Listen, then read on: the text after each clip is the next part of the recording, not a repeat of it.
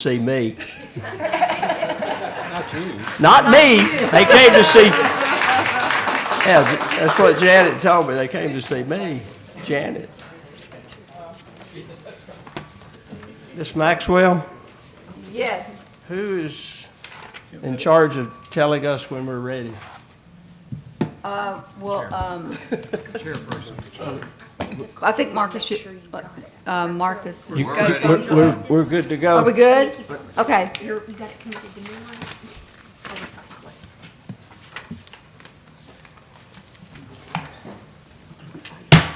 I'd like to call this regularly scheduled May meeting of the Tennessee Real Estate Commission into order. The first thing on the agenda, I'd like to call on Eve Maxwell to call the roll. This meeting's date, time, and location have been noticed on the Tennessee Real Estate Commission's website, included as a part of this year's meeting calendar since August the 9th of 2013. Additionally, the agenda for this month's meeting has been posted on the Tennessee Real Estate Commission's website since Friday, May the 2nd, 2014, and has been noticed on the 10Gov website since Friday, May 2nd, 2014. Now I'll call the attendance. Stevenson? Here. Grease? Here. Alexander? Here. DeChara? Here. Flitcroft? Here. Franks? Here. McMullen absent. Bloom? Here. Collins? Here. Eight people here. Let the record show that we have 8 present and 1 absent. Mr. McMullen. Next on our agenda is to adopt the agenda. Do we have any additions or corrections to our agenda? Mr. Chair, I would like to add the invocation to the agenda as well as add some advertising to discuss car wraps. When we'll have our invocation added right after we approve our minutes. Mr. Chairman, Ms. Franks, I'd like to also add that we do the Pledge of Allegiance. we'll do the Pledge of Allegiance. Where would you suggest we do that? After the invocation will be fine. Okay, we'll do the Pledge of Allegiance after our invocation. Mr. Chairman, I'd ask that Eve Maxwell also include as a part of her executive Hey, director's report. Mr. Flitcroft, if I could ask you to take that microphone and speak into it loudly. Oh, okay. Mr. Chairman, I'd ask that Eve Maxwell include as a part of her executive director's report a discussion of the Bobo case. Ms. Maxwell, can you give us a short synopsis on the status of the Bobo case? Yes, At some point. Ms. Crop and I can do that. Okay, we'll add that. Anybody else? Now, the second thing you had out of woman's invocation, the other thing, Mr. Shara, was the, Car wraps. Advertising car wraps. where do you want to put that? We can do that with Ms. Maxwell's report. At the end of it will be fine. Okay, then her report, we'll go into that. Anything else anybody wants to add? If y'all don't hurry up, you're gonna be here all day. Do I hear a motion that we adopt? Motion, we approve the agenda as amended. Second. I have a motion by Mr. Shard and seconded by Ms. Franks that we adopt our agenda as modified. All in favor, say aye. Aye. Opposed, no. Motion carries. Next, we have approval of the minutes. Motion to approve. It's just the March minutes, or March, right. Motion to approve. Motion to approve our March minutes. Do I hear a second? Second. Second by Mr. Shara. Any discussion? Hearing none, all in favor say aye. Aye. Opposed, no. Minutes are approved. At this time, I would like to call on Commissioner Gary Bloom, if he would, to lead us in our invocation this morning. You want to stand?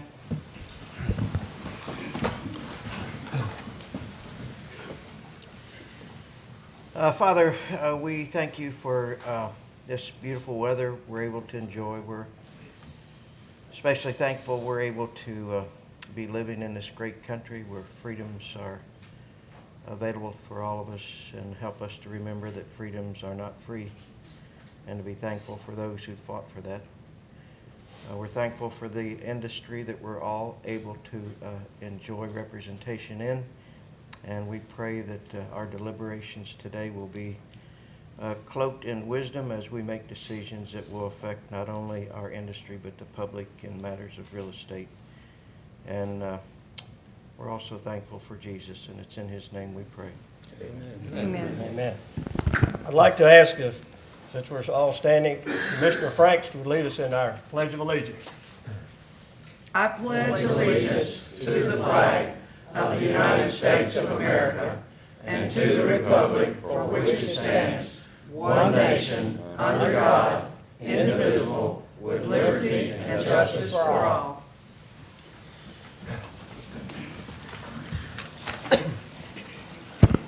And at this time, I'd like to turn the meeting over to our Executive Director, Ms. Eve Maxwell, for her report this month. We have an informal appearance by Mr. Harrod and his principal broker, Brian Foster. Are they here? If you all come to the front, please, That side, and please. sit on the left-hand or your right-hand side. Ms. Kropp will swear you all in. Would you raise your right hand, please? Do you solemnly swear or affirm that the testimony you're about to give will be the truth, the whole truth, and nothing but the truth? Thank you. Adrian Sean Harrod is appearing this morning with his principal broker, Brian Foster. Mr. Foster is the principal broker of Landmark Realty and Auction located in Paris, Tennessee. Mr. Foster was first licensed, the principal broker, current principal broker, was first licensed as an affiliate broker on 6/14 of 1999 and was licensed as a broker on 4/21 of 2004. Mr. Foster became the principal broker of Landmark Realty and Auction on 4/11 of 2006. The track records reflect that the firm currently has 7 affiliates and 3 brokers and 1 principal broker. Mr. Foster has no disciplinary action taken against him by TREC. He is here today with an applicant, Adrian Sean Harrod, who has applied for an affiliate broker license. Mr. Harrod has passed the exams and revealed the following. On 4/7 of 1992, Mr. Harrod pled guilty and was convicted in the Criminal Circuit Court of Shelby County for the following: 1 count of unlawful possession of a controlled substance, which was a misdemeanor, 3 counts of criminal attempt of selling a controlled substance, which is a felony. Mr. Harrod was sentenced to 6 years in the Shelby County Correction Center, which sentence was reduced later to a work release of 90 days with 1 year probation. All the sentences ran concurrently. Mr. Harrod was released from probation on 9/1 of 1993 and paid fines to the court in the amount of $3,606. On 9/6 of 2012, Mr. Harrod pled guilty to reckless driving and simple possession of a Scheduled IV drug, both misdemeanors. Mr. Harrod was originally sentenced to 11 months and 29 days. That sentence was reduced to 28 days, and he was given credit for successful completion of a program, an intensive rehab program, which he completed, and he paid fines to the court for that as well. Mr. Harrod stated at the time of his initial conviction in 1992, he played football at University of Memphis and had individuals from time to time ask him if he could obtain drugs for them, since it was easy for him to do that. And one of his friends turned out to be an informant for the Memphis police, and he was caught selling drugs, and that led to the charges and conviction on 4/7 of 1992. The 2012 conviction, Mr. Harrod said he got married and had 6 children, moved to Paris, Tennessee, to work for his father-in-law. Some issues arose, and he was caught with the drugs. And then he completed the 30-day intensive rehab program in 2012.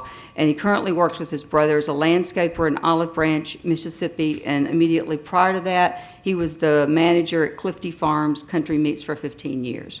And I'll let you fill in any blanks of that.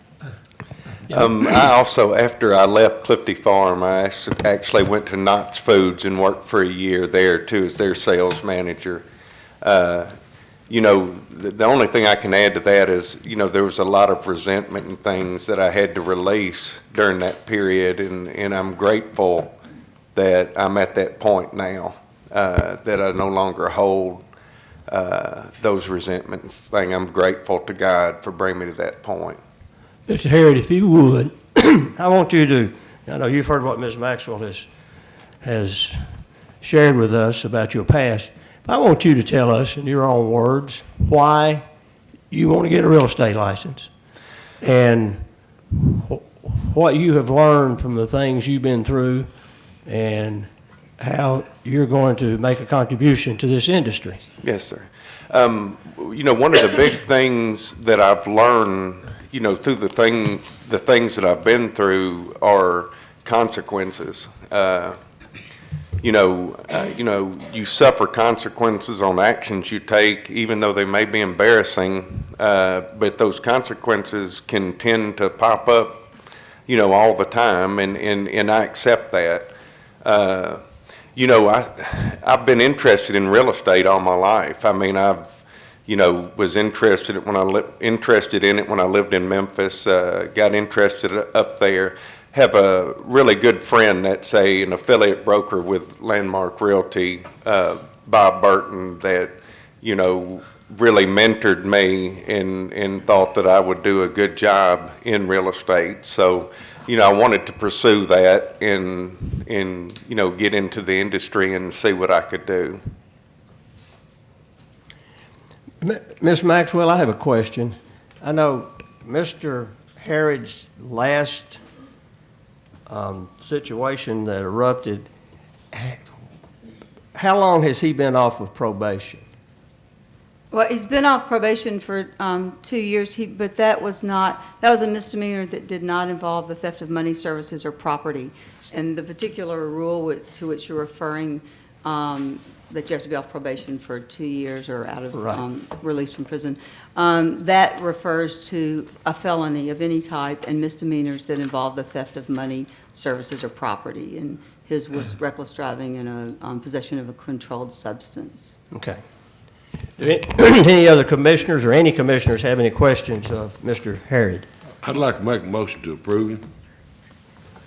We'd like to hear, if we could, Mr. Collins, we'd like to hear from his principal broker, and I'm sure Mr. Flitcroft wants to find out what kind of entering program this company has. And That's right. Mr. Grease. Ms. Maxwell, so what you're saying is the 9/6/2012 acknowledgement was not necessary, and really all we need to consider is 1993 incident.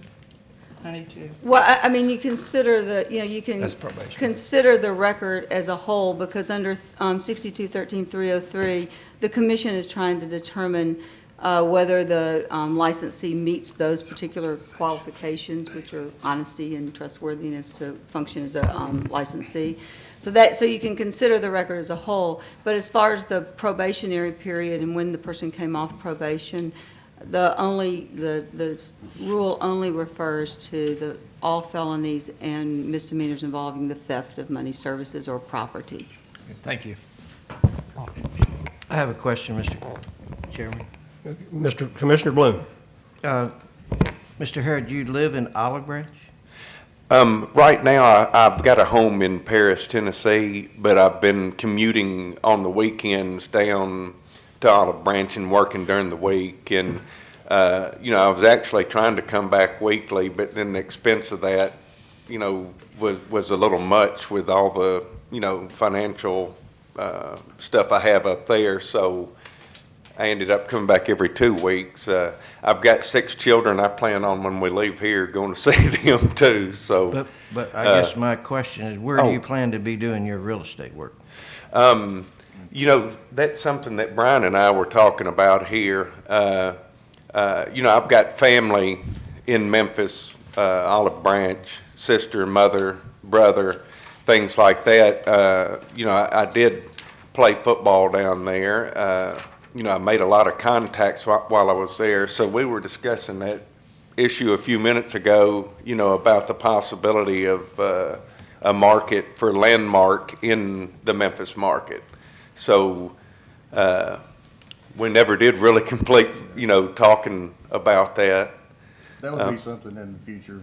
primarily he'd be in I Paris. don't believe you need. Mr. to Foster, right can now. you move up closer to the microphone? We just had a brief discussion about that. That would be something we might consider something in the future. I mean, primarily he will be in Paris. His home is there, and that's where he'll be working. So. I think that's very important. I'm from Franklin, Tennessee, so I'm not sure what the distance is between Paris and Memphis. What is that It's distance? about a 2-hour drive. Commissioner, So more than 50 let's put it this way, miles? it's over 50 miles, more than 50 miles. I mean, we have a statute that you cannot live further than 50 miles from the office where you are licensed and where you work. And what I want to hear is from Mr. Foster, who's going to be the principal broker of Mr. Harrod, and I want you to tell this commission what kind of mentoring program you have. Tell us a little bit about your company and how you're going to be able to bring Mr. Harrod, if this commission votes affirmatively to allow him to get his license, how you going to make sure that he's a good, honest, upstanding participant in this industry? Well, I have all confidence in the world that he's an honest and upstanding member of the community. Obviously, we're here because there've been some issues that weren't dealt with maybe as we would like. He would maybe like to have, or we would like to have seen. I've known Adrian for several years. He coached my son in Pee Wee football, and there's no doubt in my mind the integrity that he has and that will bring to my office and to our community. Mentoring program, I have, as you heard, 10 other agents. I'm there every day, day in, day out. I'm not a micromanager from the aspect of everyone's day-to-day dealings with their clients. However, I do keep a good eye on everything. I'm there every day. And he mentioned that Bob Burton is also a friend of his that works in my office and has been licensed, I think, since '98. He's also agreed that he will help participate in training, mentoring. So he has myself to call on any hour of any day, and he also has another friend of his in the office that will be there. My company, I started in 2006. I think we have an extremely reputable company. I think we have very reputable agents and well thought of in the community. I wouldn't be bringing someone into my office that I thought was going to detriment that in any way. I'm sure it's been said, where is your office? It's in Paris. You're in Paris? Yes. And you live now, Mr. Harrod, you live in Olive Branch now? No, well, I'm living while I was working with my brother, I'm actually living in his house. I've got a house in Paris on Fairview Street. Are you going to be living in Paris, or are you going to be living in Yes. Olive Branch? Yes, I'll be living in Paris. Where are you going to sell real estate? Well, if there's a 55-mile radius or a 50-mile radius, I'll stay within that 50-mile radius. I mean, we were just discussing things coming in, nothing. See, you can sell real estate in Chattanooga Right. if you've got a Tennessee license, but you have to live, the statute says, within 50 miles of where your office is, where your license is hanging. That's the 50-mile rule. It has nothing to do with the distance from where you list and sell a piece of property. Right. But we just need to make sure that you're going to be living within 50 miles of Mr. Foster's office. Yes, sir, I am, and I will. That man lives within 4 miles, I've heard that. Okay. Mr. Chairman, Commissioner Alexander. I know Brian Forster. I've known him for years. He runs a good, clean office. Adrian, how long did you work for the Murphys? I've worked there since '97. Till when? To win. When did you quit? Oh, until 2000.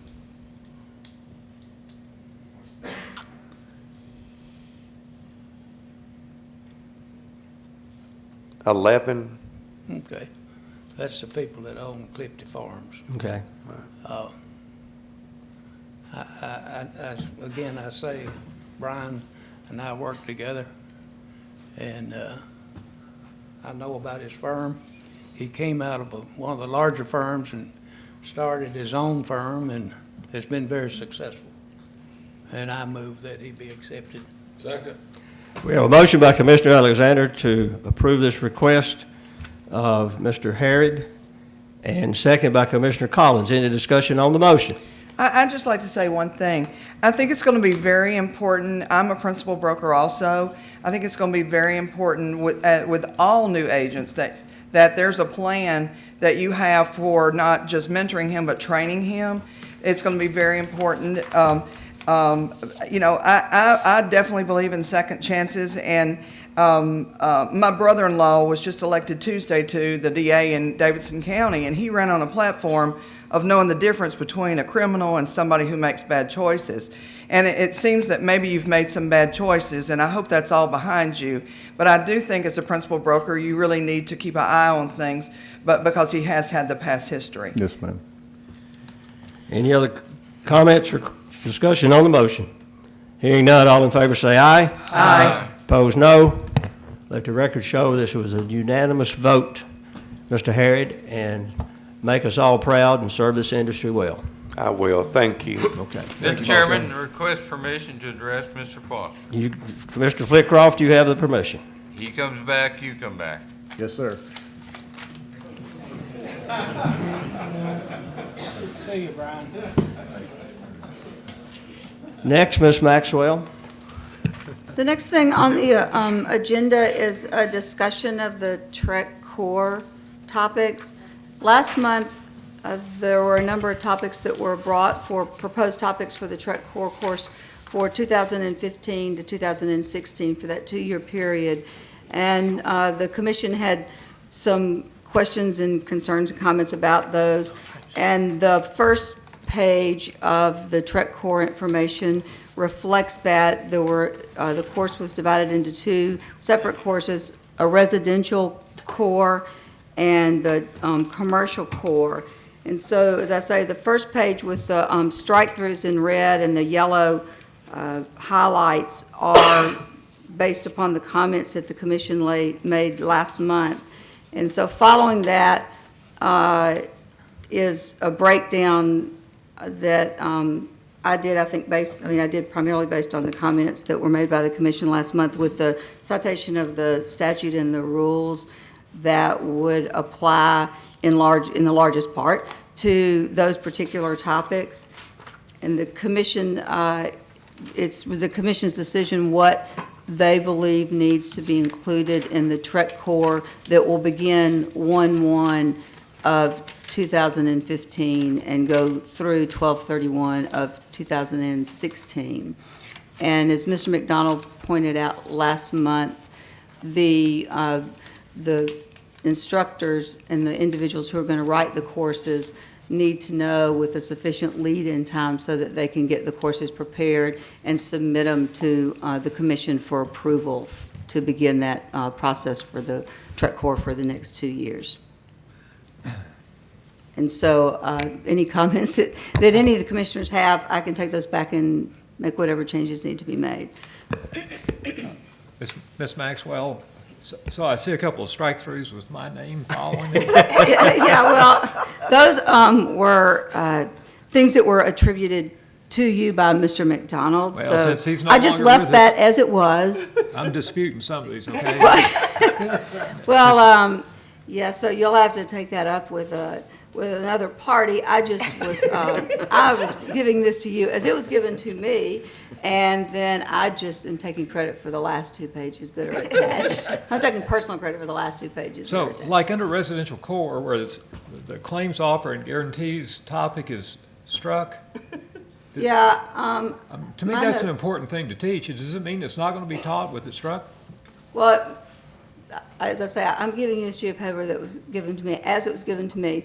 But if you notice, if you look on the second page, that's one of the things that is itemized under advertising. If I So I remember, didn't leave it still struck. there. if I remember correctly, maybe why it's struck, if you compare it with the other one, is it's reworded to licensees who hold themselves out as team group or similar entity instead of just having teams there. It might have been that wording.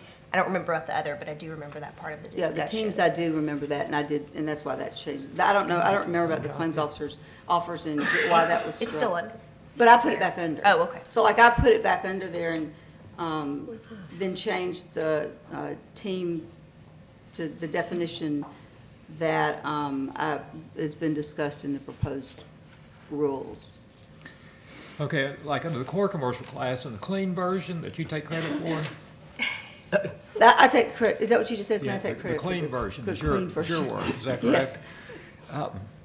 So under the commercial core class, we've taken out types of leases, like net leases, gross lease, modified lease. Has that been taken out?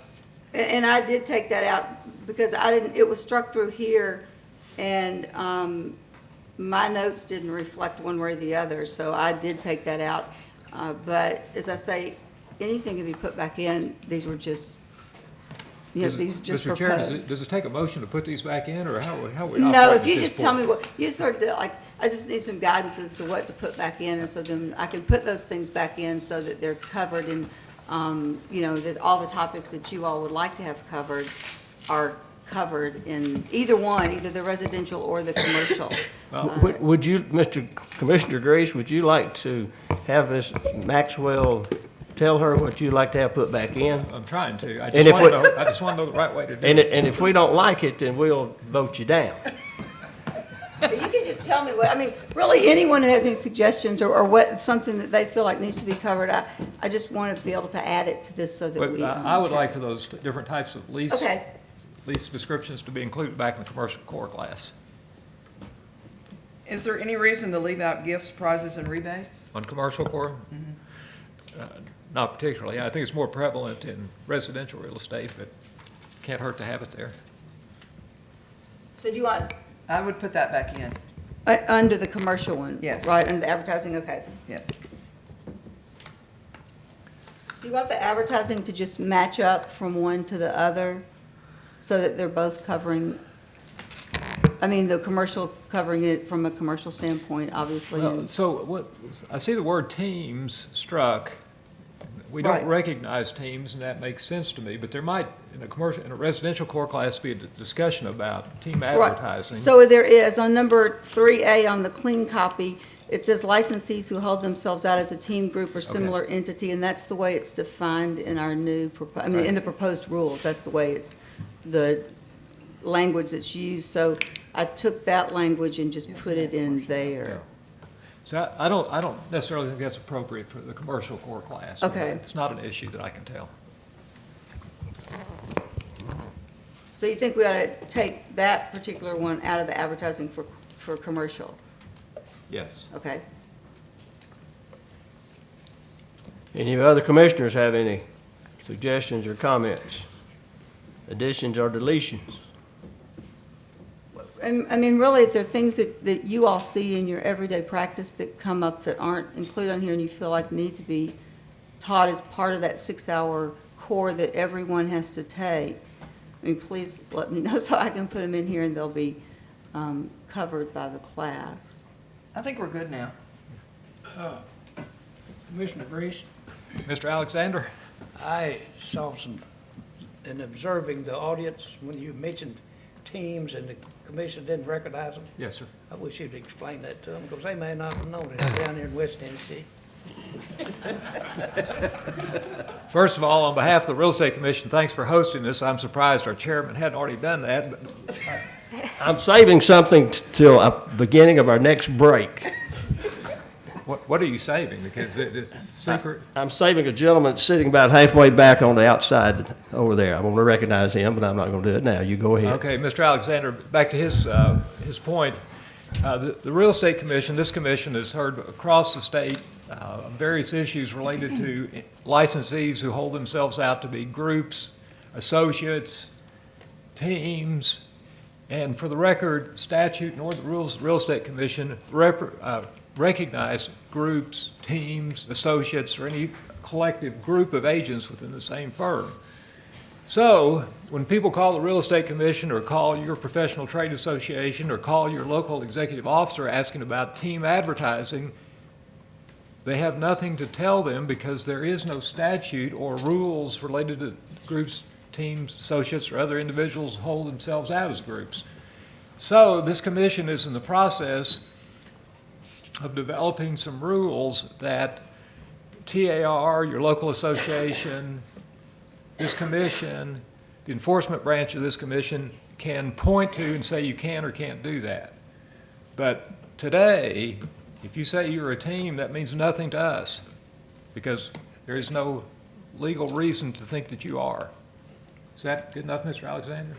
Well, I think so. I think if you will address the fact about those folks that are passing money that does not come straight from the broker and the violation that is. Yeah, we've heard from different, across the state again, that some of these individuals who collectively hold themselves out as a group, team, or other association occasionally have a leader, a team leader, for lack of a better term. We don't describe or understand or recognize that either, who collect the commission and then take that commission and divide it up amongst their so-called team members, which is a clear violation of state law. Only the principal broker can pay a licensee.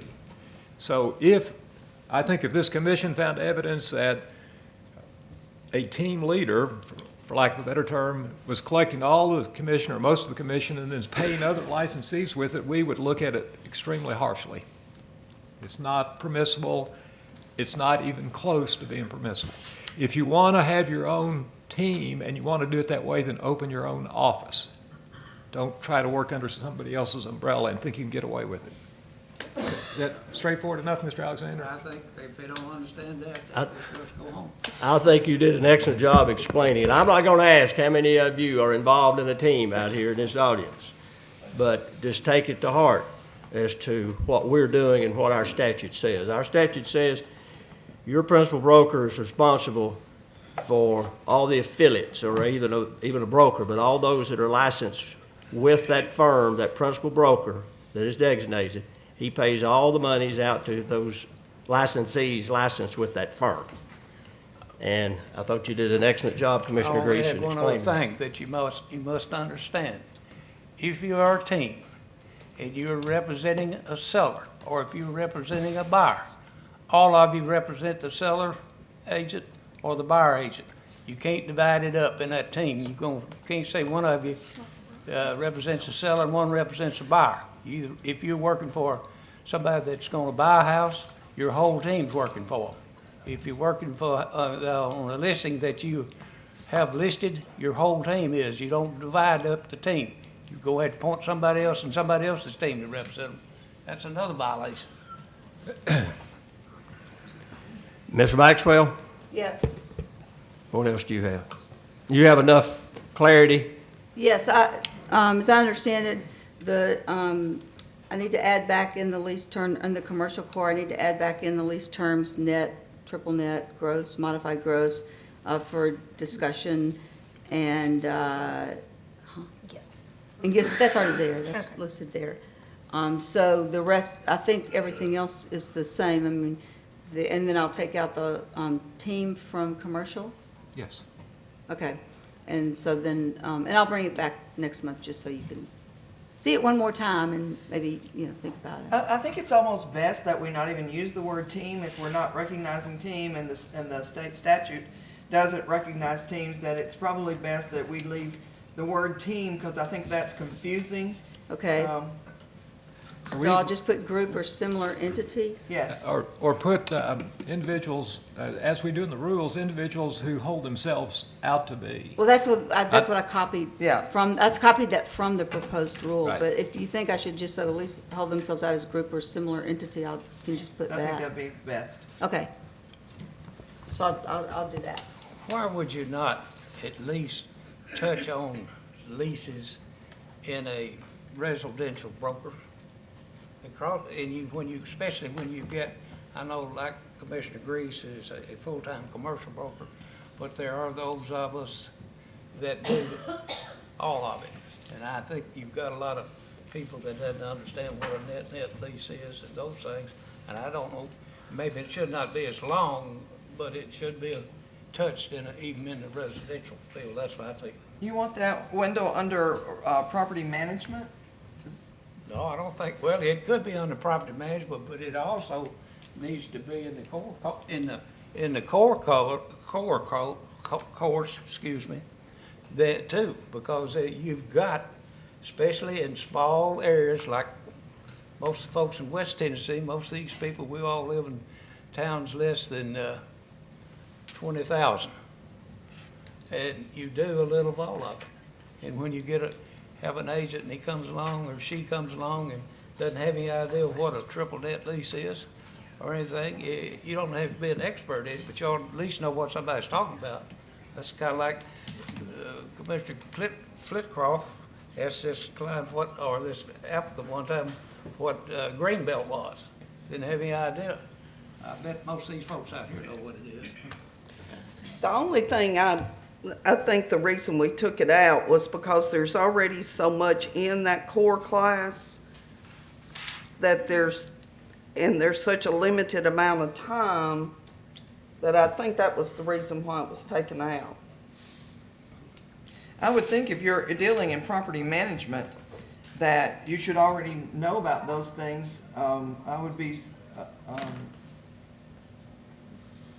I'm not opposed to including it in here, but under TREC requirements, under Roman numeral 5, property management, I would think it would be discussed under that I don't care where you put it, just as long as you touch on it.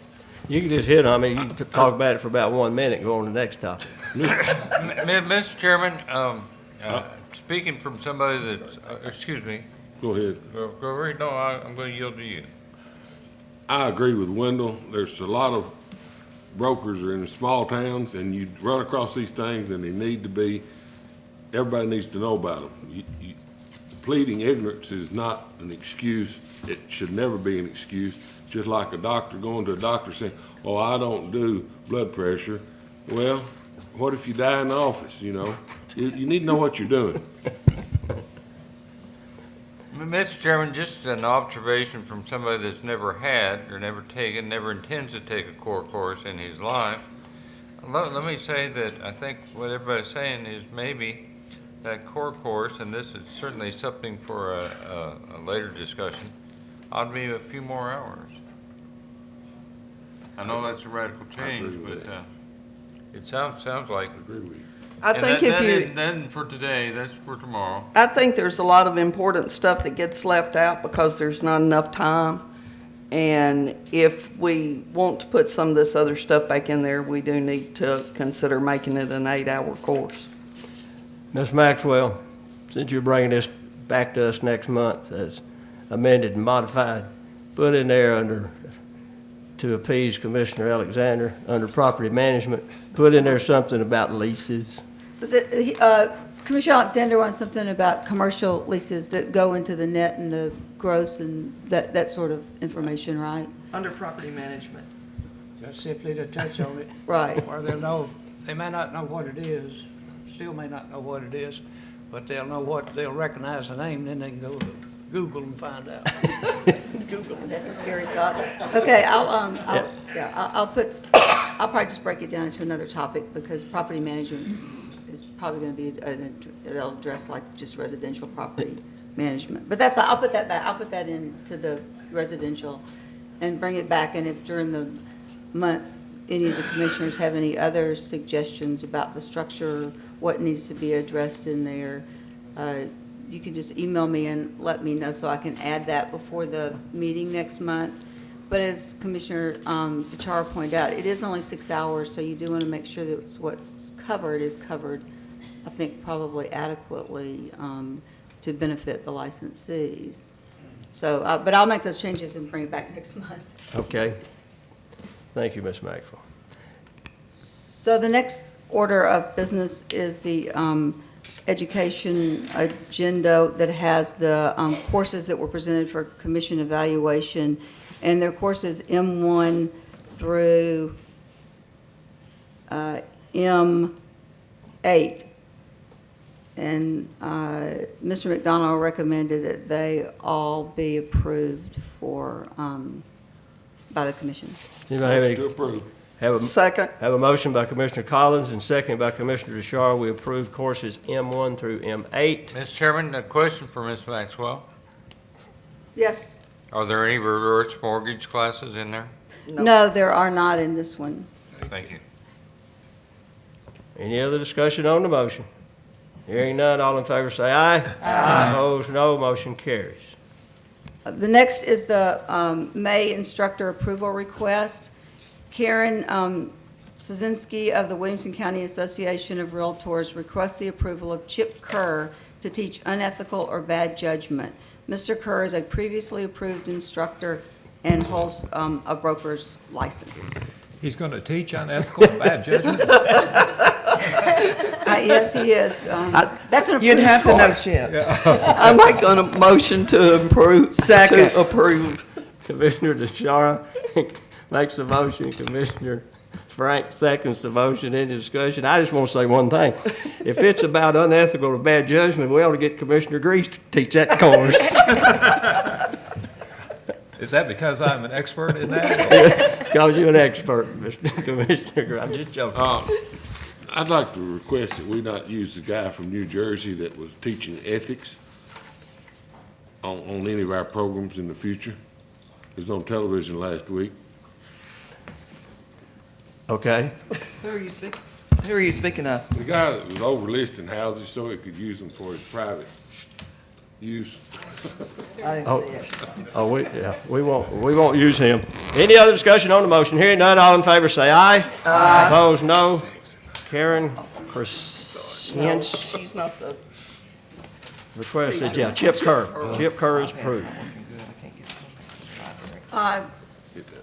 So we'll move on to the complaint report. Ms. Maxwell, Yes. before we go there, can you kind of give us an update on Mr. McDonald leaving and kind of what we're going to do in that position? Yes. Mr. McDonald, who did a great job for 4 years, has left to join the Tennessee Association of Realtors as their education director starting, he started May the 1st, I believe. So until we hire someone into that position, I'll do that, what he did before, which I had done previously when we lost our last education director. I've talked to the assistant commissioner of the Insurance and Commerce, who's the head of the regulatory boards, about the position. It's a position that's hired through the administration, not through my office. So we are discussing what type of qualifications the person needs to have. Hopefully, we will hire someone in the next couple of months. The assistant commissioner indicated that he did want to hire someone quickly to fill that position. So we are, I am hopeful that last time it was, I think, 1.5 years. I'm hoping that it's really just about a couple of months before we get somebody in that position who can carry on doing that. But in the meantime, as I say, I'll be reviewing the courses, and hopefully the licensees or the instructors or the applicants won't notice much of a difference. Might be a little slower, but they won't hopefully notice much of a difference. The courses that we have currently will come up for renewal this year, and the renewal information will have to be into our office by the first part of September. I think it's the 2nd or the 3rd of September. So the renewal notices for those, if any of you all are instructors or sponsors, those will go out the first, probably the middle of June, reminding you to renew both the courses and the instructors. So if there are any education questions, Betsy Bowman is really the most qualified to answer the real technical questions. I can answer the statutory questions, but she's really way, way better at the technical questions. Eve, did you say that the state said you didn't have any input in this? I do have input, but it's a hire through the administration as opposed to a direct hire through our office. And I do have input, and we've discussed the qualifications, but the ultimate decision to hire in that position is an administrative position. I remember last time before we hired Steve, we wanted somebody with curriculum experience or something, someone who had taught maybe on a college level, and I would like to add that to their search criteria. Okay. I And think that does he's done an require. excellent job.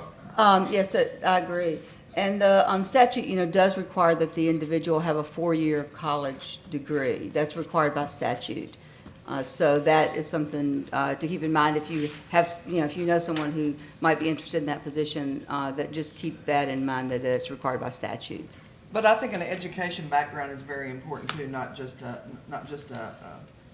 bachelor. Right, yes, I think that's true. And I'll add that to the list sort of qualifications. Well, I'm glad to know you got another job added to your plate. That's exactly what you needed. Yes, well, thank you. It'll be fine. It'll be fine. She's We'll, up to 90 hours a week now. we'll Yeah, get it. only 90 I hours a hope the week now. I janitor doesn't think quit. she's underworked. We'll get it, as I say, it'll be fine. Hopefully no one will notice, much of a difference. So that's the update on that.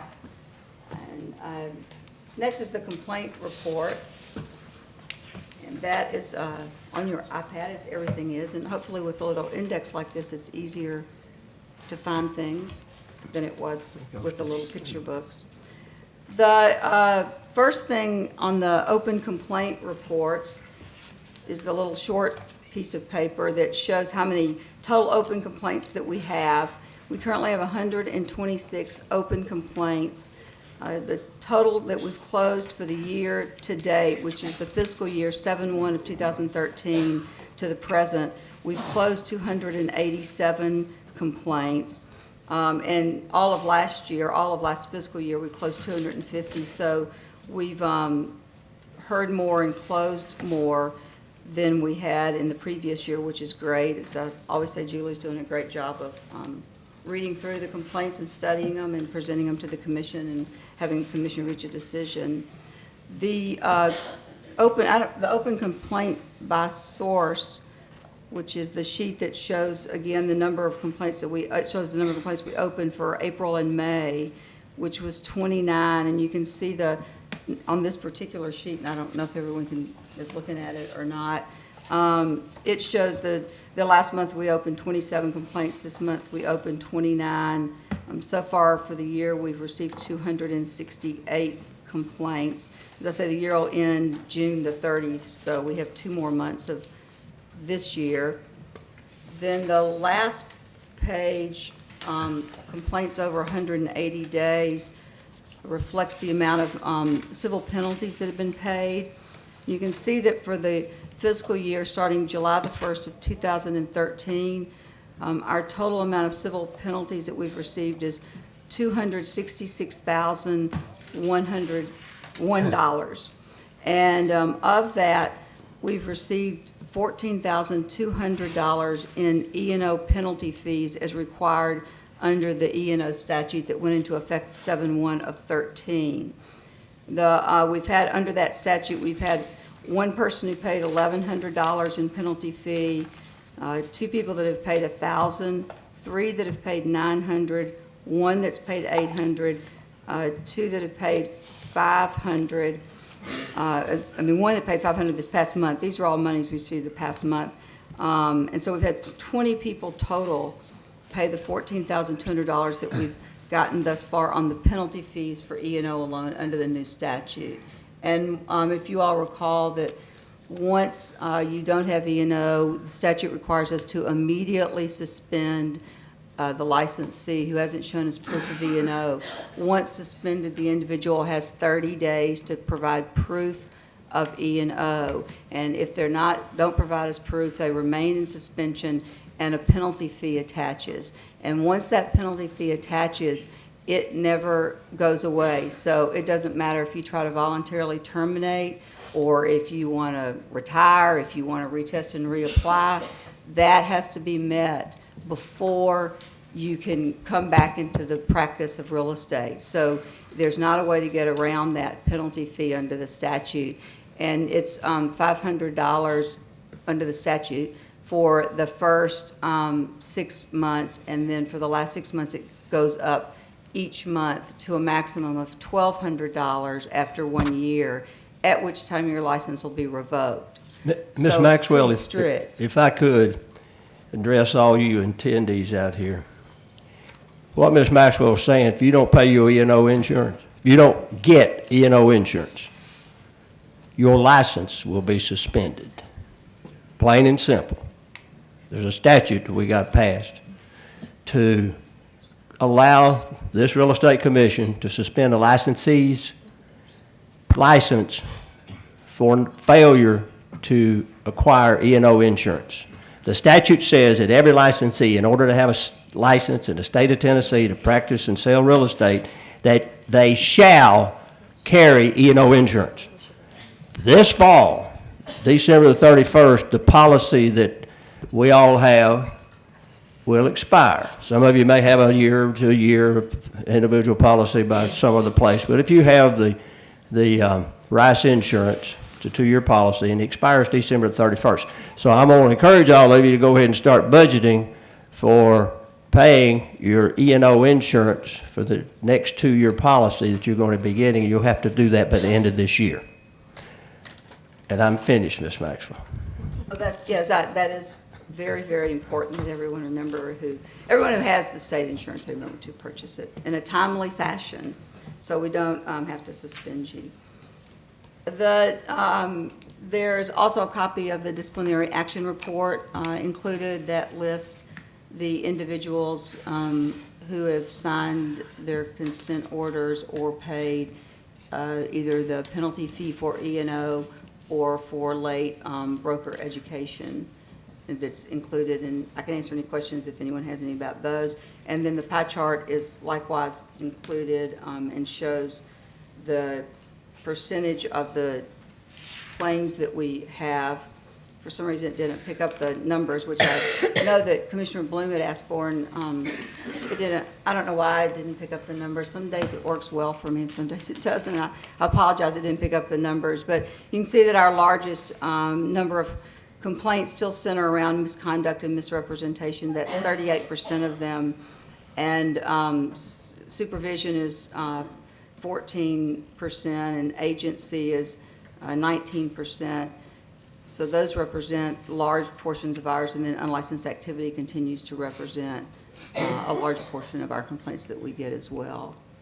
Are there any questions about any of those items? I don't have a question, but I'm the newest member of the commission. I've been on the commission since January, and one of the shocking things to me has been the activity of unlicensed people. Shocking amount going on in the state of Tennessee. If you know of something going on, it's sometimes hard for us to report realtor to realtor, but if you know someone who's unlicensed, they are hurting our industry. And I would just beseech you to make that known to the commission, and we will take care of it. Thank you. If there are no other questions about the complaint report, then we'll move on to the statistics, which are on the iPad, and it's all combined into one binder on the iPad, so you should be able to just sort of scan through all of the statistics that are on there. The number of active licensees that we have currently are 24,231, which is 187 more than we had last month. Our inactive licensees, and these are individual licensees, 1,111, which is 21 less than we had last month. The retired licensees that we currently have is 7,900, which is 156 less than we had.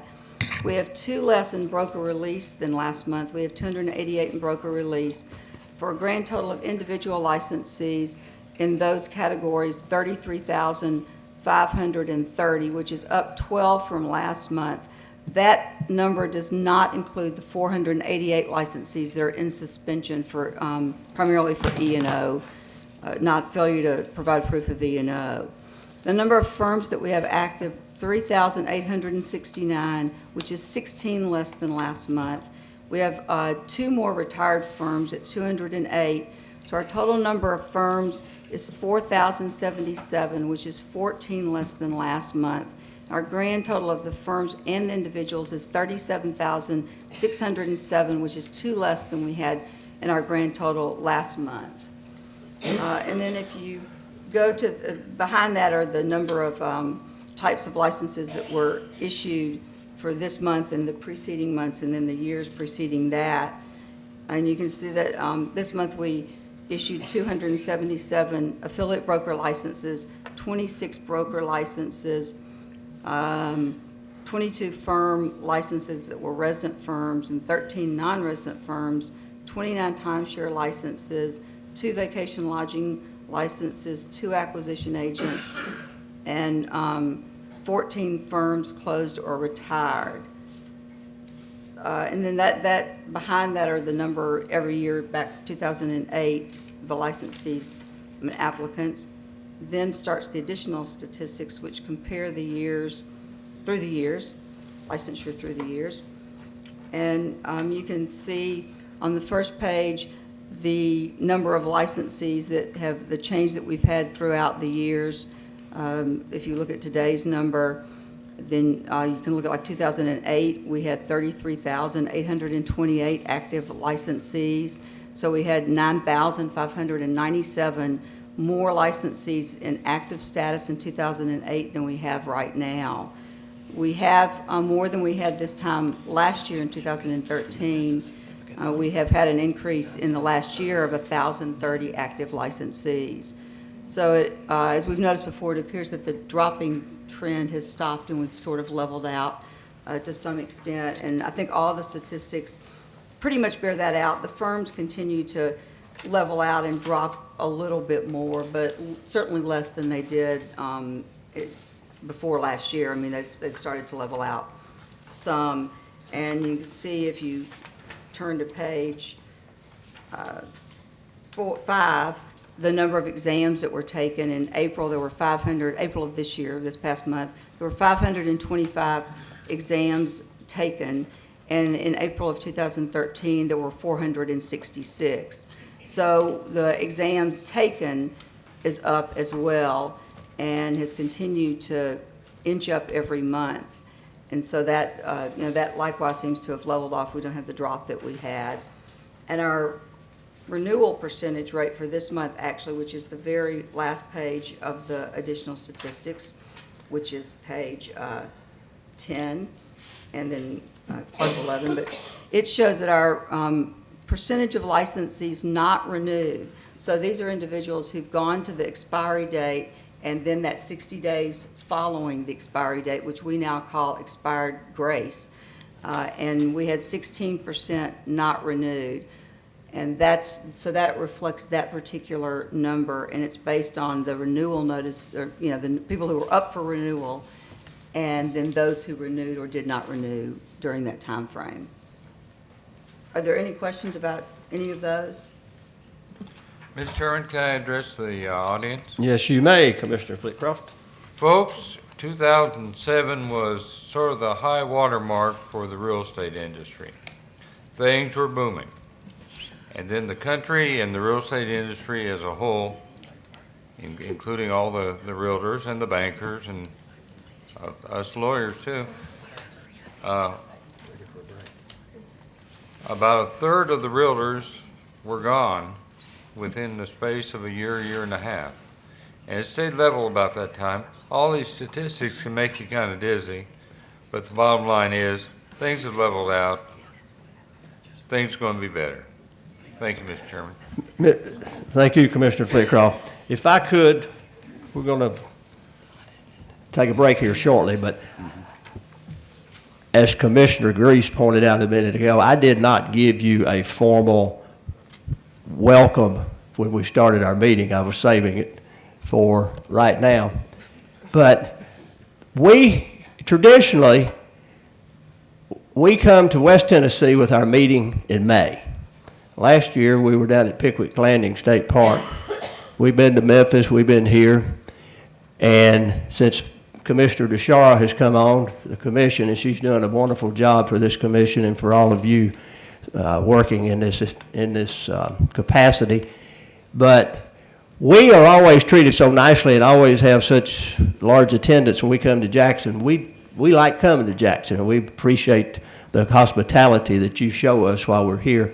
And in October, we always take our meeting somewhere in East Tennessee.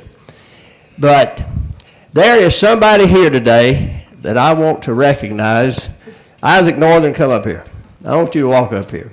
Isaac Northern is from Memphis. He served on this commission for 10 years and did a whale of a job. I served with him 9 of those years. But Isaac The statute says you can serve only 2 consecutive 5-year terms on the Real Estate Commission, and then you have to come off. Commissioner Northern, Isaac, came off the commission June the 30th of last year. But he did a wonderful job, served as chairman on 2 different occasions, and did a whale of a job for us, and we miss you, Isaac Northern, and I just want everybody here and us to tell you we appreciate your service, and this industry appreciated your service, and say hello to Isaac Northern. Anything you want to say? Well, just want to say I'm glad to be here this morning. It's interesting to be seated out here, but things have not changed that much. We're still dealing with the same issues, and it's good to see that the commissioners are taking that on as a challenge and doing a good job of working to keep our industry strong. Thank you for your years of service, Isaac. Like I say, we miss you, and always will. We're going, yes, Commissioner, you're still Commissioner to me, Commissioner Northern. I live in Memphis, but I'm originally from Jackson. Exactly, that's what I was just. Yeah, his hometown is Jackson, Tennessee. We're going to take a 10-minute break. Be back in here. Is this a short 10-minute break or a long 10-minute break? It's a short 10-minute break. You didn't give me a chance to say he was the last great chair we had. You better, John. Clinton, Anderson County, 20 miles from Knoxville.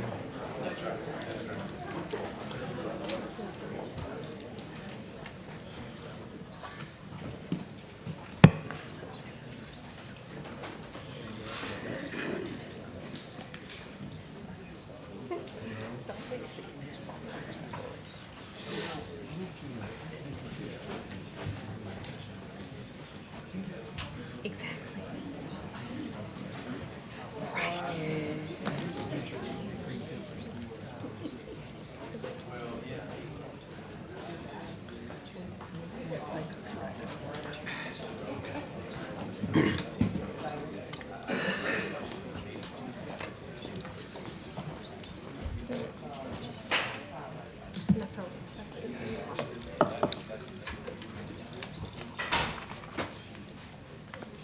I'd like to call this Real Estate Commission meeting back into session.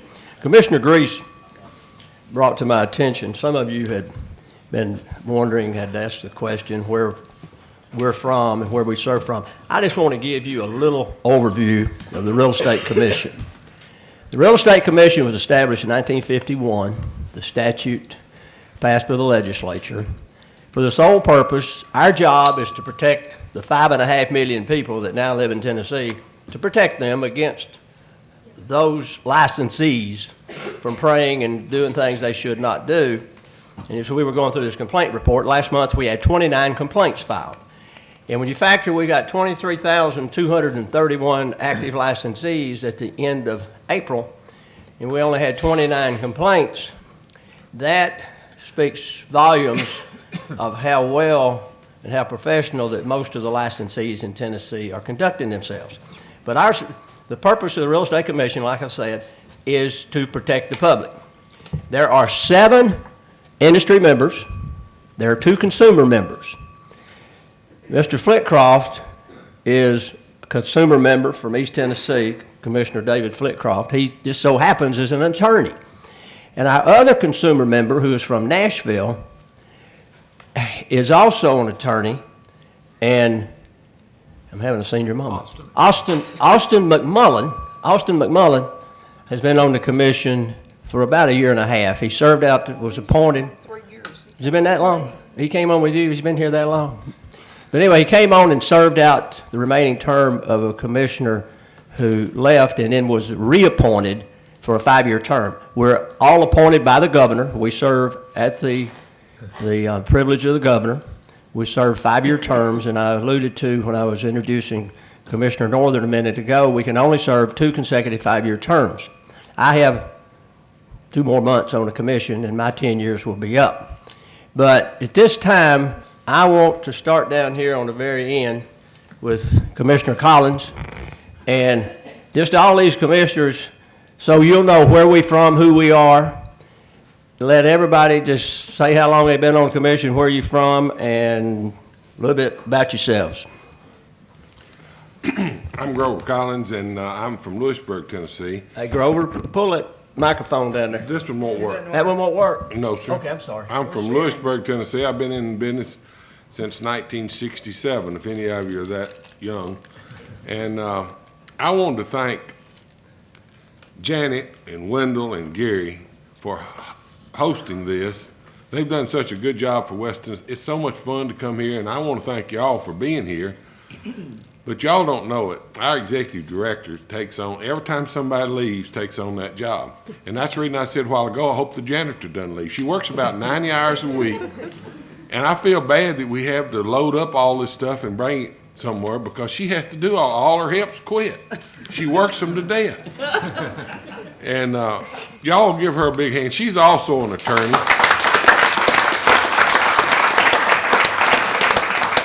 And her other attorney down there, she's going to take a little leave pretty soon, and I guess Eve will have to do that too. But anyway, that's all I have to say. I'm Marcia Franks, and I'm from Franklin, Tennessee, and I've been a realtor for 28 years. We've really enjoyed coming here. We had dinner at the Alexander Home last night in Dresden. My first trip ever to Dresden. It's a beautiful place, beautiful property around here that you all have to sell. Was very kind to get with Valerie, your president of your board, today, last night, and so interesting hearing about your board and all the work that's going on there. And I just wish y'all so much blessings in this area, and thank you for having us. I'm Gary Bloom from just down the road in Memphis, Tennessee. I was licensed in '73, and I became a member of this commission in October, last October. I'm David Playcroft. I live in Knoxville, Tennessee. I've lived around Anderson County, Oak Ridge, and Clinton for years. Bear and I are both going to retire after the next meeting there, and I might even come when the commission comes in East Tennessee in October there. I look forward to this thing. It has been a blessing. Thank you. My name's John Grease. I'm from Knoxville, or Knoxville, depending on how you want to say it. But what I want you to really pay attention to, today at 1 o'clock, we have another informal appearance like we did this morning. And this guy is driving in today from Bristol with his broker. I don't know how long a drive it is from here to Bristol. Anybody want to guess? About 8 hours. So they're driving in for a 1 o'clock hearing. It may take 15 minutes. And they're turning around and driving back 8 hours to Bristol. So that's pretty impressive. This boy wants his license. We'll have to see what he has to say, but that's pretty impressive. I've had my license since 1978, been on this commission about 2.5 years or so. Thanks.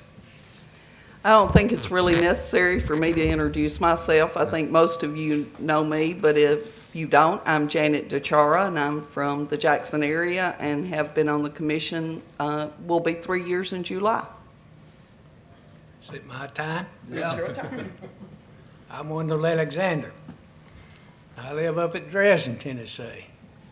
Those of you that are members of the Jackson Board, my firm is a member of the Jackson Board, but it seems nobody knows me. They all know my grandson and my partner, and Mary Lee. Mary Lee, stand up. Uh-oh. Mary Lee Clark is a loyal employee of our company. I'm sure some of you have seen them. As you know, we sell a few HUD houses. And Mary Lee does that work, and she's going to come off the road and come to the office, and we're going to find somebody else, but I doubt we can replace her with somebody that looks as good as she does. Barry, you leave her alone. It's nice to be here. I enjoy it. I come off next year in 15. Barry will tell you, I told him when I come on, I didn't want this job. I turned it down once before. But anyway, I took it. I thoroughly enjoy it. You'll see this commission, it looks like we're going to fight sometime, but we'll all be pretty happy about 5 o'clock this afternoon. And I appreciate the commissioners coming to my farm and being with us last night, and you too, Valerie. Good to have you. Thank you. We all have very varied, diverse backgrounds. We are involved in different aspects of the real estate industry. There are 3 from each Grand Division. And Janet, from West Tennessee's Janet and Wendell and Gary Bloom. I'm an East Tennessee realtor. Start them along. What about now? Better go 10, 15, better go 20, better go 5. How about high? 25, better go 30, better go 5. As I started to say a minute ago, we bring a different aspects to this industry. I basically, the last 22, 23 years, have auctioned real estate. And I've had my own company for 32 years. But John Grease brings, he's property management. Wendell does a lot of developing. I know Ms. Franks brings that component of knowledge and expertise to this commission. But all of us blended together brings a lot of talent to this industry to where we can represent you and that we can make sure that this industry moves forward and is very successful as we continue on the journey of our profession. And at this time, I'm going to turn the program back over to the agenda, back over to Eve Maxwell. The next point of discussion is the E&O contract amendment. As you know, we issued an RFP in 2012 for an E&O vendor, and pursuant to that RFP, Rice Insurance Services was selected to be the E&O vendor, and a contract was executed between Rice Insurance Services and the Department of Commerce and Insurance, which is our current contract, which expires on 12/31 of 2014. In order for the current contract to remain effective, an extension of the current contract period must be in place prior to the expiration date of the current contract. In order for the current vendor or a new vendor to make preparations for the upcoming E&O renewal period, it's necessary for the commission to make a determination regarding an amendment providing for an extension of the current contract. The current contract, if you recall, states that this contract shall be effective for the period beginning 11/1 of 2012 and ending on 12/31 of 2014. The state reserves the right to extend the contract for an additional 2-year period, provided that the extension is effected prior to the current contract expiration date by means of an amendment, and that it's on terms no less favorable than the current terms, so that any amendment would provide that the contract basically remain in effect except for the contract period, which would be extended from January the 1st of 2015 until 12/31 of 2016. The commission, if the commission would like to decide whether or not they would like to enter into an amendment to extend the contractual period. Mr. Chair, I make a motion that we extend this contract. Second.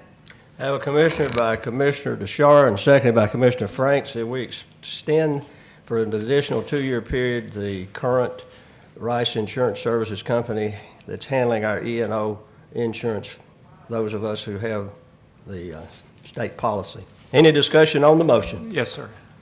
Commissioner Grease. Ms. Maxwell, the amendments, in highlight in red says it'll expire or end at 1/1/2017. Typically, they end on 12/31. Is it a Sunday or? No, it's just that the way the individual's policy, like if you look at your individual policy, for whatever reasons, and I don't know why, it says it goes to 1/1 of, in this case, 2015. But really, the contract would end on 12/31 of 2016, and then we would go from there at that point.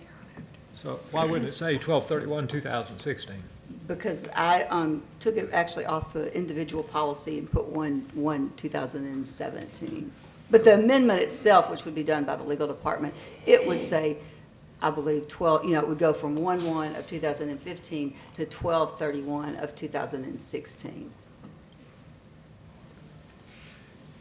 Any other discussion on the motion? Well, I just need one more piece of clarification. Okay. So if what we pass is different than what the amendment will actually say, on the face of it, that makes sense to me. Right, it says a 2-year period, and so the 2-year period really runs, the 2-year period, like, the last time the contract was effective from 11/1 of 2012, and that really was the signing date. So it's going to be from the effective period, which will be the end of this one is 12/31 of 2014. And so it'll pick back up on 1/1 of 2015, and that would end on 12/31 of 2016. That's what I believe. Right. I just don't know why it says 1/1/2017 highlighted in red. Well, because I picked, as I say, I picked that up. It should say, I should have put 12/30, like I did up and above. I should have put 12/31 of 2016, but I picked it up off the individual policies, which for whatever reasons, the policy that each of the licensees has says 1/1 of 2017. I guess it goes till the strike of midnight on that day. On the and so that's 16th. when it's, really actually goes up to the very day of that. But the amendment would provide that it would go from 1/1 of 2015 till 12/31 of 2016. Okay, so they're delinquent on 1/1/2017. Correct, you would really not have coverage, and nor will you on 1/1 of 2015 have any Right, coverage. that's what I believe. Right. I just thought that they. Right, and it is, yeah, and I did pick that up off the individual policy. The other, I went to the policy itself and picked it up off the main contract that we have with the carrier, because we have a master contract with the carrier, and the licensees all have a policy issued pursuant to that master contract that we have. Thank you. But, yeah, that's correct, yes. Sorry for that confusion. Any other discussion on the motion? Hearing none, all in favor say aye. Aye. Opposed, no. Motion carries unanimously. Mr. Chairman? Yes, Commissioner Bloom. Yeah, I don't know if this is in order or not, but I wonder if there's any possibility that we could engage in some kind of study about self-insuring our members' E&O. That's, if I'm doing the math right, $4 million a year. And I don't think they have claims anywhere near that number. Now, I know there'd be something I'm not looking into, like administration and legal fees and all that, but I did have that conversation when we were at Arello in San Diego with them, and some of their claims are as much as $3 million. And I think, Janet, I can't remember that they're in like 27 states, and some of the claims that they have are very substantial. Would be my only comment to what your question. I'm not aware in Tennessee of them paying any substantial claims. I'm not either. The claims report, I do have it, I think it was included in either last month or the month before, March. I can bring that so you can look at that again, and see if you would like to look at that, and, I think Well, I'm that- sure Eve needs another job so she could take care of being overseer of self-insuring us. I don't have an insurance license, so I don't think they'd let me do that. I might remind Commissioner Bloom that we had a recovery in place in Tennessee, and it worked very well for a long time, and we collected like $7-8 million, and then the state took half of it for operating expenses one day. But anyway, it's a good program, and that's what a lot of the other associations do. But for some reason, we've elected to go this route, and we've analyzed it every way from Sunday, and I think this is the best program available from an independent insurance, other than self-recovery. I've been on the Which committee. netted us $7 million.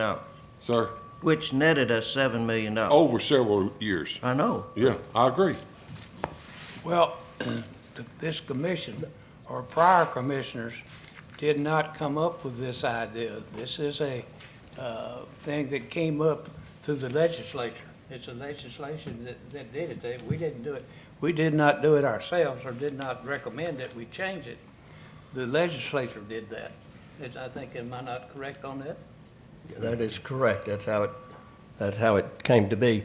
But now, Commissioner Collins, we did have about a $7 million surplus, but we didn't get that money from E&O insurance premiums or from when we were self-insured. That was just money that had built up over the years. And a couple of years ago, I don't know, 5 or 6 years ago, when the state was a little short of money, and they went in and just flushed about 25 boards and commissions that the state had. They was looking for money anywhere they could get it, and they took about $4.5 million from the real estate commission to just put it into the general fund to help expenses of the state. But that was the money that had just built up in the Real Estate Commission over a number of years. Well, then next month, could we just look at those claim report? They're actually on the minutes from March. As part of the As exhibits. part of the exhibits to the, Judy Last just month. pointed out, to the March minutes, so we happen to have them on the iPads, right?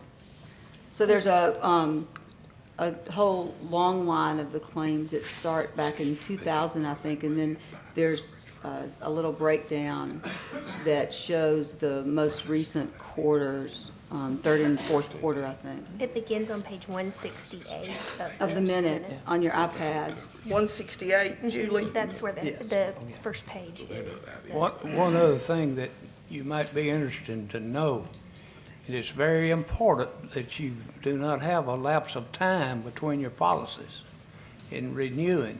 If you do that, you lose that protection that in the past, if somebody files a claim 3 years ago and you drop, or you don't renew and it goes, and you have that lapse of time between the renewal and the other, then you lose that coverage, back coverage.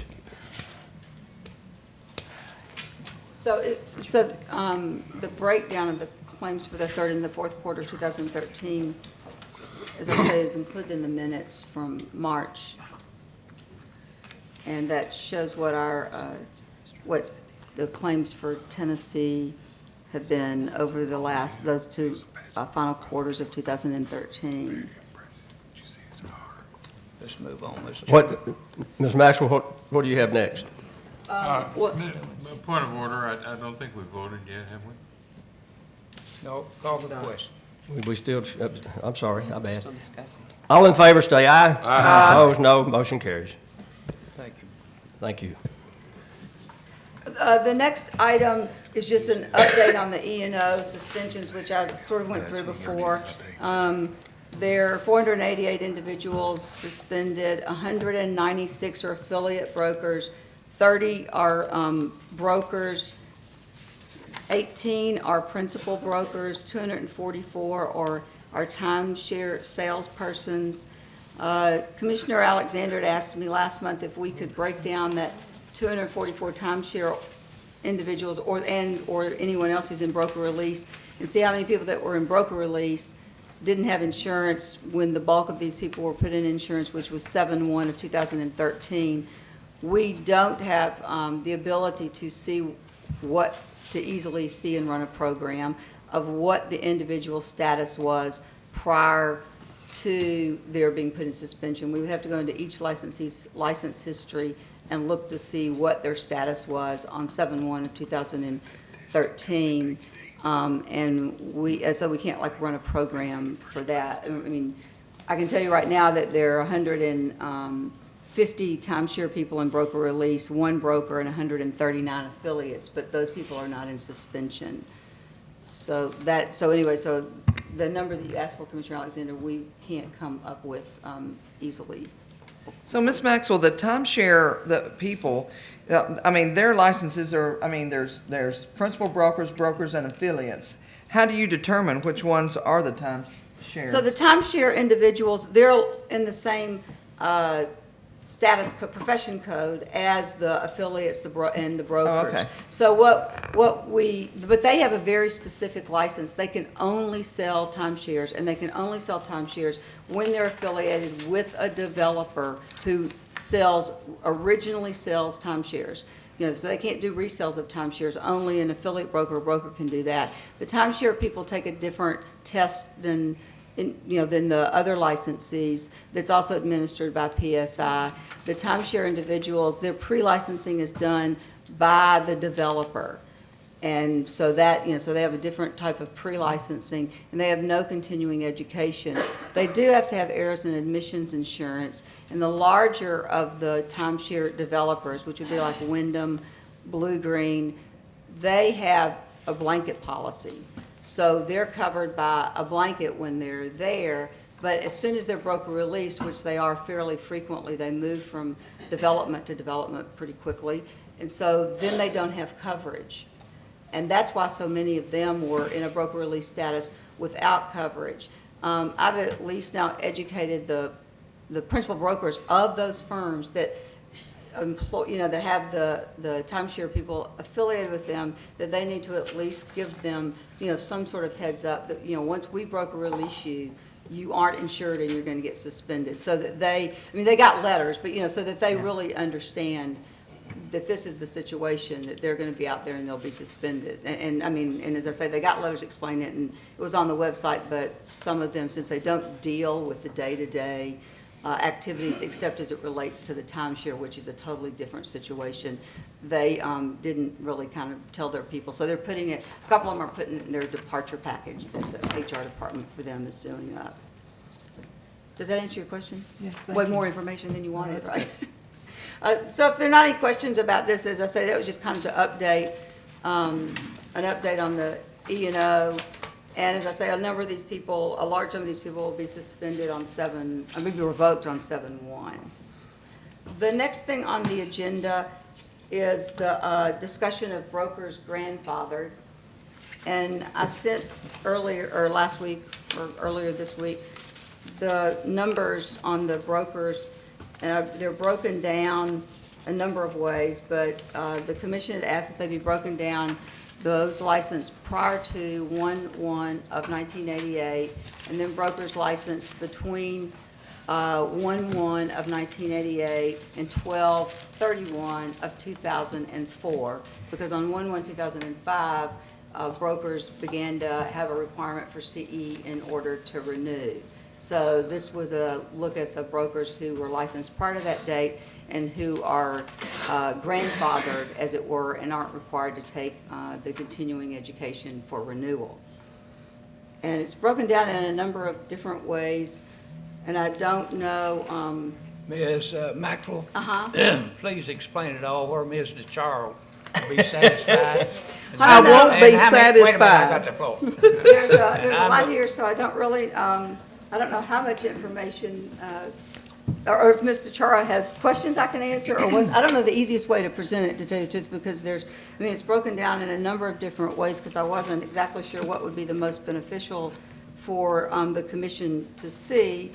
As you can tell, that the broker's license prior to 1988, prior to 1/1 of 1988, the total number is 2,527. And these are brokers that were licensed that year who are not in an expired or revoked status. So they're basically active and retired brokers. So obviously there were other people who were licensed in those years who expired, and we didn't count those in the data.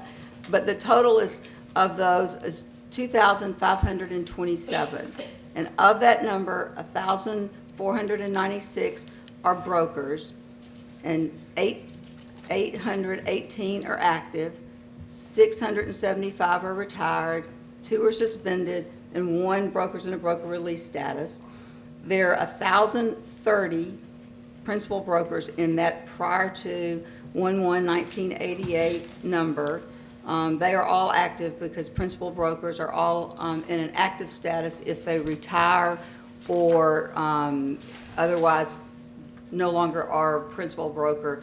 We change their status, hopefully every time it gets done, to a broker so that they won't get hit with the privilege tax when those letters go out, when Revenues takes our files and scans it for principal brokers. So we have that, there are that many principal brokers. The total number of principal brokers with 2 firms who were licensed prior to 1/1 of 1988 is 89, and all those principal brokers in that group who have 2 firms are Tennessee principal brokers. And then you can see I broke it down by state. So that's that group of people. And then there's a breakdown that shows year by year the number of when individuals were licensed during that initial time frame. And you can see it starts in 1946, where we have 1 principal broker licensed currently who is retired, who's active. He's active, and we have 1 in 1950, and then it goes all the way up to 1987. Are there any I questions? I have a question. How many of you, with a show of hands, are grandfathered and do not have to take continuing education? How many, raise your hand.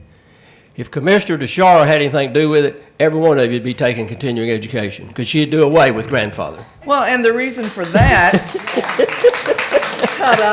the reason for that, the person with the most responsibility is the principal broker. The person who needs to know more than anyone really is the principal broker, because as Mr. Flitcroft says, when you come back here, your principal broker will be coming back here. And I can tell you, if you look at the chart that shows the other states, Alabama has 1, Arkansas 2, Georgia 10, Tennessee 990. When we were at Arello, this was shocking to other states that our principal brokers are not required continuing education. Commissioner Franks, I agree with what you're saying, but you need to call your legislator, because this was passed in the legislature. Yes, sir, I sure will. And to follow up on that, Commissioner DeCharo's hung up on about 1,400 brokers, right? You're only Well- worried about that set of brokers between 1988 and 2005, The principal, 1998 and 2004. That's what you're worried to about, right? July of 2005. Actually, I'm worried about all of them, but Wendell keeps promising me that the ones prior to 88 are gonna die soon. So, you know, those, I'm afraid in Some of us 2000. are not. But I'm afraid those in 2005 are going to be around a while, and we have 2,640 principal brokers who are grandfathered. And I'm like Marcia, that just shouldn't be happening. But you're when not they- worried about the 1,030 before 1998? I told you, Wendell said they're going to die So soon. you're not worried about those? I'm making the point, you're only worried about 1,500 people, 1,400 people? We're worried about all of them. We're Yeah. worried about all of We them. actually are worried about all of them, but I will concede and give Wendell the prior to 1988. Because they made that promise to those brokers, right, Mr. Alexander? Well, what happened to get it passed, the legislature, and it was several folks that was involved, and part of them were in the legislature, and when the deal got done to have continuing education, it was agreed that they'd never bother those first group, like myself and Mr. Freeman out there and several more of you. I know, because we're gonna be 79 next year, and or next month, aren't we? Jack, where are you? Jack's over there. But even legislators make mistakes. Yeah, but the only thing that I don't think, Ms. Maxwell, you were able to obtain of those folks that were brokers prior to 1955, how many of them had a claim filed against them? Right, yeah, and that's something that we can't, we Couldn't can't pull find that up on RBS to search by that particular piece of. I can say those of us Criteria. that have been licensed for all these 40-something years, the ethics and the work that we did was a lot different than what some folks we've got now. And very few of them, or none of us, had teams back then. Mr. Chairman, the Yeah. fact that we have attendees here, not trying to get 8 hours credit because they don't need it, they're grandfathered or grandmothered anyway, I think speaks well for our industry. I It agree, does. Commissioner It does. Flitcroft. They're here, they don't have to be here, but they're here anyway, because of Janet. What do we have next, Ms. Maxwell? So, well, did you finish your discussion of grandfathers? Janet hadn't got to speak yet. Now we know to call our legislators, and I hope everyone else will too. Well, that discussion's probably not going to go away anytime soon, Ms. Maxwell. Okay. You've got 7 years to get it changed. That's right. Okay, so moving forward from the grandfathered brokers. Yes, it will. The next is a discussion of citation use and penalty amounts, which the commission had asked about last month as well. So I sent each commissioner the civil penalty range and the agreed citations. This was approved by the commission in June of 2006, this particular penalty range, and it was originally set up for the for when the auditors would go somewhere and find a problem, say with advertising or escrow, not like a major escrow account, but just a small escrow account, say that you should have had a waiver and you didn't, and, you know, something of that nature. So these are the escrow account, the office signs, agency disclosure, failure to complete administrative measures, or, which is transfer, retire, change of your firm address, and advertising. And so this is the guide that when we send a citation out, we use. So, thanks for bringing this to our attention. What do we have to do to increase some of these, especially advertising? Is that Just in my a, motion. This was, I mean, in 2006, it was done by motion that the, you know, like it was, advertising was actually added at a, you know, at that time, but at a different, like, different part of the meeting, but it was just done by motion. Commissioner Alexander made a motion to adopt the draft as presented back in 2006, and then that motion was seconded and carried, and then several other parts of that motion, one was made by Commissioner Stevenson as well, to just approve the penalty amounts that are listed, and those are the penalty amounts that you see reflected on. so if staff discovers an advertising violation, it's a first offense, you just send a note to that licensee or firm and say, you're in violation, send us $100 and we'll let it go?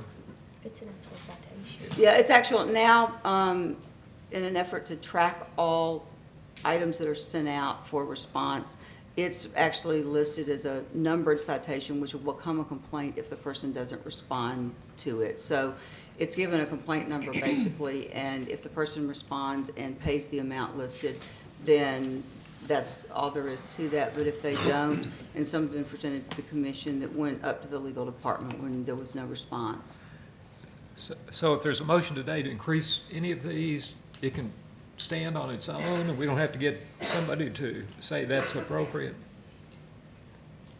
It would need to be within the civil penalty ranges for the rule. It would need to be within the civil penalty ranges in the rule, but I don't see why, if that's the way it's been done since then, that would be since this was done in '06, that would be a problem. So is the civil penalty range up to $1,000? Is that as far as we can go? And that's per offense, because, you know, we had one paid this month that was $11,000. So that person, it's, if you've got 11 signs, it could be multiples. Mr. Chairman, I move that we start at the top of the escrow account and I'll have that thing in my mouth, I get much closer. That we start at the top of the escrow account and have a discussion on each one of them, whether we raise them or leave them where they are, from top to bottom. That's my motion. I'll second that. We have a motion by Commissioner Alexander and seconded by Commissioner DeShara. Call for the question. Any discussion on the motion? Question's been called. All in favor say aye. Aye. Opposed, no. Motion carries. Julie, tell us what the escrow account, the maximum. The maximum, the range for a violation of any commission rule or order, that's not just this rule here, that's any rule, is $50 to $1,000. That's the range. So why don't we just increase them all, actually, to the maximum? That would give us leeway to make the penalty $50 to $1,000. Is that a motion? I'm not sure. Yes, I make a motion. Second. I think that the staff, we would need to know what, like, how to decide what that penalty would be. So if it's going to come in the matter of a citation, which is sent out by the staff without it first coming before the commission, then we have to have, you know, we would need, I would think, wouldn't you, Julie, pretty specific guidelines that sort of tell us where you think something should fall. Yeah. Escrow account, I would say that the minimum would be, you could negotiate on or be set at $500. Yeah, That's most important. And then you go, if we To had 1,000. 500 to 1,000. You said 7,500? He said 500. 500. 500 would be. To double it, to double what we've got here. I'll make that motion. I agree that the penalty range. We already got a motion on the floor. You don't have a second. And we did too. And we had a second. Yeah, we had a, But that's, But we can't do I'm it that asking the way. maker of the motion to withdraw that motion. I would withdraw my motion. and Commissioner Alexander withdraws his second. I Okay, think he seconded that. okay, go ahead. All right, Escrow's gonna go, double it, 500 to 1,000. And so what, when you send it out, you send them out for $500. If they don't do it, okay, and that would be staff. a less egregious escrow situation. I mean, because they're gonna, I mean, there'd be. Just like you're doing it Right, now, okay, only you're I going mean, to double that's the fine. I just fines. don't, you know, like anything that's egregious, we're gonna bring, I mean, Straight we're as a gonna bring complaint. to the Right. commission. We're not gonna send a citation on. These are for things that are more sort of, I guess, run-of-the-mill, if you can call it that, you know, not something that, Common everyday right. If you can violations. call it that. But an escrow account, I mean, I'm glad it's at the top of the list because that's one of the highest considerations that we should have. There's a violation on an escrow account. You want to take these individually? Yeah. Okay. So Got a vote on escrow. what's your pleasure? I mean, you've been discussing it, to take it Well, from 500 to 1,000. I made a motion And I to, seconded Janet's motion. We have a To double motion it. to have the penalty range for escrow account violation from $500 to $1,000. Second. And seconded by Commissioner Grease. Okay. Is there any discussion on this motion? Hearing none, all in favor say aye. Aye. Opposed, no. Motion Now, carries. You understand, staff can make, if they send out just a notice it's a violation, it's $500, and if it's a consent order, is that right? What are you gonna do? If it's a consent order, it'll come before you all. When right. that comes up to my office and is presented like anything else. Okay. What about signs in the office? Commissioner Grease. My only thought on that, I'm not sure what staff has typically seen that caused them to offer an agreed citation. Is it the wrong name of the company on the sign, or the fact that there's not a sign? What is the issue? Well, this, I have to say, I don't know that, since I've been there, we have had an occasion to send a citation out for signs in office. I think that truly probably would have been something that the auditors would have seen if they went and you didn't, you know, you didn't have a sign, or it wasn't visible, or, you know, it did have the wrong name. I mean, I think that would be the instance, and that would be on the office. I mean, I don't believe that's not referring to anything but No, the sign that's on the not. Well, office. let's just take an example and say the company's name is Century 21 Smith Realty, and they have C21 Smith Realty. Is that a violation? That's not the firm's name is licensed with TREC. The rule says that each licensed real estate firm shall conspicuously display on the outside of the firm's place of business a sign which contains the name of the real estate firm as registered with the commission. So if someone were to anonymously send you a photo of a sign that had an abbreviation of the franchise, for instance, would that be something staff could look at and go, $250 fine? Well, if that's what the commission Civil penalty, wants yeah. us to do, is to do that, then yes, but, you know, it does need to be a dated photo, so that we know it wasn't from 15 or 20 years ago.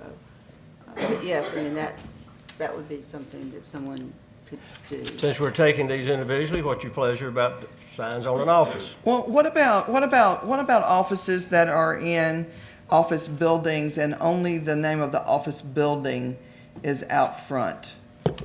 The commission in past minutes has stated that a sign, the firm name, can be listed on a large directory within an office building like you're speaking of, so that the commission in the past has said that that was acceptable. That's not set forth specifically in the statute or the rules, so that would be a decision that the commission itself could make.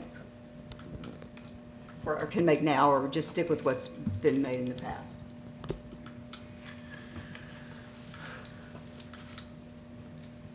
Well, just so we can continue discussion, I'll make a motion that that amount, that civil penalty amount be increased to $500.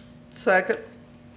Have a motion by Commissioner Grease to increase the amount of civil penalties for violation of an office sign to $500, and second by Commissioner DeShara. Any discussion? Let me just make sure, so that would, the fine would be against the principal broker at that point? The civil penalty? For the firm signage, correct. Not the owner, not the firm, but the principal broker. The principal broker is the obviously the person responsible for the actions of the Thank you. firm. That's why they need education. Now, Julie, They've got it. They're gonna get, here's $500 Thank you, worth of Marcia. education coming their way. Any other discussion on the motion to raise the civil penalty for a violation of a sign on an office firm to $500? Hearing none, all in favor say aye. Aye. Opposed, no. Motion carries. Now, Agency disclosure. my iPad went dead. Agency disclosure. What's your pleasure? Currently, it's $250 to $500 penalty range. I move we double that to 500 to 1,000. I'll second. Mr. Bloom makes a motion. We take the penalty range for agency disclosure from $500 to $1,000. Second by Commissioner DeShara. Any discussion on the motion? whoa, now that's the maximum you can charge. Yes, sir. There's not a specific range for that statute, but Tennessee Code Annotated 6213, 312B14, which is the violation of any provision within the chapter, the range for that is $50 to $1,000. Suits me fine, but the only thing you're gonna do, if they don't pay it, you have a consent order, well, they're gonna have to pay the court costs and all that, so it'd be sensible to pay Well, first, a consent order- $1,000. But looks to me like I'd be more in favor of 500, and then that, where the staff just mails it out, and then if we have a consent order, we could go up to $1,000, plus you can charge per day for violations, and that's how we wound up with that $11,000 is, Or if there's multiple transactions. multiple or something. transactions, and Motion on the floor is from $500 to $1,000 for civil penalty range for agency disclosure violation. I didn't make a motion. I know you Chairman. didn't. It's already been, Gary made a motion. Mr. DeShara, we're discussing it now. Any other discussion?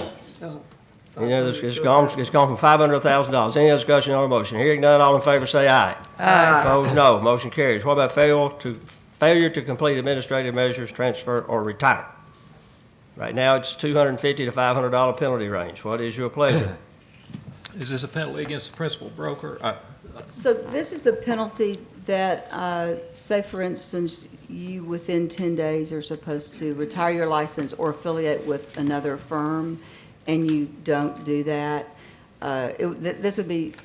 This is primarily, I should say, where that comes up because the change of firm address is covered separately. So that's primarily where this comes up, and that is a citation, or that's an amount normally issued against the individual the individual licensee. So if I release one of my agents, broker release them, they've got 10 days. If they don't, this would apply. To them. To To them, To not them. the Not broker. to you, because you've already released them. Right. What about, does this entail those folks that failed to give you their home address change?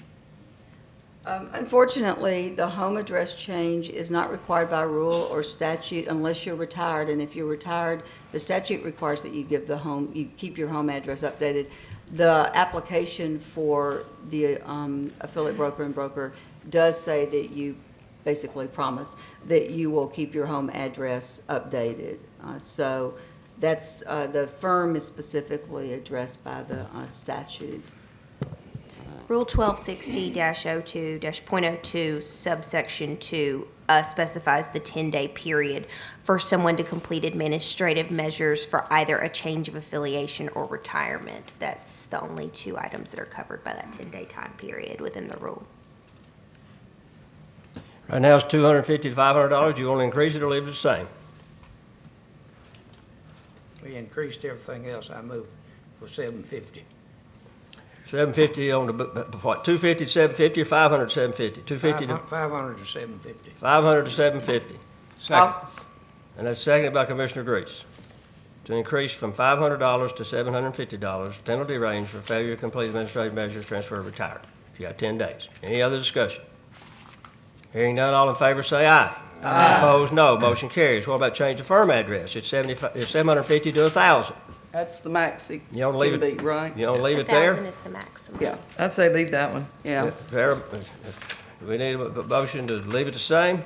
No. Just leave it the same. Okay, advertising. First offense, $100. Wait, did you make a motion to leave that? No, we just left it Just the make a same. motion. Okay. We're just leaving it the same, everybody's consensus. Advertising, first offense, $100, second offense, $250, third offense, $500. What's your pleasure? So, Ms. Maxwell, So you're driving, or somebody sees a sign where the agent's name is larger than the company's name. First offense right now is $100, right? Yes. Yes, And who sent the $100 bill? the agent and the principal So broker. 2 fines. However many people are involved, there Right. have been multiple people So on if assignment. they're a husband and wife team on there, both licensed, And the principal and the broker, principal broker. correct? Is that- Because the principal broker's always involved. That's right. I think the minimum needs to be 500. I think 500, 750, and 1,000. All right, you're talking about the first offense, 500. First offense. All right, Crowd mumbles. what's the second offense gonna be? 750. 750 and 1,000. Yeah, our Commissioner DeShara, Yeah, yeah. Hey, the only way we're gonna clean it up is to make it hurt when they pay. $100 don't hurt. she grandstands on one item, No. takes it away on another. Yes, No sir. compassion here.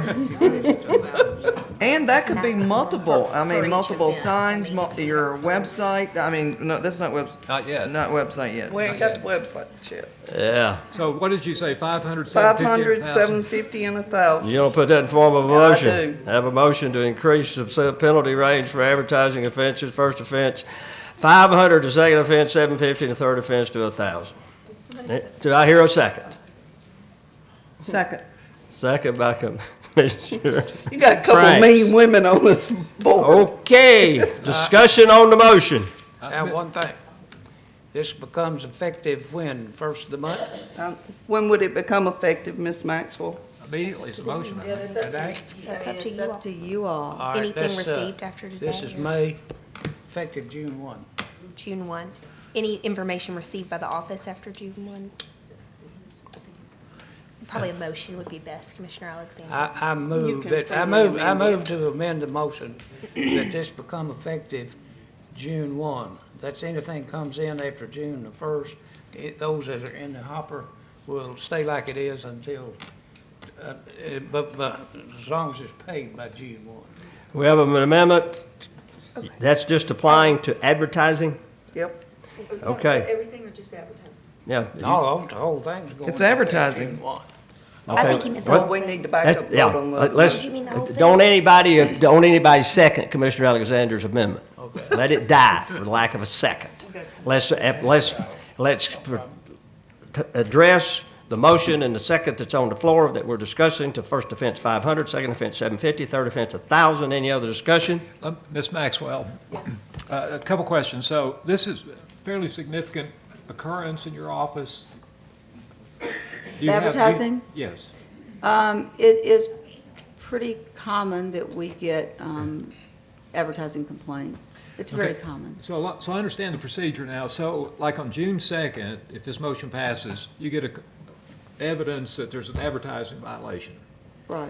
You send a letter to the broker and licensee or licensees saying, here's what we'll do. If you'll send us 750, what's the bottom dollar? 750? 500 's bottom. If you send us each $500, we'll be done with it. Just don't do it again. They sign an agreed citation as Okay, well. they signed the agreed citation. They're done with it. If they say, I'm not paying, what's the next step? It Comes up to me. opens as a true complaint, which it already has a number. It just morphs, I guess, into a true complaint, and then it makes its way To to you all. Julie and then to you all. And you all will hear all kinds of complaints this afternoon, which would be the next step if they Correct. didn't agree to the citation. And some of those you all have heard, they've been presented to you. I mean, so that is the progress that's gone, on for a number of And I- years. and I- These numbers give the staff, Wendell, talk into the microphone. thank you, sir. You're welcome. What were you saying, Wendell? This gives the staff the power to make these minimum fines, the low numbers. They can do that without commission voting on it. Right. Okay, and so just to follow up, if they choose not to pay it and want to proceed, then Julie Crop and the legal department condense the complaint into a narrative that does not identify who the licensees are, where they're from, what their company's name, and then you'll hear a lot of that this afternoon. True. That's the way I understand it. Is that So, not right? one more question. So if they agree to pay the $500, and we publish, at least occasionally, or the state publishes occasionally, civil penalties that have been paid. Every month, there's a disciplinary action disciplinary report. action. I know it's, I can't find it since February, but I know it's supposed to be published. But these agreed citations would be included. Those are included. Okay, perfect, that's what I want to And make they're sure. not all, take for example, advertising complaints are opened directly as agreed citations. Some of them are directly opened as complaints that come straight to you all, especially if someone has written in a written complaint form with material received. Some of the items come directly to you all. They're not all opened by staff that way. And what usually happens is pictures of advertisings are sent to the commission, usually by an anonymous person. And so then Ms. Maxwell's staff has to look into that and investigate it and see when those were. So there's a lot of investigation that goes into it too. Is that right, Ms. Maxwell? Right, that is correct, and it is critical that there be a date on the picture so that at least a person would know, or at least be relatively sure that it was taken not, as I say, 5 or 10 years ago, that it really was something that was currently happening. And this includes Facebook and other media? Not yet. Well, this is advertising. Says This all. I is just not want everybody to- signage. This is 1260, 2.12, what all does that apply to, Julie? That's all advertising. It's all advertising, regardless of its nature and the medium in which it appears, which promotes the sale or lease of real property shall conform to the requirements of this rule. Internet advertising is a particular subsection within that rule. Okay. It does not, we're not talking about internet advertising right now. Yeah. Internet Yes. advertising is included within the advertising rules. Any kind of advertising, staff has Yeah, formed I us. won't discuss And also this, but- signs, which is technically under the 30, it's the other statute about the signs on property. Mr. Chairman, I have a question, which is not a TREC question, it's a TAR question. I realize that's not what we're doing, but it will affect my vote. The question is, and it's addressed to the other members of the board, is it's been my experience that often advertising complaints are complaints generated not by the general public, but by real estate professionals themselves. And often these matters are addressed at the board level by arbitration. Is that still true, or is that? Our board used to be. does not Not for does not advertising. address advertising issues, no. Well, So I'm just wrong, huh? Yeah, they don't, I wouldn't call you wrong, David, myself. I wouldn't call you wrong, that's just not something the board addresses as far as But whether the it other complies boards- with the other law. boards take- Well, I can't speak for the Our other board boards. does not. my question is, and I do very little with a computer. I know how to get on Google, and that's about it. Disciplinary. But some of my folks in the office will show you where Twilla or some of those other carriers will drop most of your name. You can advertise on the internet, and then the other people pick it up, and they'll drop about half of it. You ever had that experience? Now, what are you Well, gonna do about but we've that? addressed that in our internet advertising, that's third party, and we're not responsible for third party. We're only responsible for what we enter, first generation. Right, first generation. That's correct. That's good, that's good. Ms. Maxwell, in the Didn't want you to say citation, it, is there no, also a date given for them to comply so that we wouldn't see that same complaint Right. 2 times in a row for this, we didn't Oh, well, give enough? if they don't comply within, I think it's 30 days. If they don't comply within there, it just becomes a complaint, and then it goes up to Julie for review from the legal department. So, once that time period passes, it becomes But you a give them a true- time period to. Yeah, it then becomes a, For them to respond. right, for them to respond, and then it becomes a complaint. Mr. Chairman, in the interest of Ms. DeCharo's safety, since we're in her hometown, I'd be interested in being the substitute maker of that motion.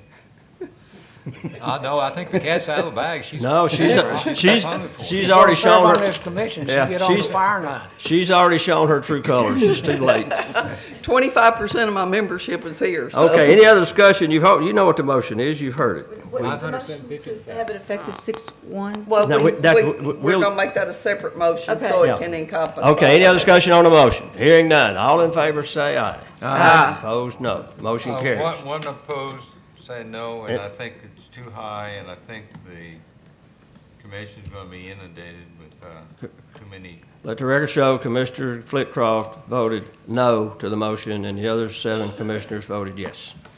Now, we Now. can do our. And I've come to the conclusion, those of you who are in attendance today, I think Commissioner DeShara has the attitude, give them a fair trial and hang them in the morning. Now, Okay. Mr. Chairman, Commissioner Alexander. I want to make another motion, please. Okay. Can you hear me? Yes, sir. All right, good. I move that this take effect June 1, 2014. 2014. All of Wait, the, Wait a through. minute, he's not done. I got the floor. okay, I'm sorry. I thought you were finished. That's the complaints that come in after that. That's what the fines will be. But anything that's in the hopper right now that they're working on or comes in before June 1, that it stays at the old fees. Second. Have a motion by Commissioner Alexander that these new penalty ranges that have been increased, all except the agency disclosure, will go into, No? Change of firms, the only one we didn't. change of firm stays the same. All the other increases will go into effect June the 1st, 2014. Any it was seconded by Commissioner Franks. Any discussion on the Yeah, motion? Mr. Chairman, I just don't think that's proper notice. The only people that are gonna know what we did are the people in this room. And Would you like to amend that motion? well, I'd I like, might just vote for you. yeah, I'd like to think about it, but it shouldn't be just, July, you because you gotta can't- redo signs. you can't do it that quick. Hopefully, everybody's in compliance, Well, we know they're not. as long as the agent's name's All not right. larger than the font of the firm. I'd say January, I'll make a motion, January 1st, 2015. That's an amendment. That's too. Amendment. We have an amendment to the Amendment to motion. the Substitute motion. You want to do an amendment or a substitute? Okay. We have a substitute motion on the floor to make the effective date for these new penalty ranges to go into effect January the 1st, 2015. And I'll second that. And we have Commissioner Franks who seconded. Commissioner Bloom made the motion, substitute motion, the date January 1st, 2015. And Roll seconded by call. Commissioner Well, it's- Commissioner Franks seconded the motion. Discussion. So that's also the first day of E&O insurance that has lapsed. What kind of burden does that E&O issue, Ms. Maxwell, to staff these days? Well, we hope that everyone is going to be insured as That's of Answer the question. 12/31, so if not, it's a major undertaking. We'll have to suspend anyone who doesn't have, E&O, hasn't shown proof of E&O, we'll have to suspend them on 1/1 of 2015. That's, if there's many of there have been in the past, which is anywhere from 7,800 to 12,000 uninsured licensees, that's a lot of letters to generate and a lot of people to suspend. I think that's too far out, because this is not a new rule. This is only a civil penalty change. So if they're already in compliance, it's not gonna affect them anyway, and it's not like this rule has just changed. These are old rules. They're just, should be in compliance. I think September 1st gives plenty of time for everybody to find out. We can get TAR to put it in the newsletter, and I'm sure Steve will be happy to work with us on that and get it in there every month if we want him to until September. I do think there is some notice necessary, though, more than 30 days. We got a motion on the floor to Did substitute you get a motion for second? January. Yes, we got a second by Commissioner Frank, seconded Commissioner Bloom's motion to, we do make it January the 1st, 2015. Call the roll, Ms. Maxwell. Now, So- you're voting on the amendment? We're voting on the substitute motion, Which is, The substitute motion which is is, January the 1st, 2015. off of me. Hey, Do you want it in alphabetical? We don't care, just call it. Okay. I'll go in the order I have it written down here then. Flitcroft, For the substitute motion. okay. Franks, Yes. Alexander, no, McMullen No. absent. Bloom, Yes. No, Collins, Grease, No. DeChara, No. motion fails. Stevenson. No. Motion fails. Last quarter. The substitute motion fails. Substitute 5 motion to fails. 3. We're back to So square now one. we're Give us a date. Now amend my motion. So the original, so The original motion was that we'd start. 6-1 That's of right. 14. But we had a substitute motion. Okay, so then we got a substitute motion. Yeah, substitute That- motion, and it failed. So, My Mr. motion was amended on the substitute. You want it, Janet? Go ahead. Mr. Chairman, I'll try to find middle ground and suggest it start the last quarter of 2014, effective then 10/1/2014. Second. Have a motion by Commissioner Greason, seconded by Commissioner Franks, that the effective date for these new penalty range modifications will be October the 1st, 2014. Any discussion on this motion? Oh, for the question, Questions been, Good discussion. as amended. Well, I'd just like to make sure that we have something in place to give notice. I don't know what that is, some publication from TREC, or make sure that TAR does it. Well, I think you're gonna do it on both. We'll have to do it on our website as well as get TAR to It'll put it be- in the newsletter. Mr. Chairman, Mr. Alexander? I'd like to withdraw my motion. Instead of amending it, we keep voting. Take Mr. Grease's motion as the main motion. I withdraw mine if my second will. Okay, I'll good agree. with that, everything. But everybody want October the 1st, 2014, say yes. Yes. Yes. Opposed, no. Say no. Motion carries unanimously. What's next, Ms. The Maxwell? chairman's getting Let hungry. me just clarify one thing. There still could be complaints open against individuals, and the complaint range remains what's provided for by statute. So this is just if you had An a agreed citation, right, and that's going to be not the probably everyday occurrence. So there'll still be complaints, and the commission can decide those based on the statute. So that, that still remains as it was, and the commission could decide there's a $1,000 consent order would issue for an advertising violation. These are just apply to a very small number of items that might come into our office. That's the third offense. Well, but the thing is that That's just for there'll be citations. complaints opened in the ordinary course of business that might involve advertising for which a citation never issued. And so then that would go immediately, through the process to the commission, at which point the commission would be guided by the statutory amount set forth. I just want to make sure that the licensees all understand that.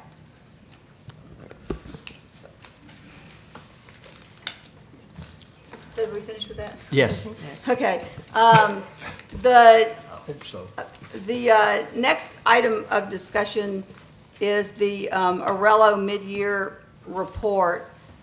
We need to wait until after lunch to do that. You got something short? Okay, yeah, let me just update the audit restructure update, the mail-out audit that will go to principal brokers. We are shooting to aim that, to mail that out on May the 19th. The first round of broker audits will go to 200 principal brokers, firms in each section of the state, really pretty much arbitrarily chosen with, we just tried to choose some from each portion of the state. So those will go out, we hope, May the 19th, and then we'll be due in 30 days thereafter. And we'll hire an auditor to, at least initially, we hope to look over those as they come in, who will be able to investigate complaints for the commission and do, things like that, or go out and follow up with audits that maybe don't look quite right that come back from principal brokers. So hopefully that will go well. We ultimately probably will send out 400 each month or each mailing, but we're starting with 200 because we really don't know exactly how many we'll get back and when we'll get them back. And next month, Julie and I discussed, we would like for the commission to consider whatever enforcement they think would be appropriate for that, and just so that you can maybe be thinking about that over the next month before the next meeting. If a licensee doesn't, a principal broker does not return the audit form within the allotted 30 days, what actions should maybe flow from that. But we, as I said, we were going to do that next month, so. Ms. Maxwell, Ms. Maxwell. will you explain to them what exactly you're talking about? Yeah, I think we This passed is right over something most new. everybody's head and not aware that maybe that we don't have active auditors in the field anymore, and this is a new process, and Ms. Maxwell, if you want to explain that, but I think from what I see in the audience, I see some folks wondering what we're talking about. After studying the audit process as we had it, we determined that it would be probably more beneficial to restructure it. So hopefully it would be more equitable and consistent, and there wouldn't be certain firms that seem to be audited a lot more frequently maybe than other firms. And so we studied what some of the other states did and determined that we would do a mail-in audit so that the principal brokers would be able to receive, we hope someday online, but right now they'll receive by mail, it's a 12-page audit form, and it asks primarily questions about the escrow accounts, the reconciliations that are done. It asks for bank account information and reconciliation information, and it's divided into property management and then traditional real estate, so that if you do both, you can treat those separately.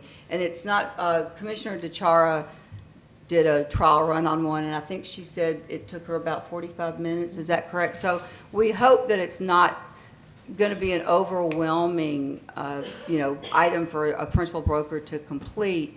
But we hope that in addition to getting the information in, that it will also, kind of keep the principal brokers on their toes as far as it goes to like earnest money deposits and property management reconciliations, so that you remain on top of those things and don't have to all of a sudden, scramble around.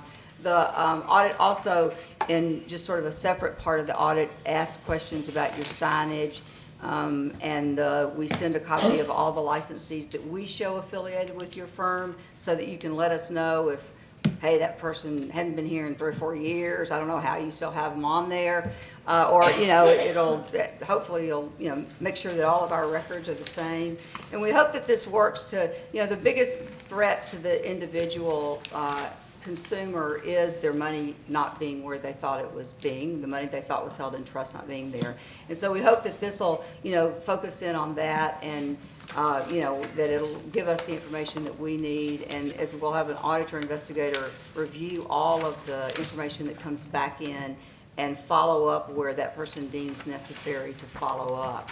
So the first 200 licensees, principal brokers that get it, are really sort of the test subjects to see, how it works, and, if there are, items that the principal brokers look at and think need to be improved, we certainly want to know about that, because we want it to be an effective tool. We don't want it to waste people's, individuals' time because everyone's busy, but we want it to be an effective tool. So those of you who are principal brokers out there, if you get it, and you will ultimately, you just might not get it in this first round, please do let us know if there are things that you think could, be improved, and that would, ask for information that you think would be more beneficial and help protect the consumers better. Ms. Maxwell, if it takes Mr. Charo 40 minutes to complete it, it's going to take staff 80 minutes to review it. You've lost Steve McDonald, you've lost Kelly. Get yourself some more help. Well, we're going to get an auditor, investigative person to look over those. Hey, David, it only took me 10 minutes to complete what it took 40 minutes for Commissioner DeShara. We're breaking for lunch. We'll see you back at 1 o'clock. You don't have to sign out for lunch. Just make sure you did sign in this morning, and that you sign out at the end of the day, so that Betsy can reinstate those who need to reinstate Where them. you signed it? I've been on that.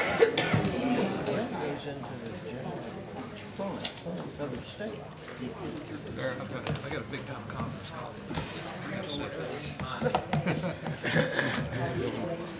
That's up there.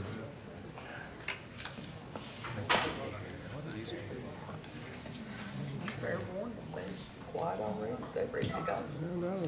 They're all excited.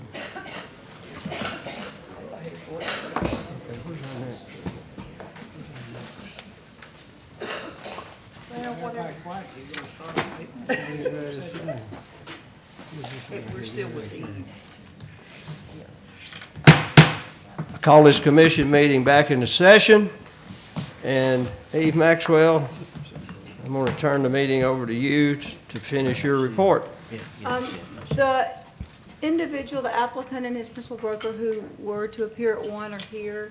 Would you like to go ahead and let them appear so they can head back to Bristol? Is that Gary Ray Carrier, applicant and principal, his principal broker, Teresa Burkholder? Yes. If you two would, Gary Ray Carrier and Teresa Burkholder, if you two would come up and sit at these two chairs up here at this front table.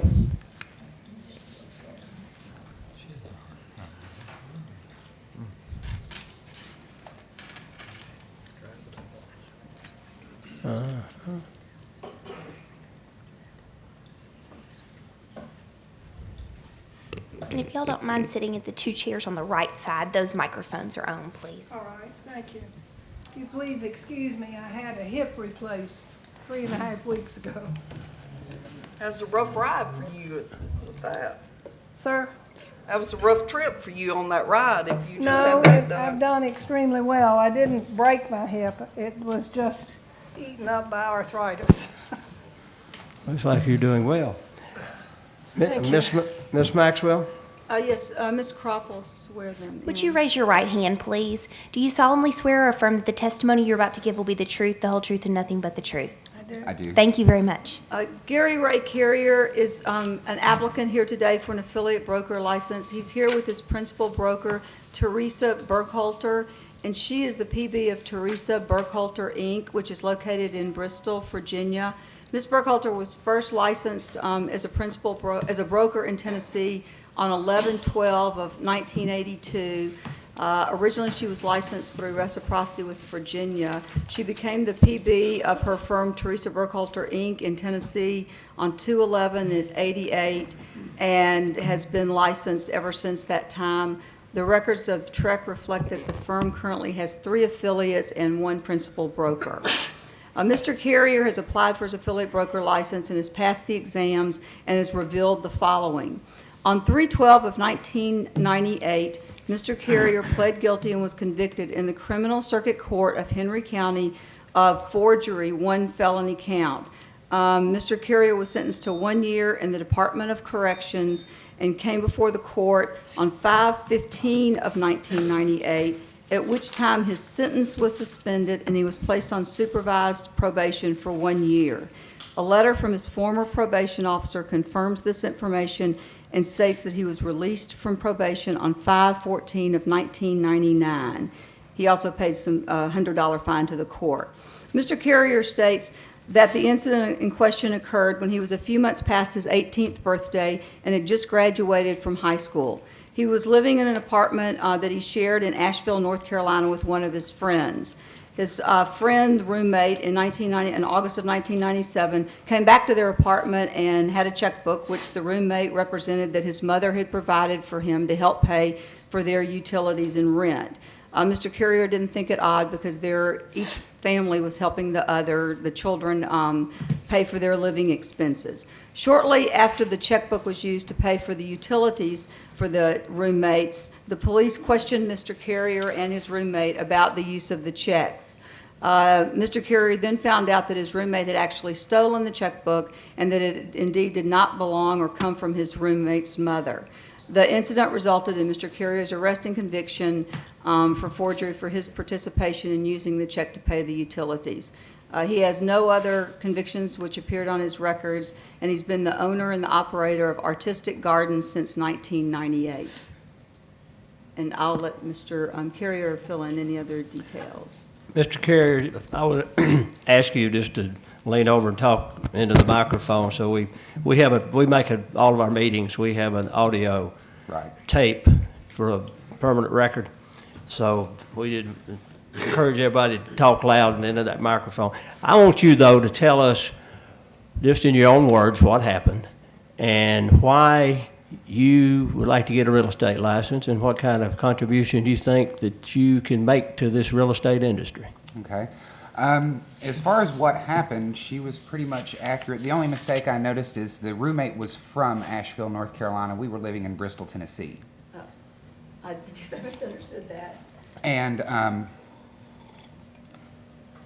as far as why I want to be in real estate, I asked Mr. Carrier to get his license. I thought he would be very good. Let me tell you that I've known him and his family since before this incident. And I think, and I know that this man who gave him the checkbook then went to Myrtle Beach, North Carolina, and emptied out his grandparents' house on the beach. He was wanted, they found, in 4 states for burglary and bad checks and all that sort of thing. And as I said, I know Mr. Carrier's family. I know his mother and his father. His mother is currently the secretary to the city manager of Bristol, Tennessee. His grandfather had a painting corporation that was very prominent, did the courthouses and all those things. And as soon as he immediately after this happened, unfortunately, sir, I have 2 sons. One's a veterinarian with a PhD and works for the FDA, and the other one is a graduate of the University of Virginia Law School, and he is now a workman's compensation judge after practicing 20 years. Unfortunately, I have to say that there are an awful lot of lawyers that don't know what they're doing, and this young man, and I think I have a right to say that because my husband and I paid for 26 years of higher education where I started. So I've earned the right. And the lawyer that his family hired was supposed to, since this was the only incident and he was only 18 years old, was supposed to expunge the record and never did. Okay. They came to find out. Now, I know he's of good character. He works for most of the clients that I have, and they have all said to me most of their houses are $500,000, $700,000, and he's worked for them for years. And they have said to me, please get Gary to get his real estate license. He would be so much help to us. Now, I'm fully aware. I'm from a professional family. My husband was a dentist. I've told you what my 2 sons do. And I've been in the real estate business actually 38 years. And I have a small company. Last year, I unfortunately started out with a slip disc and ended up with a bad hip. And with all of that, not being able to go up or down one staircase, I sold personally $4 million worth of real estate last year. You go, girl. And so I am active. I look after my own business. I never miss a day. I came out of 3 weeks of rehab. I sold 2 houses while I was in rehab. I checked with my people every day. There would be no problem because he's the only one I'm hiring this year. I have 1 man who's a certified appraiser, and I have another young man that I'm training, and Gary, if you let him have a license.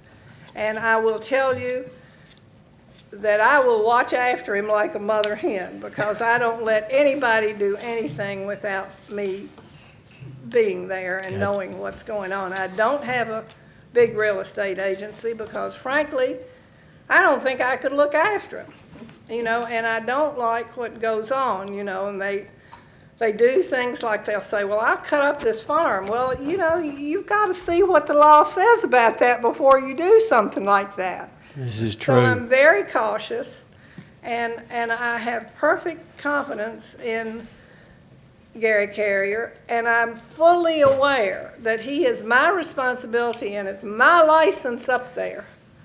And if I thought I was going to have any trouble out of him, you believe me, I wouldn't want him on my staff. Commissioner Grease. So I'm pretty clear, Ms. Burkhalter, about what you think about Gary.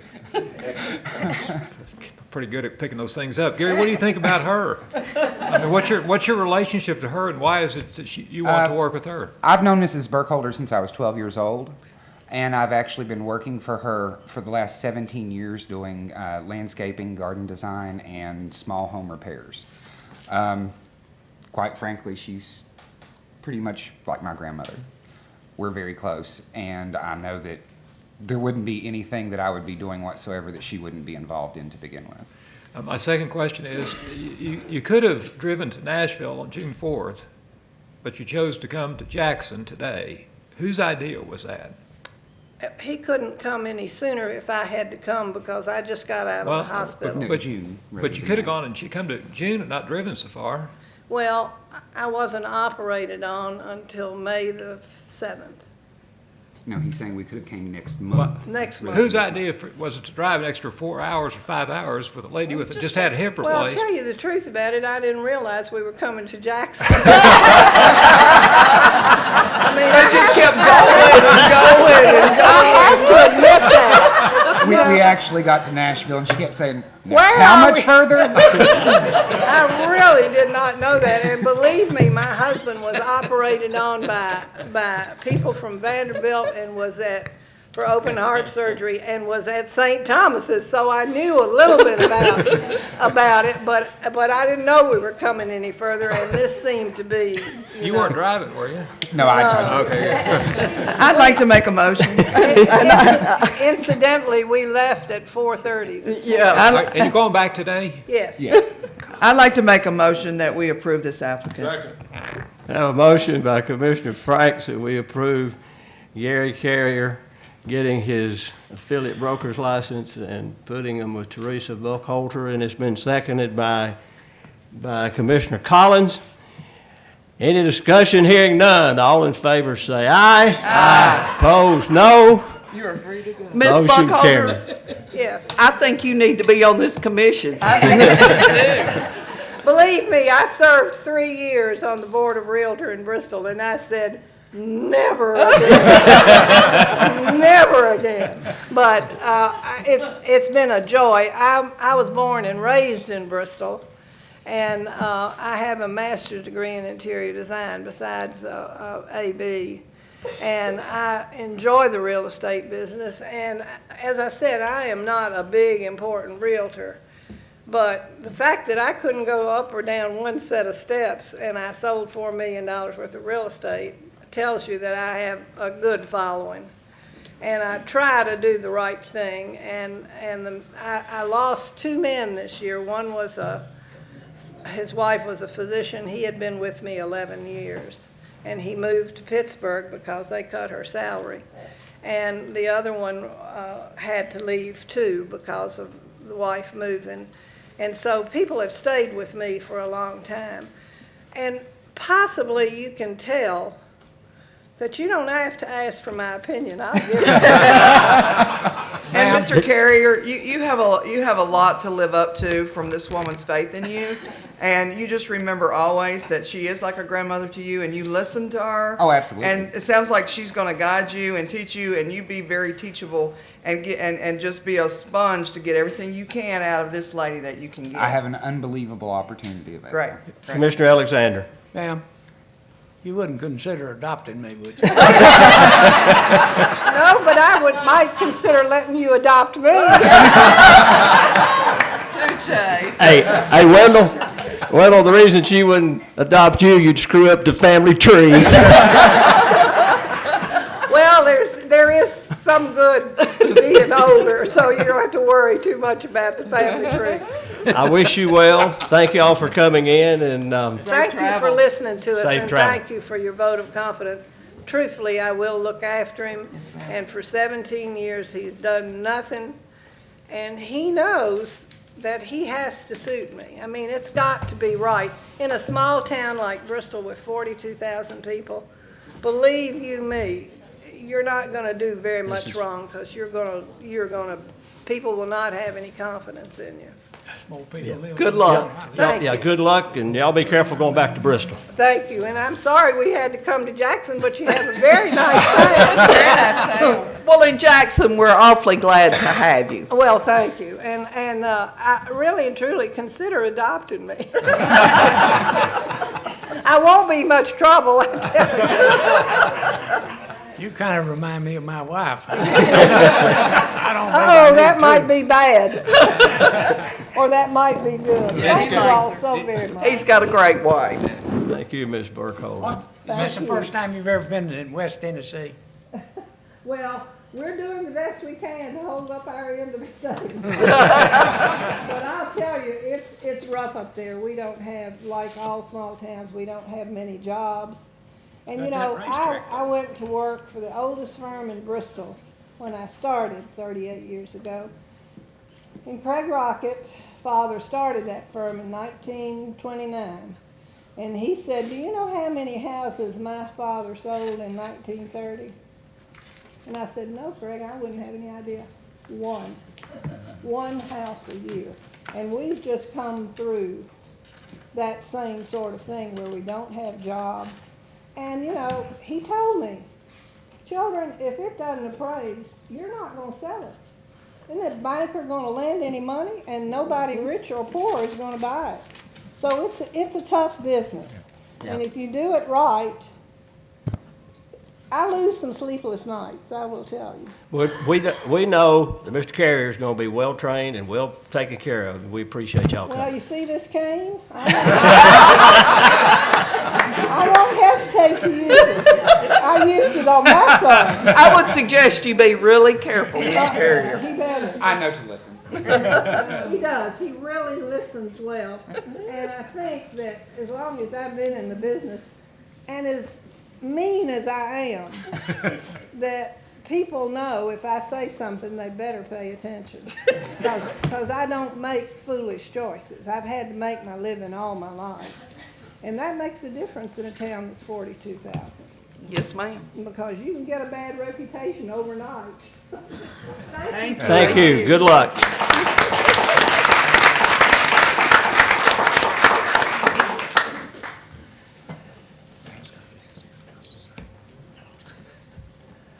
Eve, Yes. turning it back to you. Okay. Just a quick, there are three individuals that Kimberly in the back with the long dark hair needs to see just to make sure that we get get you reinstated properly with all your information. If you're here, one is Barton Balthrop, one is Dale Crawford, and then one is Doreen Thompson. And we just want to make sure that all your stuff is in order so that she can send the stuff to Betsy Bowman tonight and get you reinstated. So if any of you three are here, if you could see Kimberly Whaley in the back, that would be great. I mean, Kimberly Smith in the back, that would be great. Right. The next thing is the fingerprint information, and that's just real fast, just an update, the number. We've, so far since the first of the year, since 1/1 of 2014, 1,416 new applicants, primarily new applicants, have had their fingerprints taken. Of those, 21% of the reports come back with an indication, which doesn't necessarily mean that you have a conviction. It just means that there could be a charge on there that was resolved. It just comes back with something showing up on it. 1,074 have had no indication, and 46 people had to get their prints redone just because they didn't pick up, for whatever reasons they didn't pick up, so they get them redone for free, though. So that's just an update on the fingerprints. I think they're going a little more smoothly than they were at first. Most people are getting them done prior to testing, so they're coming in, and if they anticipate something showing up on their report, they're going ahead and getting the court information so that we have it in our office and don't have to ask for the court dispositions. So that's expedited that process a little bit, because initially it was slowing it down. So 1 out of every 5 people has a match for some reason? Right, and as I say, it doesn't necessarily mean that you have a conviction, but these reports that we get from the fingerprints pick up everything. They pick up juvenile offenses, they pick up some expunged things, And then any other contact that you might have had with with law enforcement officials shows up. So sometimes someone will have a 39-page report, and maybe they only have 1 or 2 convictions that resulted from that. They just had a lot of contact with authorities. So that just is, it's just kind of, it's been interesting to see. But it has, I think it has gotten a little bit more manageable as the applicants have gotten used to it and licensees have gotten used to it. So if there are no questions on that, the Arello, One second. okay. As far as where people get their fingerprints taken, how does that work now? If you go to the TREC website, there is some information about the firm that does the fingerprinting. It's the state contractor. They do the fingerprinting for, as far as I understand, every state agency. And it's called L1 Morpho Trust. It's MORPHO Trust. And you have to have them done by them. And you go online and you will pay online. And then you can make an appointment at one of their kiosks or locations that's close to your zip code. So you put in your zip code and it'll turn up a number of places that do them. And I mean, it can be a convenience store that's just a place that's been approved by L1 Morpho Trust to have the fingerprints done. And so you go there and you give them you do your fingerprints at an appointed time. And if you don't come at your appointed time, you can't, just not like a drop-in affair. You have to come at your appointed time. And you go and you give them your fingerprints, and then they go to the FBI and the TBI. Those fingerprints are then transmitted to us in a report that we download off of the TBI database. And the reports, if you have an applicant who has something that shows up and we ask them for a disposition or an explanation of what happened, we cannot release those reports that we get to anybody, not even to the person to whom they belong, or the fingerprints belong. So that's why we can only give them just a little highlight and the time that the incident occurred. So that does seem to be working out a lot smoother than it did. And if you live out of state, you can't have them done electronically. It's, for whatever reasons, they can't cross state lines for the states. So the TBIs can't cross over into Texas. So they have to be done by card, the old kind of cards that you're used to seeing. And the person has to get a card and put some identifying information on that card, and they take it to their local police station, get their prints. Then they take the prints back themselves. It's sort of an odd process. And they then put those in an envelope and send them to L1 Morpho Trust in Illinois, who then runs those prints, and then we get a report. So that's the out-of-state process, which is a little bit different than the in-state process. And so that's fingerprinting in a nutshell. Any other questions related to fingerprinting? If not, if we go to the Arello report. Julie Kropp and Marcia Franks and Janet Dechar and I all went to the Arello conference, which was held in San Diego in the second week of April. And we were going to give a report. The Arello is the Association of Real Estate Law Licensing Officials. So it's regulators, both the ones who work for the state like I do, and then commissioners from all over the United States and from a number of foreign countries. And they come together. We have 2 conferences a year and just discuss, there's a number of committees, and discuss what's happening in the various jurisdictions and problems that have arisen. And it's a wonderful opportunity to hear what other states are doing, how they've solved problems they've tried to solve and haven't been able to. And I think all of us got an amazing amount of information and benefit from it. And so we were just going to each give just a snippet of a report of something that left a particular impression in our mind. And I guess Commissioner Franks can go first if she'd like, since she's... Well, I as I said, came on the commission in January, and I'd never heard of Arello. But it was a wonderful sharing from people from all over the United States and from as far as South Africa and Canada. And what I saw was we do have a lot of similar issues. They usually have to do with advertising, property management, and fraud. So that was pretty consistent in every one of the sessions that we went to. They had sessions all day long, and they usually lasted about an hour, and you could go to each of these different ones. We all went to every one that we could. It was very interesting, too, to see some of the states who have things coming up that we've not even thought of. You know how in real estate, you think you've heard it all, and then there's another deal, and you hear something else that you can't even imagine that would happen.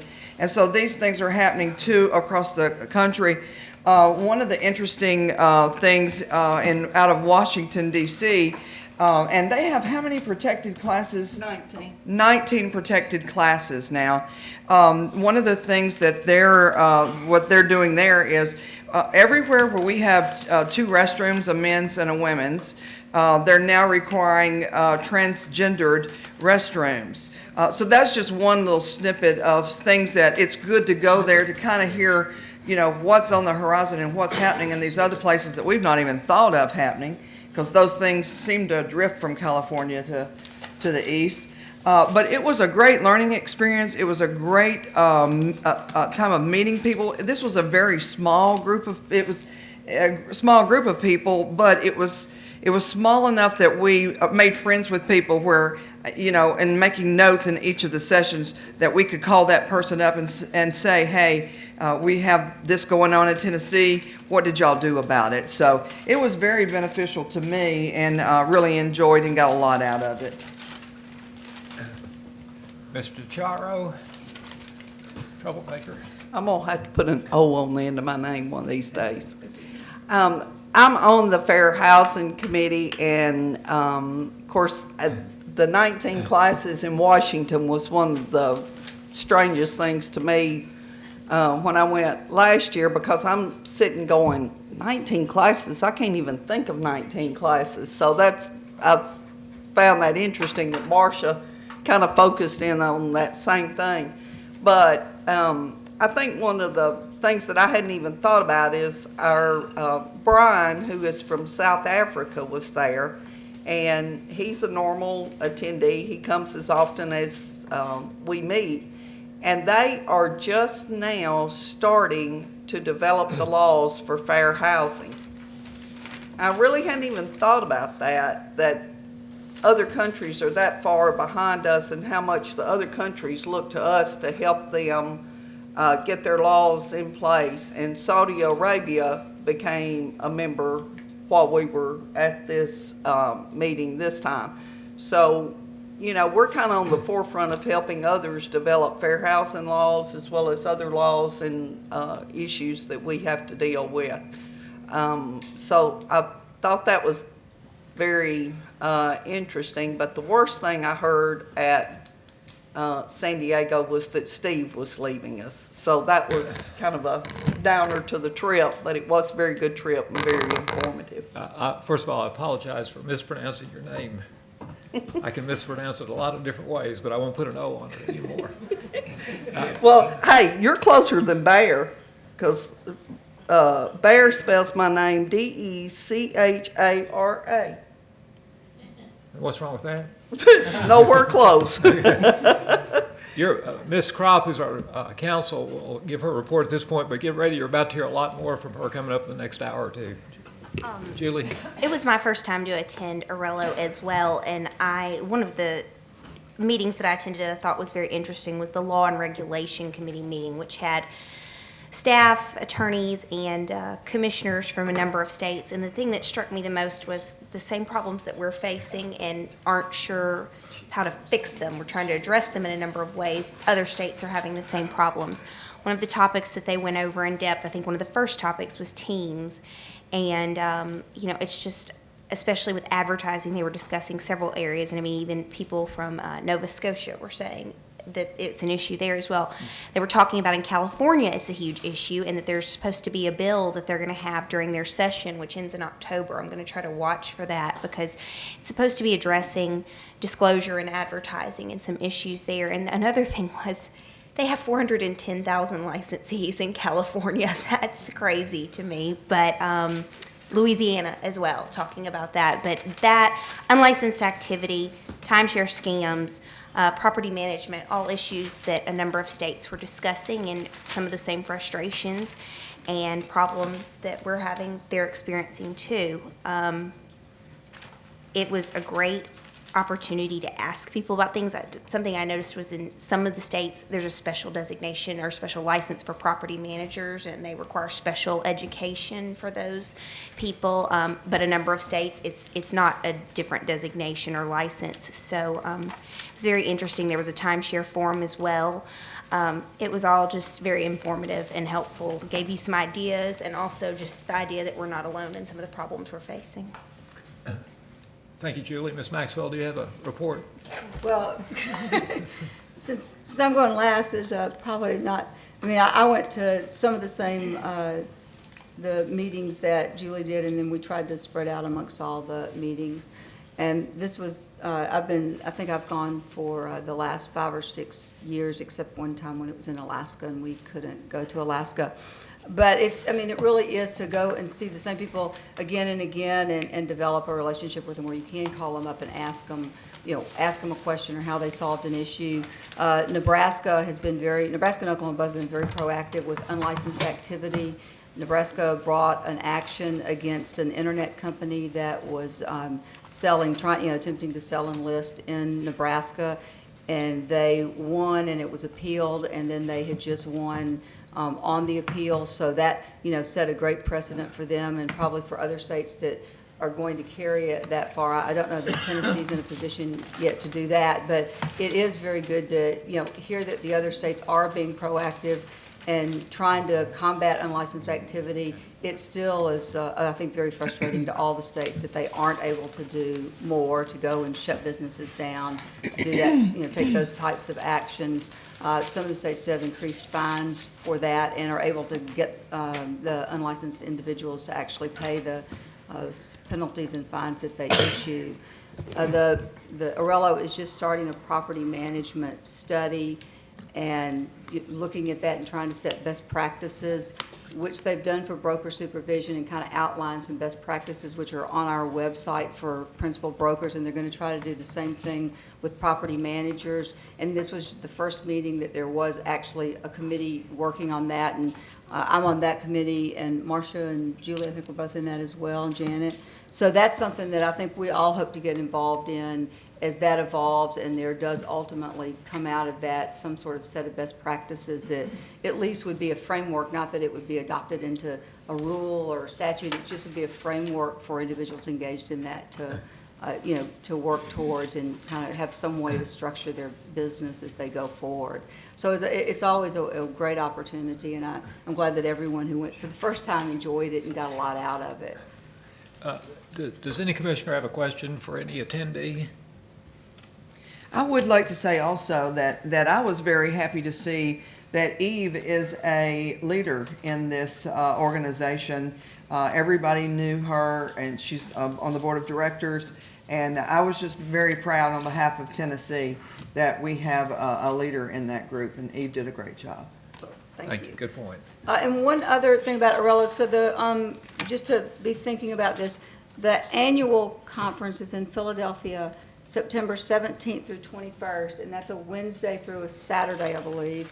So just be thinking about whether that, whose schedule that does or does not suit. There is a Commissioner College. It's part 2 of Commissioner College, but I don't know that it matters what order you take those in. So, if just sort of keep that in mind as the time draws a little closer when we have to make a decision about who would like to go. And the next thing is the last thing on my agenda as it's written, and I know that Commissioner DeChara added the advertising issue, was the budget. If anyone had any questions about the budget, which was sent earlier. I'm just not sure whether Commissioner DeChara added that before Commissioner Flitcroft added the Bobo case. I'm not sure which comes first, but you've got those 2 items left. Right. So. Julie might want to take that. And and I just gave her the Bobo case, and so I'll leave that with Julie to chat about. Is that next, or is the advertising? I've decided it's next. Okay, great.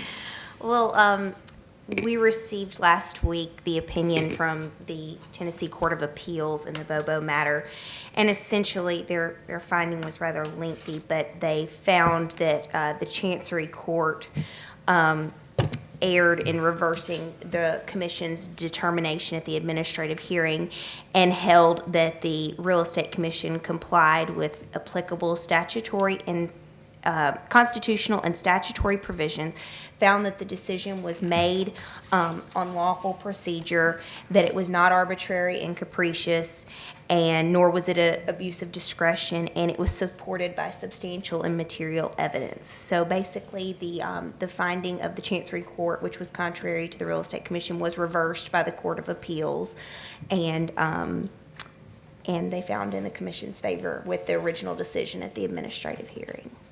Commissioner Flitcroft, do you have any comment? Yes, one run, one hit, no errors, and no one left on base. That's it. That's inside lawyer talk right there. I'm not exactly sure what it means. Any other questions or comments about that case? Good job, Julie. I know you had a I can't take credit for it. If we give it to you, you Well, can take thank you. it. Take it, okay. It was the Attorney General's office that was representing us at the Court of Appeals, and I did go to the hearing where they actually had the oral arguments, and they did a great job. So. I'm pretty sure they had to consult with you to understand It was a group few effort. things. All right, back to you, Ms. Maxwell. Yeah, so that brings us back around to Commissioner DeChara's advertising questions and discussion. That's okay. I live in the South, and it's had an O on it ever since it's belonged to me. I just don't know where the O comes from. So what's but- your issue on this car wrap stuff? Well, I don't have an issue. I got a call this week from someone who's getting ready to have a car wrap done. What does that mean? Let's get the definition out there. Okay, a car wrap is they take the whole vehicle and make a billboard out of it, basically. They put their team name and it's wrapped from fender to fender and top to bottom, and it's just Here's an example of a moving billboard. That's not one from here, it's just off the end. It's just a Okay, car what wrap. was the purpose of the call? Okay, the call was, do the same advertising laws apply to a car wrap that applies to yard signs and billboards? And what you tell them? I said, I'll bring it up at the commission That's no meeting. good. My thoughts would be that, yes, it does, but I will bring it up at the commission meeting and we will discuss it. Yeah, there's one thing I like to say. Out here, y'all call it a car wrap. In East Tennessee, we call it a rolling billboard. Okay? It's still advertising, though. Miss Franks, you're next. Advertising is advertising. We all know what advertising is. You put the name of your company on anything, or you're advertising yourself as a realtor, that's advertising. Well, one of the questions they were asking about the car wrap is that, does it have to have on there, if they're a franchise, each office independently owned and operated, and if so, does it matter where? That was the biggest question they had. That was one of the questions they had, but they wanted to know about phone numbers, and could their name be larger than the company name, and all the other questions that go along with it. Yeah, and we've already gone over all of that under the advertising. I mean, that, again, whether it's a card, whether it's a billboard, whether it's Facebook, the rules apply. And if we just say, and we don't make exceptions for things, and we just say, these are the rules, because it's gotten so muddy already to begin with, we got to let the realtors know what the rules are for them to be able to abide by them. So you know what advertising is, and advertising is if you're putting your name out there as a realtor or your company out there as a realtor, in my opinion. What do y'all think? Well, just to follow up on one part of it, so if the agent's name is not on it at all, just the company name, I don't really care No. where it says independently Right. owned and operated. Not a big deal to Right. me at all. The issue becomes when the agent tries to become more important than the company in some Right. form or another. Right. So, but there, Marcia's saying all advertising is the same, but what you're saying is that it doesn't have to say each office independently owned and operated, so we have a disagreement among us. I'm not saying that. It might, the rule or statute might say that you have to, every time you advertise a home, you have to say one thing, but if you're just advertising your company, and just say exit realty, such and such and such and such. Somewhere in small print, it should say each office independently owned and operated. So it depends on what's on the message. I can't tell you what the language of the car wrap's going to be, but if it's just if it's the owner of a Century 21 franchise that called you and he just wants to promote his company, forget the agents, I think he has to put that somewhere on the, but where? Well, no, this was particular agent, and the question was, could her name be, one of the questions was, could her name be bigger than the company name? I told her no. I said, but we have not specifically addressed car wraps, and that's what Eve said. And she said she couldn't find anything that specifically applied to anything like this. And when we talked about yard signs, we did determine at that point that billboards would fit into the same category as a yard sign. But that was as far as we went. Well, it's a billboard on wheels. Yeah, that's kind of my opinion.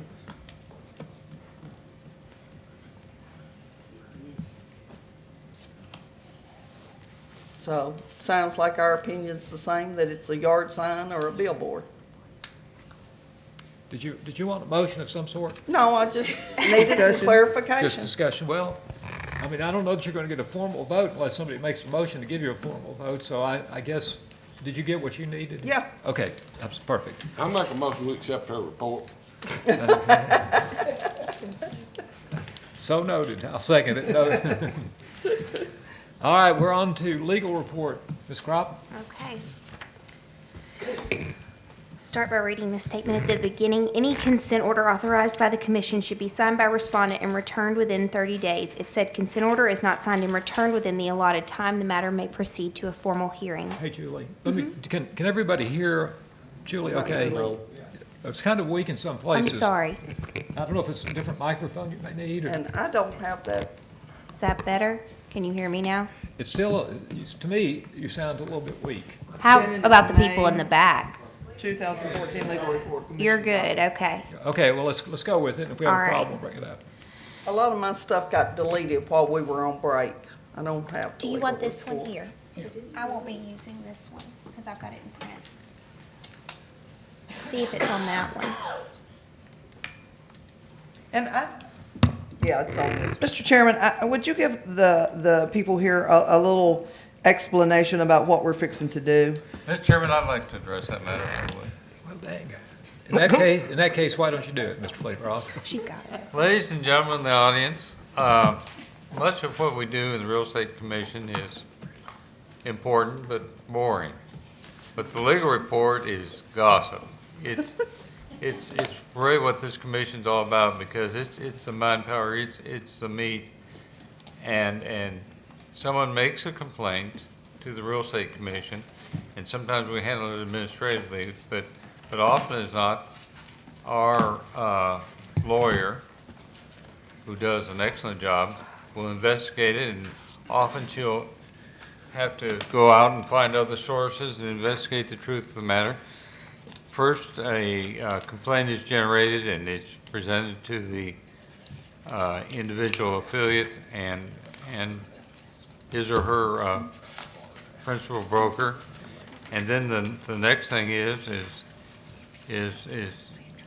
she reads the thing carefully, and she prepares a narrative which we had a chance in advance to read the thing. And it's just a wonderful opportunity to find out everybody that's done everything wrong, or sometimes it isn't wrong, and we don't have jurisdiction to deal with it.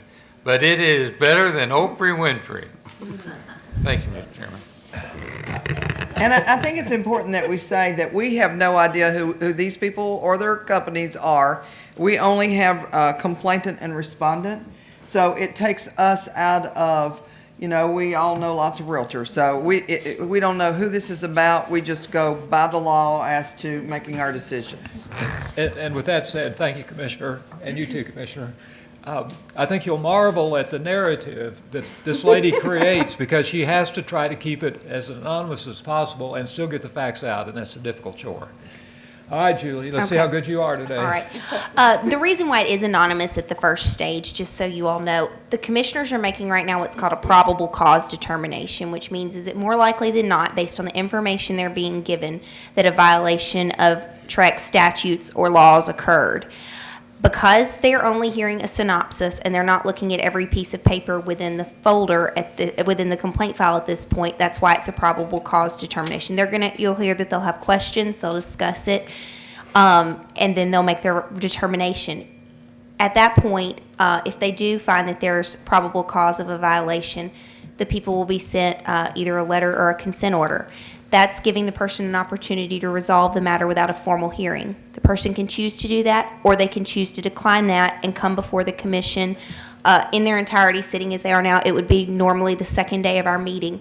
They will be sitting here then, people call witnesses, exhibits are introduced, and that's when a final determination is made based on all the evidence and testimony. So today, you're just going to hear some summaries, and that's why it's kept anonymous, just to prevent any kind of bias or anything like that, any kind of outside knowledge people may have. They don't know who these people are or where they are. So, all right, the first matter is 20130229191. This was originally presented at the March 2014 meeting. Complainant was the seller of a property and respondent, principal broker, was the buyer's agent. After entering into a purchase and sale agreement, a copy of which was attached along with other documentation provided by complainant, and having the appraisal, complainant states that complainant started packing and making preparations to move. The purchase and sale agreement was contingent on the buyers receiving a VA loan.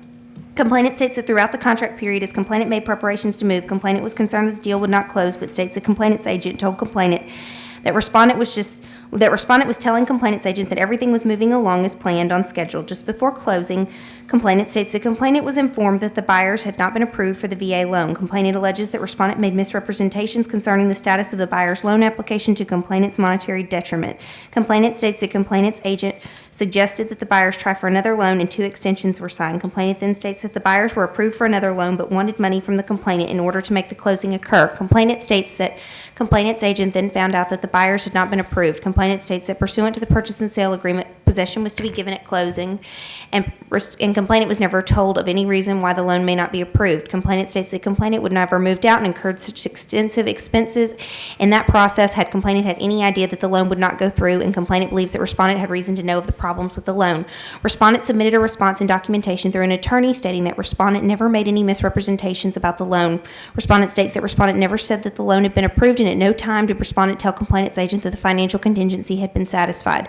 Respondent states that after the home and termite inspections were completed and the buyer inspection contingency removal notification was signed, complainant's agent prematurely changed the listing of the home from active to pending. Although the appraisal had not been conducted, the buyer had not been approved for financing, the home inspection contingency removal had not been signed by the sellers, and the septic system had not been inspected. Later, respondent states that all contingencies except the financing contingency were satisfied, which was when complainant stated that complainant started packing. Respondent states that it appears that complainant incorrectly believed that with the appraisal contingency removed, this was a go-ahead to start packing the house. Respondent states that this responsibility of complainant's agent to make sure complainant understands what a financial contingency means, and that complainant's agent should have advised complainant against making expenditures until all contingencies were met. Respondent states that the VA loan application took longer than anticipated, and respondent asked to extend the closing in case the loan did not come through by closing, but respondent's request was ignored. Respondent states that on the date agreed to as the closing date, the lender denied the buyer's loan application. Respondent states that until that point, it was impossible to know that underwriting would deny the buyer's loan based on prior tax returns and debt-to-income ratio. When respondent informed complainant's agent that respondent would be submitting the earnest money release form and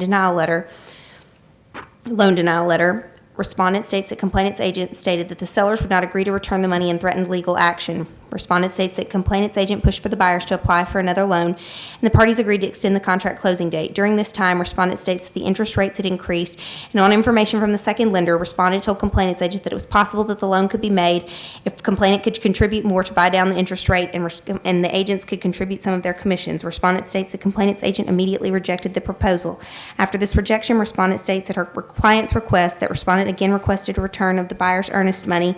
Respondent states that complainant's agent again renewed threats of legal action and also threatened to call the owners of respondent's firm and report respondent's inappropriate conduct. Respondent states that complainant's agent and principal broker refused to return the earnest money and demanded that the buyers continue with the second loan application even after the lender told them it would be denied.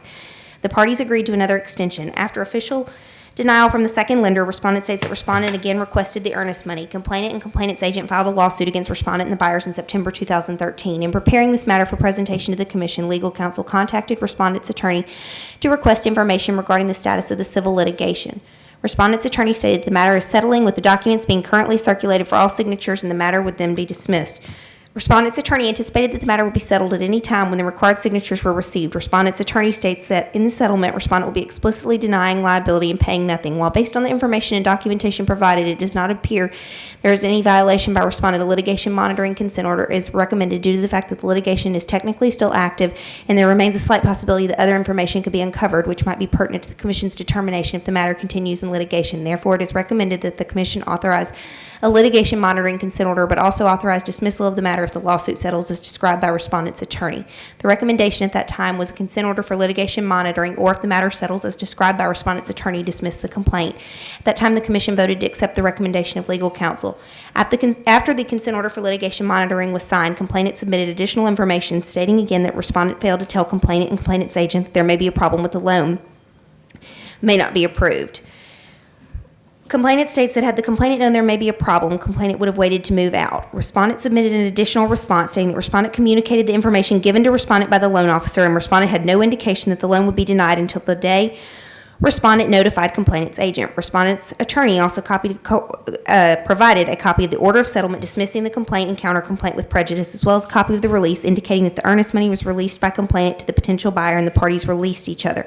The documentation in the file does not appear to evidence a violation by respondent, and therefore the new recommendation is to dismiss. Is there a motion? So moved. Motion by Commissioner Flitcroft to accept council's recommendation and dismiss. Is there a second? Second. Seconded by Commissioner DeChara. Any discussion? Hearing none, all those in favor of the motion vote aye. Aye. Those opposed, no. It is unanimous. Number 2, please, Ms. Crop. 2013-023651. This was presented at the April 2014 meeting. Complainant was a prospective purchaser who states that complainant contacted respondent, an affiliate broker, about purchasing a home. Complainant states that respondent spoke with complainant about building a home, sold complainant a piece of land, and introduced complainant to a builder. Complainant states that respondent then prepared a purchase and sale agreement between complainant and the builder, which included a schedule of payments. Complainant states that complainant fulfilled complainant's obligation under the contract, but the builder has not finished the house or given possession and continues to demand advance payments. Complainant has retained a lawyer who advised complainant to hire another company to finish construction, file complaints with the state, and then file a civil lawsuit to recoup costs. Respondent submitted a response through an attorney stating the dispute is with the builder and not respondent. Respondent states that complainant paid the first and second installments to the builder as agreed, but did not want to fulfill the agreement when the third installment came due. Respondent states that complainant later paid the third installment to the builder, but the builder would not complete construction due to differences between complainant and the builder, and respondent recommended that complainant contact an attorney. Respondent states that complainant employed an attorney to assist in working toward completion of the home, and the attorney renegotiated the final payment terms of the purchase and sale agreement with the builder. Further, respondent states that the attorney told respondent that complainant would communicate with the builder, subcontractors, and respondent through complainant's attorney. But respondent states that complainant continued contacting respondent, asking questions about the subcontractors and completion deadlines. Respondent states that respondent told complainant that complainant should be working through the attorney. Respondent's attorney attached documentation from the land sale of the lot between complainant and another party, which resulted in a commission. It appears that in that transaction, respondent represented complainant, with the parties executing a buyer agency agreement and the parties signing a confirmation of agency status form with respondent as complainant's designated agent and another licensee as the designated agent of the seller. With regard to the transaction between the builder, who was not the seller of the lot in the first transaction, and complainant, it appears that there is only a purchase and sale agreement in the transaction file and no confirmation of agency status form to outline respondent's role in that transaction. Although respondent's firm and name are listed as the selling company and independent licensee on the purchase and sale agreement, respondent's attorney states that the transaction was a contract to build a house between complainant and the builder, and there was no commission or listing agreement, and respondent was acting as a middleman or interpreter who simply felt that the builder could build the size house that complainant wanted at a good price. Based on the documentation submitted, it appears that respondent's failure to execute a written disclosure of agency status with the parties to the contract regarding construction of the home would appear to violate Tennessee Code Annotated Section 6213-405A and B. The recommendation at that time was a consent order of $500 civil penalty for violation of sections 6213 312B14 and 6213 405A and B, plus attendance by respondent at one entire regularly scheduled meeting of the commission within 180 days of respondent's execution of the consent order. The decision at that time was the commission voted to authorize a consent order with a $1,000 civil penalty for violations of the same statutes referenced before, plus attendance by respondent at one entire regularly scheduled meeting of the commission within 180 days of execution of the order. After the consent order was sent for this matter, legal counsel was contacted by respondent's attorney, who attached information describing the land sale and the subsequent purchase and sale agreement with the builder. The information pointed out that in the first transaction, complainant's father, not complainant as originally presented above, executed the buyer agency agreement with respondent, signed a confirmation of agency status form with respondent as the designated agent for complainant's father, and another licensee is the designated agent for the seller of the land, and a lot land purchase and sale agreement between complainant's father and the seller of the land. The information also stated that respondent arranged a meeting with complainant's father and the builder, where the price of constructing a home on the property by complainant's father was negotiated between complainant's father and the builder. On the day of closing for the lot, the information provided indicates that the purchase and sale agreement was prepared by respondent with complainant as the buyer, the builder as the seller, and respondent's firm and name listed as the selling company and independent licensee on the last page of the purchase and sale agreement. It is stated in the information that respondent prepared the agreement at the direction of complainant's father, who remained involved in the construction process and paid the construction payments, but complainant was the sole buyer listed in the purchase and sale agreement regarding the construction of the home with the builder, and the agreement contained the terms previously negotiated by complainant's father and the builder. The information states that respondent represented complainant's father only, that respondent only earned a commission on the sale of the land between complainant's father and the seller of the lot, that in the second transaction, where complainant was the buyer and the builder was the seller in the purchase and sale agreement, there was no commission or listing agreement, and that respondent was acting as a gratuitous middleman or interpreter. In light of these clarified circumstances, it is recommended the commission discuss, based on these facts, whether there's a violation by respondent for failing to execute a written disclosure of agency status with complainant regarding the transaction relating to the purchase and sale agreement between the complainant and the builder relating to construction of the home, taking into consideration the provisions found at Tennessee Code Annotated Sections 6213, 401, 405A and B, and the definitions of broker and facilitator found within Tennessee Code Annotated Section 6213, 102. Okay, Julie, just as a point of clarification, in a previous month, you recommended a civil penalty. Now, you're not so sure. No, I still think, based on my reading, my inclination is that the facts remain the same. There was a buyer representation agreement and a confirmation of agency status form completed by this respondent for the first transaction, the purchase of the lot, which was not with the same seller as the construction contract where the seller was the builder. It was someone else that owned the lot. However, the only thing that I had misunderstood from the documentation that wasn't clearly pointed out, and I had not noticed there was a distinction, was in the first transaction where the lot was purchased, the buyer's representation agreement and confirmation of agency form was executed between this respondent and the father of this complainant. I thought both transactions were between the same two parties.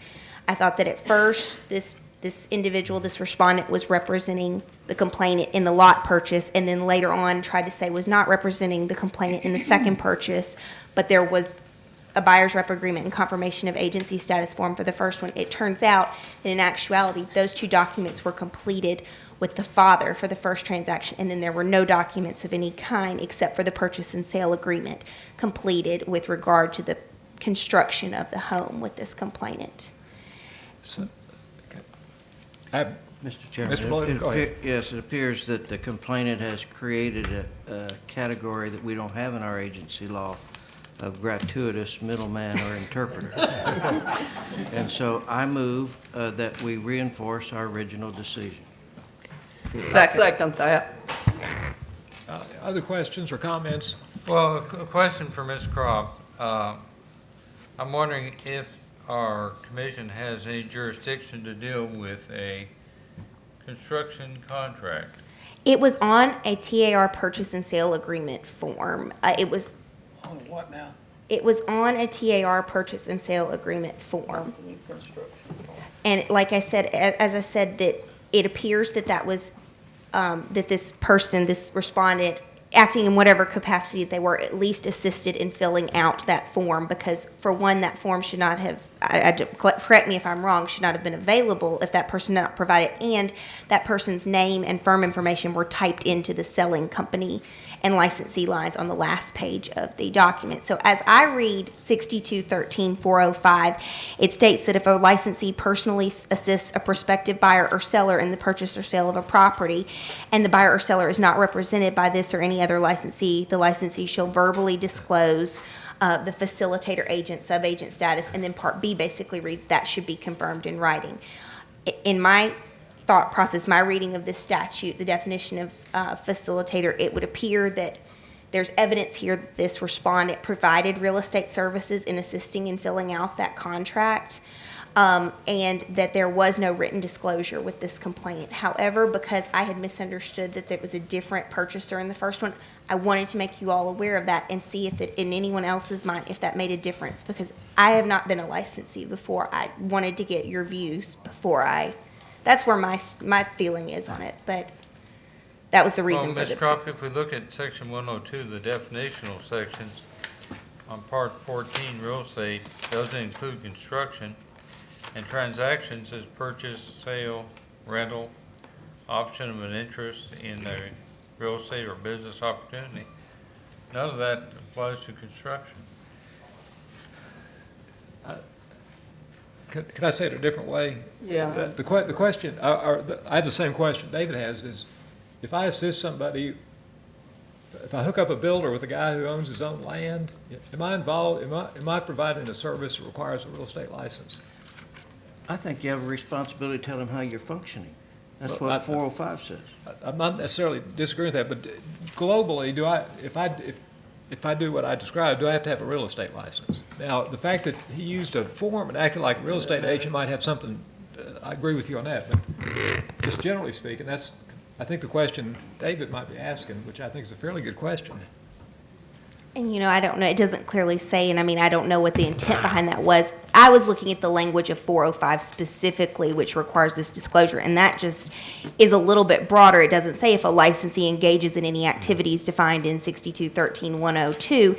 It says if a licensee personally assists, it does say in the purchase or sale of a property. So, one could argue that an agreement which is essentially in substance a construction agreement may not fall under that, but I don't know if that's, it's worthy of discussion. That there's a lot of things here that I thought were worthy of a discussion, so. Well, Mr. Alexander? but he or she used the TAR contract, which was a purchase and sale agreement. Now, if you're a licensee and you use whatever contract you use, whether it's your own personal contract you use, it would indicate to me that they were doing it. Might have been doing it for free, but still at the same time, they have some liability. And I personally think that the principal broker, where is he? That's the next complaint. Yeah, you all directed that be up, and that's the next one, so. Just to confirm where we are, the motion by Commissioner Bloom and was seconded, I'm not certain by whom. Me. By Ms. Franks. Okay. Asks that the decision of this commission be the same as it was previous to this new information being brought to our attention. That's true. Is there further discussion on that motion? Hearing none, all in favor of the motion vote aye. Aye. Those opposed, no. No. One no vote, Mr. Flitcroft. 7-1 in the affirmative. Next item, Ms. Crop. I want to just ask a question. That's fine, I understand. This person has an attorney, and I did let them know that I had misunderstood that factual part of it, and that I was going to represent it to see if that made a decision in you all's determination. I will convey it back to the attorney that you're reaffirming your consent order. He had originally 30 days from the date of the receipt of the consent order. Would it be permissible for me to give him an additional 14 days or 21 days to accept it or not before moving the matter over to Ms. Ryan to put in line for litigation if he chooses not to accept it? Any objection? Without objection. Okay, thank you. The next matter is 2014-005971. When the previous complaint, 2013-023-651, was presented, the commission made a motion to open a complaint against this respondent, who is the principal broker of the respondent in complaint 2013-023-651, hereinafter referenced as the affiliate broker. Respondent submitted a response stating that respondent devotes respondent's full time to office management and is accessible in the office before and after working hours, evenings, weekends, and holidays. Respondent states that the affiliate broker has a history of providing proper documents to customers' clients. Respondent states that the affiliate broker was contacted by the previous complainant's father in the two signed a buyer agency agreement. The affiliate broker showed properties, and the affiliate broker showed a building lot which was listed for sale by another licensee. Respondent states that the previous complainant's father liked the lot, and the affiliate broker mentioned a builder and arranged a meeting with the builder. There, respondent states that the builder and the previous complainant's father negotiated the house to be built and the price, and the affiliate broker prepared an offer to purchase the lot at the previous complainant's father's request. On the day of the lot closing, respondent states that the previous complainant arrived, and the previous complainant's father asked the affiliate broker to prepare a construction service agreement detailing the terms discussed by the previous complainant's father and the builder, but listing the previous complainant as the only buyer to the contract. Respondent states that respondent was not aware that the affiliate broker prepared the construction agreement, which was on a purchase and sale agreement form, until several months later when the dispute between the previous complainant and the builder began. Respondent states that when respondent became aware, respondent told the affiliate broker not to provide this type of service without bringing it to respondent's attention first. Respondent states that the builder built the house on a lot owned by the previous complainant's father and his family, and the real estate transaction was when the lot was purchased. Respondent states that the affiliate broker only earned a commission from the purchase of the lot. Respondent then outlines the dispute between the previous complainant and complainant's father and the builder, the involvement of an attorney, the filing of complaints, and the fact that the previous complainant's father and his family are now living in the house. Respondent included a transaction file for the lot land purchase referenced above, as well as a transaction file for a separate transaction, provided in order to show that the affiliate broker's good work in demonstrating supervision by respondent, which is unrelated to the complaint other than the complainant in 2013-023-651 was the buyer in that transaction as well. In light of the commission discussing complaint 2013-023-651 during the meeting with regard to the clarified information regarding the transactions, it's recommended the commission discuss whether this respondent failed to supervise the respondent in complaint 2013-023-651. As I stated before, I didn't know what the discussion would be outlined in the previous complaint after we discussed it. The only time that this person appears to have addressed the second agreement was, he said, was not initially aware that the affiliate broker had prepared that agreement and advised the person against doing so when became aware. So That's no excuse. Let's get up there to the microphone, That's Mr. Alexander. I say that's no excuse. Do you have a motion you want to put on the floor so we can discuss it? No, I'm not going to. Yeah. What did, $1,000 is what we gave the affiliate. And the range for failing to supervise is, of course, the maximum is $1,000. I think the minimum is, off the top of my head. So for the audience, the question in front of us at the moment is, $250. did the broker fail to supervise his associate? Mr. Alexander is considering a motion. $250 to $1,000 is the range for failing to supervise. $250 to $1,000 is the range for failing to supervise. well, it's simply one of those things where he just let it slide. He didn't, somebody, and I realize that a principal broker can't watch every transaction, but if you're not, you sure need somebody else watching it. And if you're going to stand by what you did and stand with the first complaint, then I can't see how you can ignore the second one. And therefore, I'm going to make a recommendation that he be given a consent order for $250 for failure to supervise in 2-day class. The meeting. Meeting. Okay. The motion that still needs a second asks that a consent order be issued, fining the principal broker $250 and requiring him to attend a 2-day meeting of the Tennessee Real Estate Commission within 6 months. Is that correct, Mr. Alexander? That's correct. Is there a second to that motion? Seconded by Commissioner Bloom. Is there discussion on the motion? All right, I hear none. Let's vote. All those in favor of the motion vote aye. Aye. Those opposed, no. No. 7-1. Commissioner Flitcroft votes no. That's consistent. All right. 2001. No, Ms. Crop, I'm sorry. I think Ms. Burkholder has left now, so I'm going to give you all a 10-minute break. If you found her, we'd have to have a 20 or 30-minute break, I think. But be back at 2:20 and we'll continue.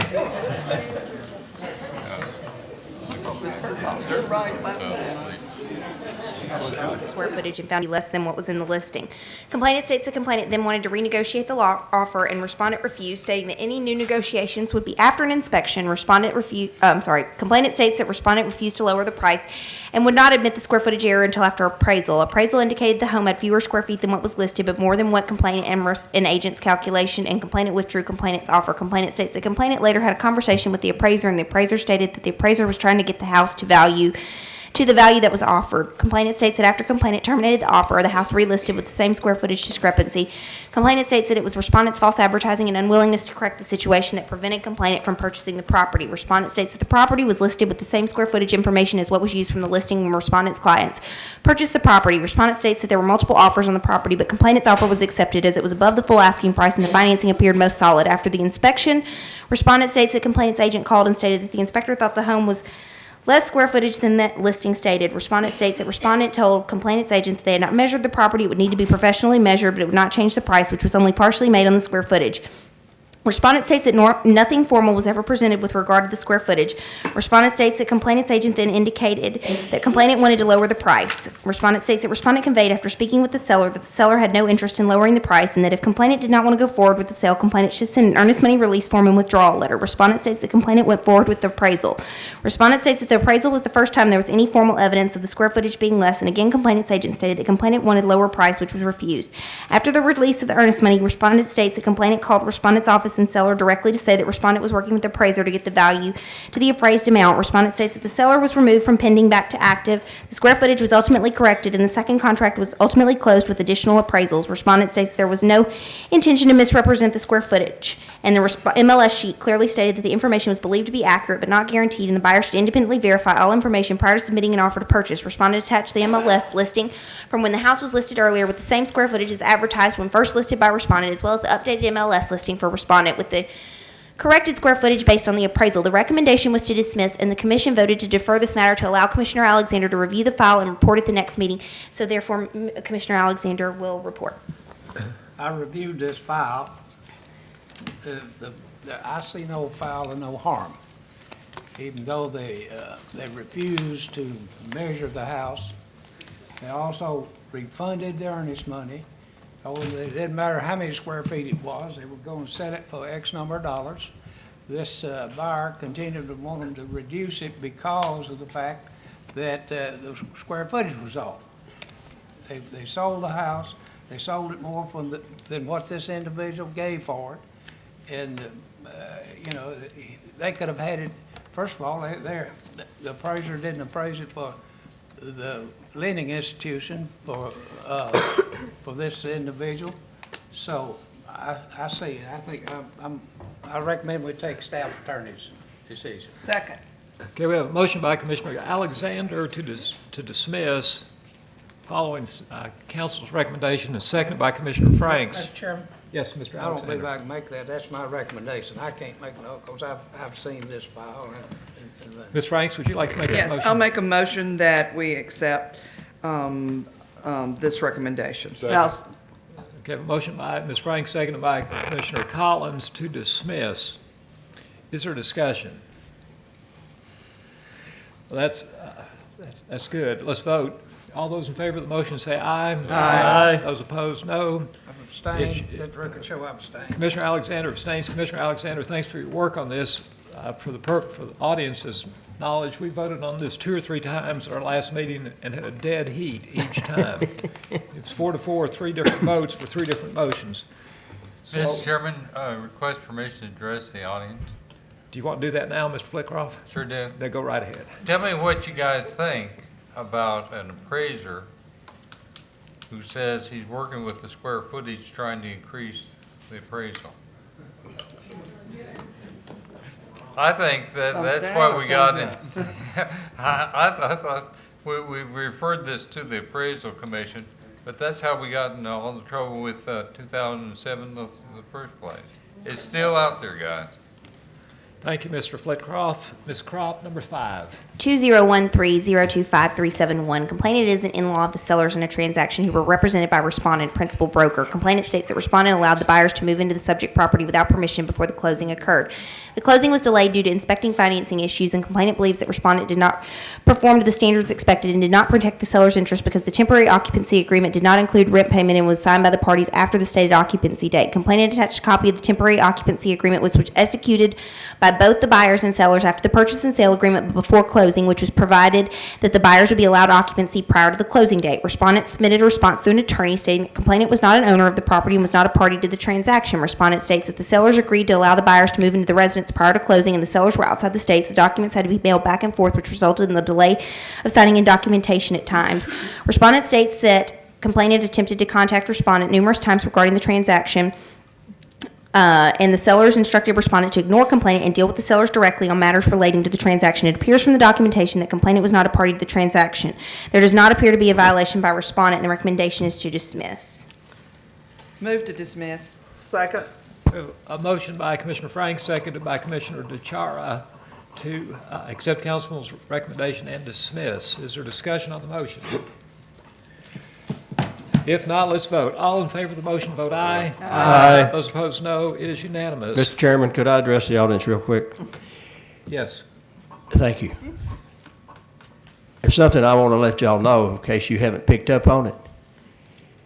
Julie Crop, who is the attorney for the Real Estate Commission, if you're noticing how fast she reads, she's also the attorney for the Auctioneer Commission. She can read real fast. Go ahead, Julie. Okay. 20130254441. Complainant attempted to purchase a property for which respondent, principal broker, represented the seller. Complainant states that complainant was unable to obtain financing and states that respondent has been asking for return of the earnest money since September 2013. Complainant furnished an earnest money disbursement and mutual release of purchase and sale agreement, which was electronically signed by complainant in September 2013 and is unsigned by the seller, and this form appears to have been sent via email to respondent from complainant's agent in September 2013. Complainant's agent states in emails that complainant did not qualify for the loan because there were governmental programs which were involved with the financing, and complainant made too much money. Respondent submitted a response stating that the government restrictions were discussed with complainant's agent from the beginning. Respondent further states that soon after the property was under contract for sale, complainant's agent told respondent that complainant may not be able to purchase the property. Later, respondent states that respondent was notified that complainant no longer wanted to purchase the condo, and respondent requested a copy of the loan denial letter. Respondent states that the loan denial letter was received from one of the recommended mortgage companies. Respondent states that respondent then notified complainant's agent that the seller did not want to return the earnest money. During the next 30 days, respondent states that attempts were made to resolve the issue, and the seller originally wanted respondent to interplead the matter, but respondent suggested a 50-50 split between the buyer and seller, which was communicated to complainant's agent but was rejected in late October 2013. Respondent states that this complaint was filed about a month later. Complainant states that after speaking with one of the recommended mortgage brokers, complainant realized that a loan would not be approved due to government restrictions. Complainant states there was a delay in receiving the loan denial letter because their contact moved companies, and complainant had to wait on the underwriter to deny the loan. Respondent, when contacted regarding the earnest money, which indicated that the earnest money was returned to complainant with seller permission in March 2013. However, no documentation was provided to show if and when exactly the money was returned. It appears that the earnest money disbursement form was sent by complainant's agent in September 2013. Therefore, it appears that respondent, as principal broker of the firm, did not disperse or interplead the earnest money until approximately 6 months after the request was transmitted, despite the fact that respondent states in the response that the seller originally wanted the matter interpled. Respondent suggested a 50-50 split, and that was rejected by the complainant in October 2013. The recommendation is a consent order for $500 for violation of Rule 1260-02-.09, specifically referencing subsection 3, which states that brokers are responsible for deposits and earnest money accepted by them or their affiliate brokers, and subsection 7, which states that funds in escrow and trustee accounts must be dispersed in a proper manner without unreasonable delay and should be dispersed or interpled within 21 calendar days from the date of receipt of a written request, plus attendance by respondent at one entire regularly scheduled meeting of the commission within 180 days of respondent's execution of the consent order. Is there a motion? Yes, I'd like to make a motion that we accept council's recommendation with the change of a $500 fee to $1,000. Second. Okay, we have a motion and a second in front of the commission that, if passed, would fine or suggest a civil penalty, of $1,000 and attendance at one of our regularly scheduled track meetings within 6 months. Mr. Bloom made the motion. Ms. Frank seconded the motion. Is there discussion? All right, let's vote. All in favor of the motion say aye. Aye. Those opposed, no. It's unanimous. Number 7, Julie. Okay. 2013-025-471. Complainants are property owners who signed a property management agreement with respondent principal broker. Complainants state that respondent soon leased the property to tenants. The residential lease agreement was for a period of 1 year and provided that a security deposit would be paid to respondent, and under no circumstances shall the security deposit be construed as rent, and the tenant should not have the power to withhold payment of the last month's rent on the grounds that the security deposit serves as security for unpaid rent. The lease also included a clause stating that smoking is strictly forbidden in the unit, and if a tenant smokes in the premises, a tenant will immediately forfeit the security deposit. The lease was subsequently renewed for an additional 12 months. Later, complainants state that they discussed listing the property with respondent, but the listing violated the terms of the lease, and the property was taken off the market. When the last month's rent had not arrived, complainants inquired about the rent and stated that they received an email from respondent stating that the tenants would not be paying the last month's rent and would be applying the security deposit to the last month's rent.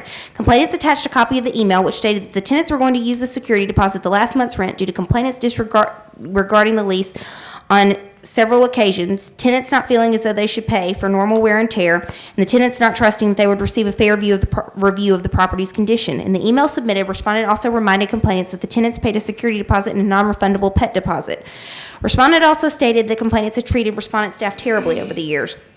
Complainants state that they traveled to inspect the property and toured the home with one of respondent's representatives, and complainants state that there was damage to the home, including scratched hardwood floors, which complainants state were inconsistent with normal wear and tear, and a strong smell of cigarette smoke. Complainants state that they requested return of the last month's rent and release of the security deposit. Complainants state that respondent replied, stating the security deposit could not be released until complainants provided copies of the expenses incurred to have the cigarette smoke cleaned from the home, and respondent was unable to collect the final rent payment. Complainants received the security deposit, but state they have not received the final rent payment. Complainants state that respondent declined taking any action against the tenants for rent payment, and complainants have had difficulty proceeding because the lease agreement was between respondent and the tenants.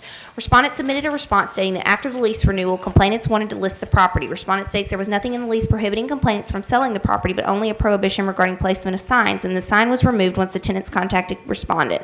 Respondent states that when the tenants were contacted regarding payment of the last month's rent, they responded by email stating that they wanted to apply their security deposit to their last month's rent.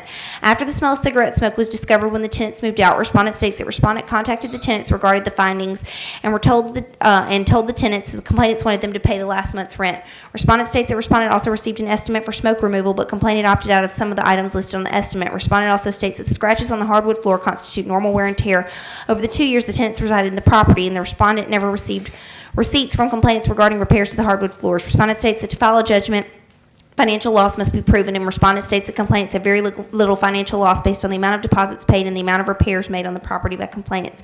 Respondent further states that the firm continued to contact the tenants about the final month's rent even after a respondent was fired by complainants, but attempts were not successful. However, after being terminated, respondent states that respondent's firm was not compelled to provide further services under the agreement.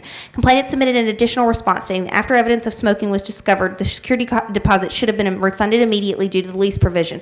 Complainants also attached invoices and checks regarding the costs associated with repairs to the property after the tenants vacated. Based on the documentation within the file, including emails between respondent and the tenants, and emails between respondent and complainants, it appears that respondent's initial reaction of merely emailing complainants to notify them of the tenant's apparent decision to apply the deposit to rent, despite the fact that the lease prohibited this, without attempting first to insist on payment and only attempting to collect the last month's rent payment after complainants insisted on payment, would appear to constitute failure to be loyal to the interests of the client. The recommendation is a consent order with $500 civil penalty for failing to be loyal to the interests of the client in violation of Tennessee Code annotated sections 6213-312, B14, and 6213-404, subsection 2, plus attendance by respondent at one entire regularly scheduled meeting of the commission within 180 days of respondent's execution of the consent order. Before I ask for a motion, Julie, could you just summarize this? Or was that your summary? Well, that was my summary. I guess essentially what my recommendation boils let me from. ask you, the respondent, who do you suggest he or she was disloyal to? I believe the complainants in that what I had was a copy of an email from the tenants to the respondent, something along the lines of, we think we'll just apply the last month's rent, or the deposit to our last month's rent, because of breaches that they've made. It went on a little bit further, and then after I can't remember if it was sent first, but it was approximately 10 days after the lease was due that the respondent sent an email to these complainants, the owners, saying the tenants have decided to apply their deposit to their last month's rent because you breached the lease term in several instances. And then it went on to say, and you've treated my staff horribly and things of that nature. And it just, Would you say the property manager, the respondent's client was the property owner? well, not they the did have a tenant? property management agreement With? with the owner? complainants With the here, the complainant. owners. The this co- res- the complainant is Is the owner. That's why I Mhm. was. The tenant is not the complainant. The tenant is not either the complainant or the respondent here. The complainant is the person that owns the property, and that person, I think it's actually a couple, had a management agreement with this respondent who was the licensee. Are there other questions, or is there a motion? I make a motion, we accept council's recommendation. Second. We have a motion by Commissioner DeChara to accept council's recommendation, seconded by Commissioner Collins. Is there discussion on the motion? Hearing none. All in favor of the motion, vote aye. Aye. Those opposed, no. It's unanimous. Thank you, Julie. Number 8. 20130255541. Complainant filed separate complaints against this respondent and the following 3 respondents, which are based on the same transaction, but complainant makes different allegations against each. This respondent is the principal broker of another firm, but is involved in this complaint through this respondent's role as owner of the firm, where the following 2 respondents of complaints 2013-025-621 and 2013-025-651 were principal broker and broker. Complainant filed a complaint against this respondent for respondent's inaction after being notified of the problem. Complainant states that respondent was made aware of the behavior of the broker in complaint 2013-025-651, hereinafter called broker, with regard to mishandling the sale of complainant's property and the broker's use of an unlicensed assistant in complaint 2013-025-661, hereafter called the unlicensed assistant, to perform the broker's duties. Complainant states that despite this notification, respondent has done nothing. Complainant also states that respondent was notified of fraudulent behavior by the principal broker in complaint 2013-025-621, hereinafter called principal broker, regarding the principal broker's mishandling of the sale of complainant's property. Complainant states that the principal broker repeatedly missed deadlines in the short sale agreement and nearly caused the home to go into foreclosure. Complainant states that respondent did not intervene, but instead directed corporate counsel to investigate the matter. Complainant states that the corporate counsel stated everything was fine and covered up crucial facts regarding delays, which complainant states were caused by the principal broker hiding the fact that the buyer had been rejected by the buyer's lender. Complainant also states that respondent and the principal broker have received a certified request for a letter promised to complainant, stating that the damage caused to complainant's credit history was the fault of the broker and unlicensed assistant, which complainant states was not written as promised. Complainant states that all of the acts of all resulted in complainant's house going into foreclosure status numerous times. Respondent submitted a response stating that respondent did not have personal first-hand knowledge of complainant's issues, and complainant dealt with one of the firm's branch offices, that office's principal broker and corporate counsel. Respondent states that respondent was copied on many but not all emails. Respondent states that complainant's property was being sold as a short sale, and short sales are difficult to handle and often take a long time to complete. Respondent states that the sale of the property and complainant were difficult, which resulted in the broker getting the principal broker involved. Respondent states that the principal broker worked tirelessly to get the sale closed while working with the bank. Respondent states that corporate counsel attempted to answer complainant's questions and concerns at the request of the principal broker, but complainant continued to harass and threaten action against all parties. Respondent states that the broker, principal broker, and corporate counsel all treated complainant with respect and worked diligently to close a difficult short sale transaction. Complainant submitted additional information stating that respondent and the others involved are being deceitful, and complainant informed respondent of the inappropriate activities of the broker and principal broker, but respondent did nothing.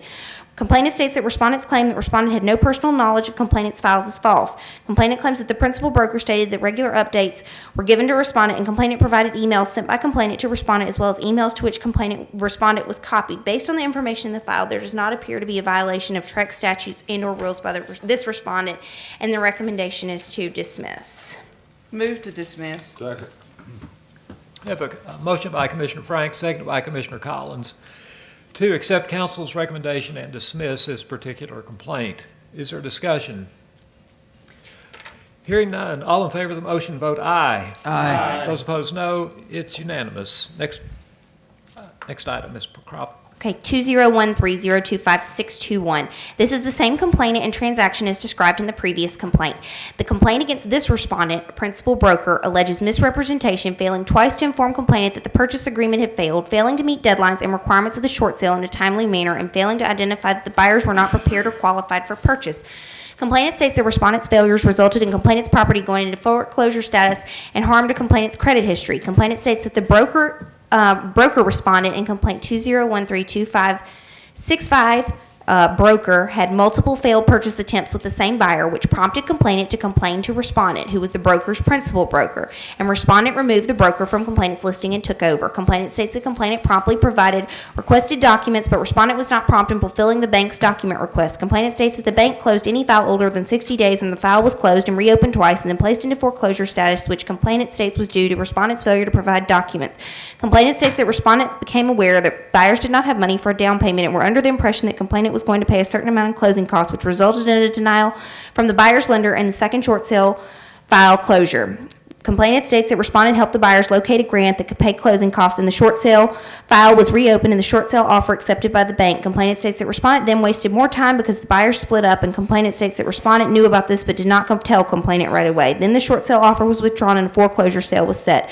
Complainant states that a different buyer then signed a new purchase agreement for $100,000 and the file was reopened and the foreclosure delayed, but the short sale offer was rejected and countered by the bank with $115,000. The buyer then countered with $102,000.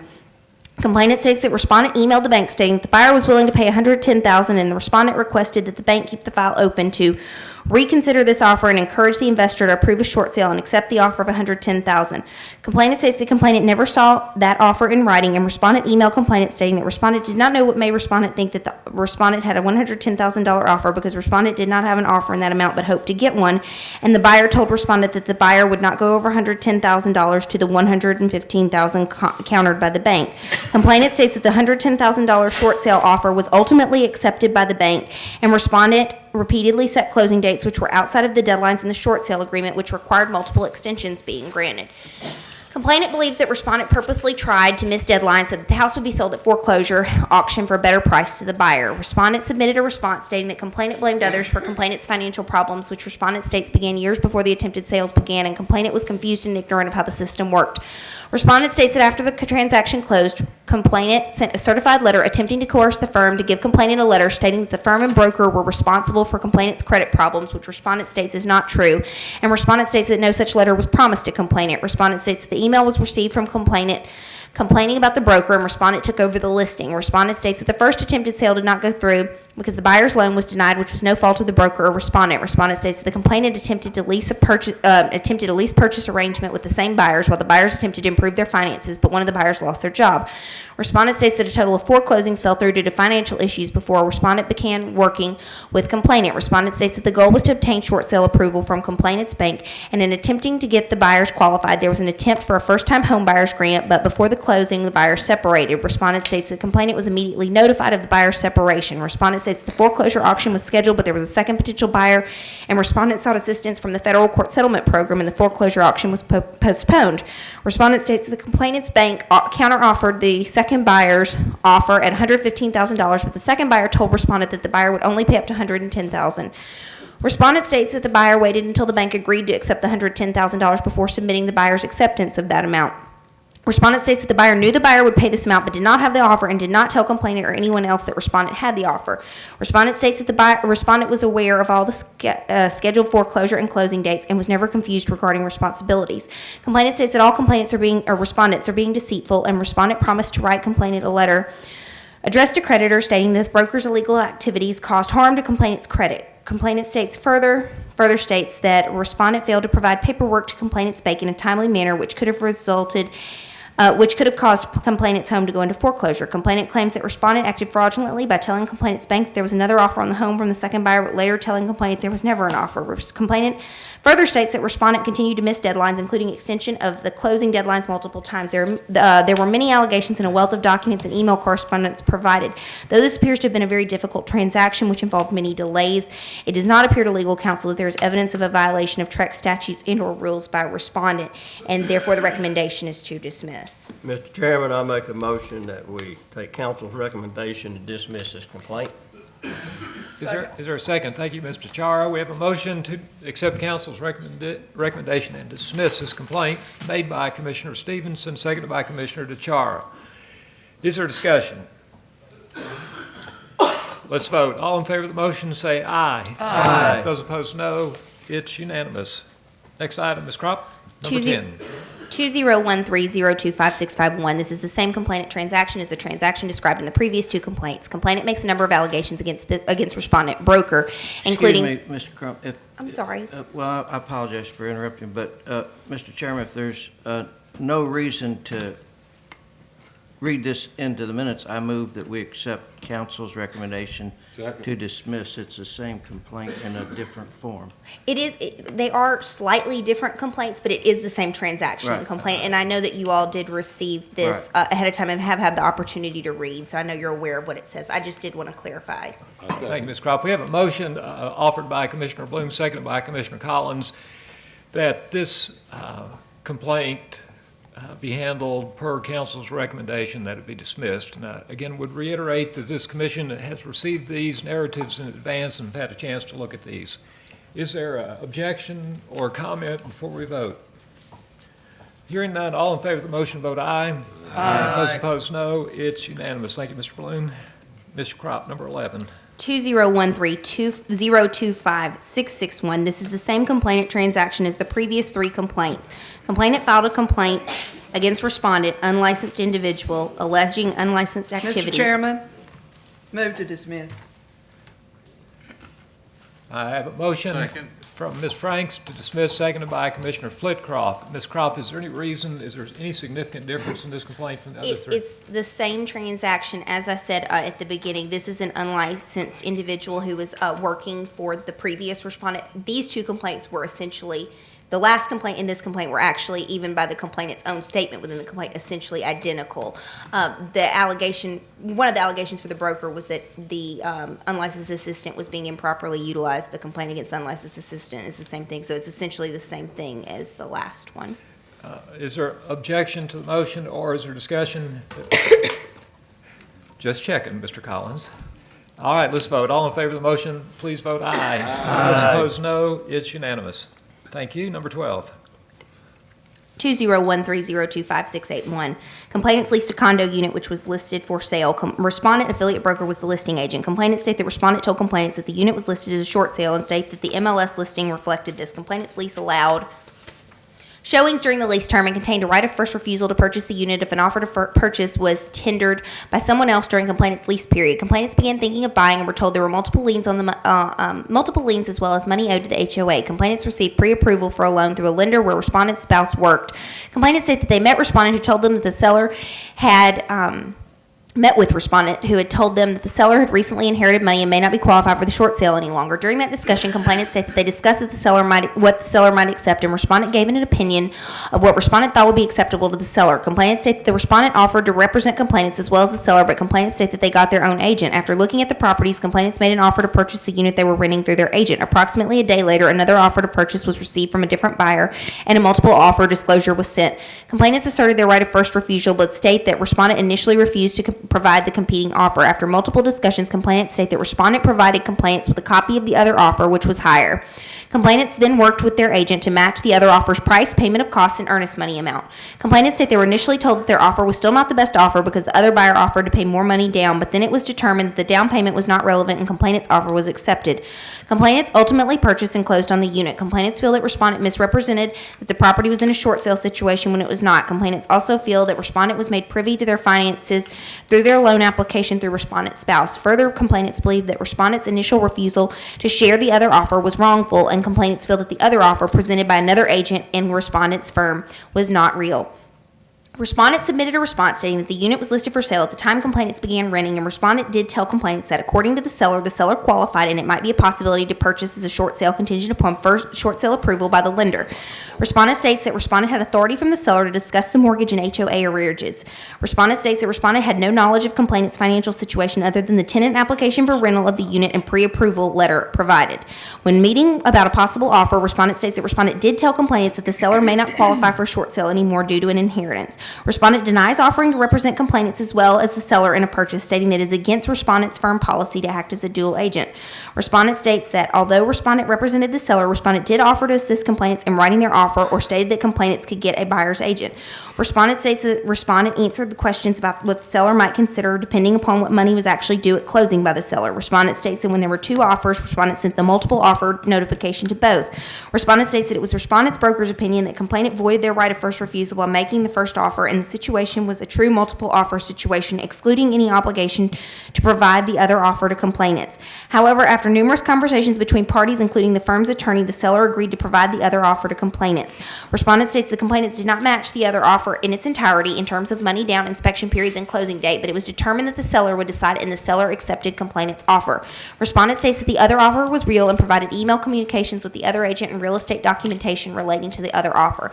Based on the documentation within the file, there does not appear to be a violation by respondent, and the recommendation is to dismiss. Move to take council's recommendation. A motion by Commissioner Alexander to accept council's recommendation and dismiss this complaint, seconded by Commissioner DeChara. Is there discussion?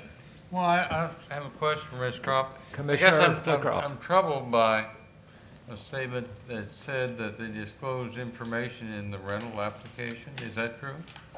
There was a rental application when these people applied to initially rent the property. I believe that's typical when they were applying to rent the property. They provided in their tenant application, some of that included financial information. But did they disclose the information in that?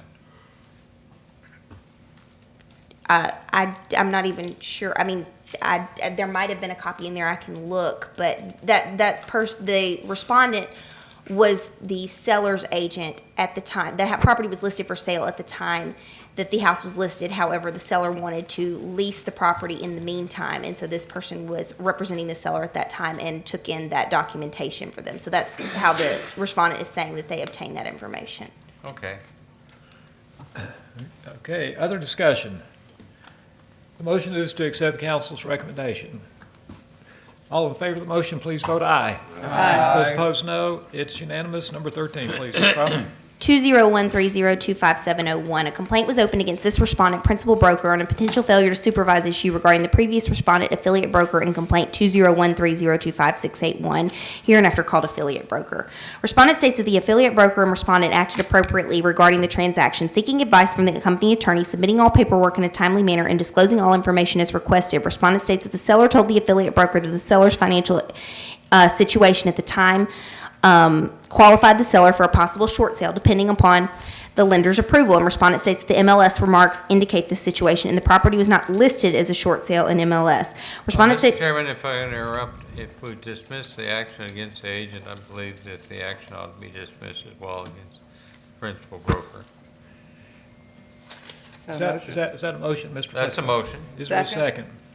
Second by Commissioner Franks. Is there discussion on the motion? All those in favor of the motion, vote aye. Aye. Those opposed, no. It's unanimous. Just for the audience's information, we're about to do item number 14 out of 26, just in case you're keeping track. Ms. Croft. 20140000231. Complainant states that complainant's daughter viewed a property which was managed by respondent's firm. Respondent is the principal broker. Complainant states that complainant's daughter submitted an application and paid a deposit, and complainant agreed to co-sign the lease. Complainant states that at respondent's request, complainant filled out the application, which required personal and financial information. Complainant states that respondent then stated that respondent could not rent the property to them because of complainant's financial circumstances. Complainant states that respondent then sent an email to several third parties without authorization or notification to complainant, which included personal financial information about respondent and defamatory comments. Complainant provided a copy of the referenced email written by respondent, which outlined the financial reasons for respondent's decision to deny the complainant as a cosigner. The information appears to have been given by way of background due to respondent stating that complainant made statements regarding complainant's affiliations with government officials and other political appointees in response to respondent's decision regarding the rental application. Respondent submitted a response through an attorney denying the allegations of misconduct. The information in the file does not appear to constitute a violation of TREC statutes and/or rules, and the recommendation is to dismiss. Is there a motion? Mr. Chairman, I make a motion, we take council's recommendation and dismiss this complaint. Second. I have a motion by Commissioner Stevenson, seconded by Commissioner DeChara, that this matter be dismissed per council's recommendation. Is there discussion? All in favor of the motion, please vote aye. Aye. Those opposed, no. It's unanimous. Number 15. 20140000291. Complainants are timeshare owners and residents of another state who state that they were contacted by an individual associated with respondent, an unlicensed entity, and told that complainants fell under the predatory lending law and respondent could help complainants get out of their outstanding debt with the timeshare developer. Complainants state that they were told they could get their number of points reduced if they paid a fee to respondent. Complainants state that they have a large monthly payment and a large outstanding debt to the developer and were told that they could pay a fee to respondent in 3 payments. Complainants said they paid all payments but have seen no action from respondent other than occasional calls from a representative of respondent who tells complainants to ignore calls from the developer and send any past due statements to respondent. So respondent can monitor the process. Complainant states they could have had the service for much less from another company, and complainants want a refund from respondent. Respondent submitted a response through its president. Respondent denies that complainants have received no service for the money paid and states that respondent has numerous communications with complainants by telephone, email, mail, and sent multiple letters on complainant's behalf. Respondent states that the contract clearly states that the scope of services which include providing necessary consulting services to guide an individual through the process of terminating existing timeshare debt and facilitating the purchase of new timeshare ownership at an affordable price. Respondent states that respondent is not engaged in unlicensed real estate activity in Tennessee, and respondent takes care to be sure its procedures are compliant with TREC's rules. Respondent states the first time it is discussed how a timeshare works and any benefits of owning a particular timeshare are done by a respondent's office in another state where respondent is licensed as a real estate company by an individual who's licensed as a broker in that state. Respondent states that all contracts are sent from that state's office and are made in that state as outlined in the contract. The issue for TREC's determination is whether respondent is operating as a timeshare resale company without licensure. The file contains an executed contract which is somewhat unclear as to what particular services will be provided by respondent other than assistance with helping an individual achieve extinguishing the debt and ownership and obtaining a new timeshare and or vacation club points. The contract states that it was made in another state, shall be governed under that state's laws, and that all payments correspondence not sent through electronic means shall be mailed to that state. The state referenced is where respondent is licensed. Email correspondence was provided between complainants and a representative of respondent who appears to be operating from that state as well. The only documentation provided which appears to tie this transaction to Tennessee is an email from an individual whose signature line includes a Tennessee address who provided complainants with the names and numbers of individuals who were references and information on respondent from the BBB in the state where the respondent is licensed. The information in the file does not appear at this time to indicate that respondent engaged in activities requiring timeshare resale licensure in Tennessee. However, it is recommended that the matter be referred to the Real Estate Commission in the state where respondent is licensed and where it appears that respondent's action took place. Therefore, the recommendation is to close and refer to the Real Estate Commission where respondent is licensed. Is there Make a motion to accept council's recommendation. a motion by Commissioner DeChara to accept council's recommendation? Is there a second? Second. Thank you, Ms. Frank. Second by Ms. Frank. Any discussion? All in favor of the motion, please vote aye. Aye. Those opposed, no. It's unanimous. Number 16, please. 20140000541. Complainant through complainant's agent states that complainant made an offer on a foreclosure property where respondent broker was the listing agent.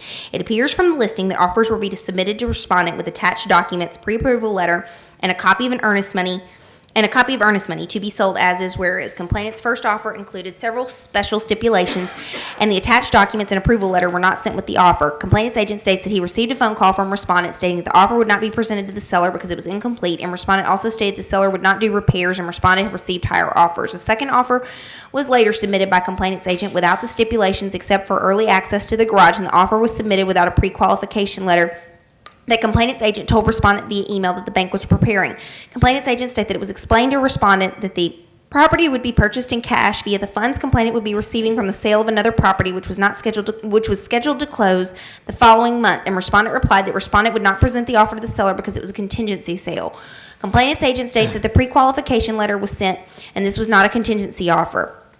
Later, complainant's agent submitted a third offer removing the cash option and providing the pre-qualification letter, and respondent requested that the letter state that the loan was not contingent upon the sale of the home and requested initialed addendums.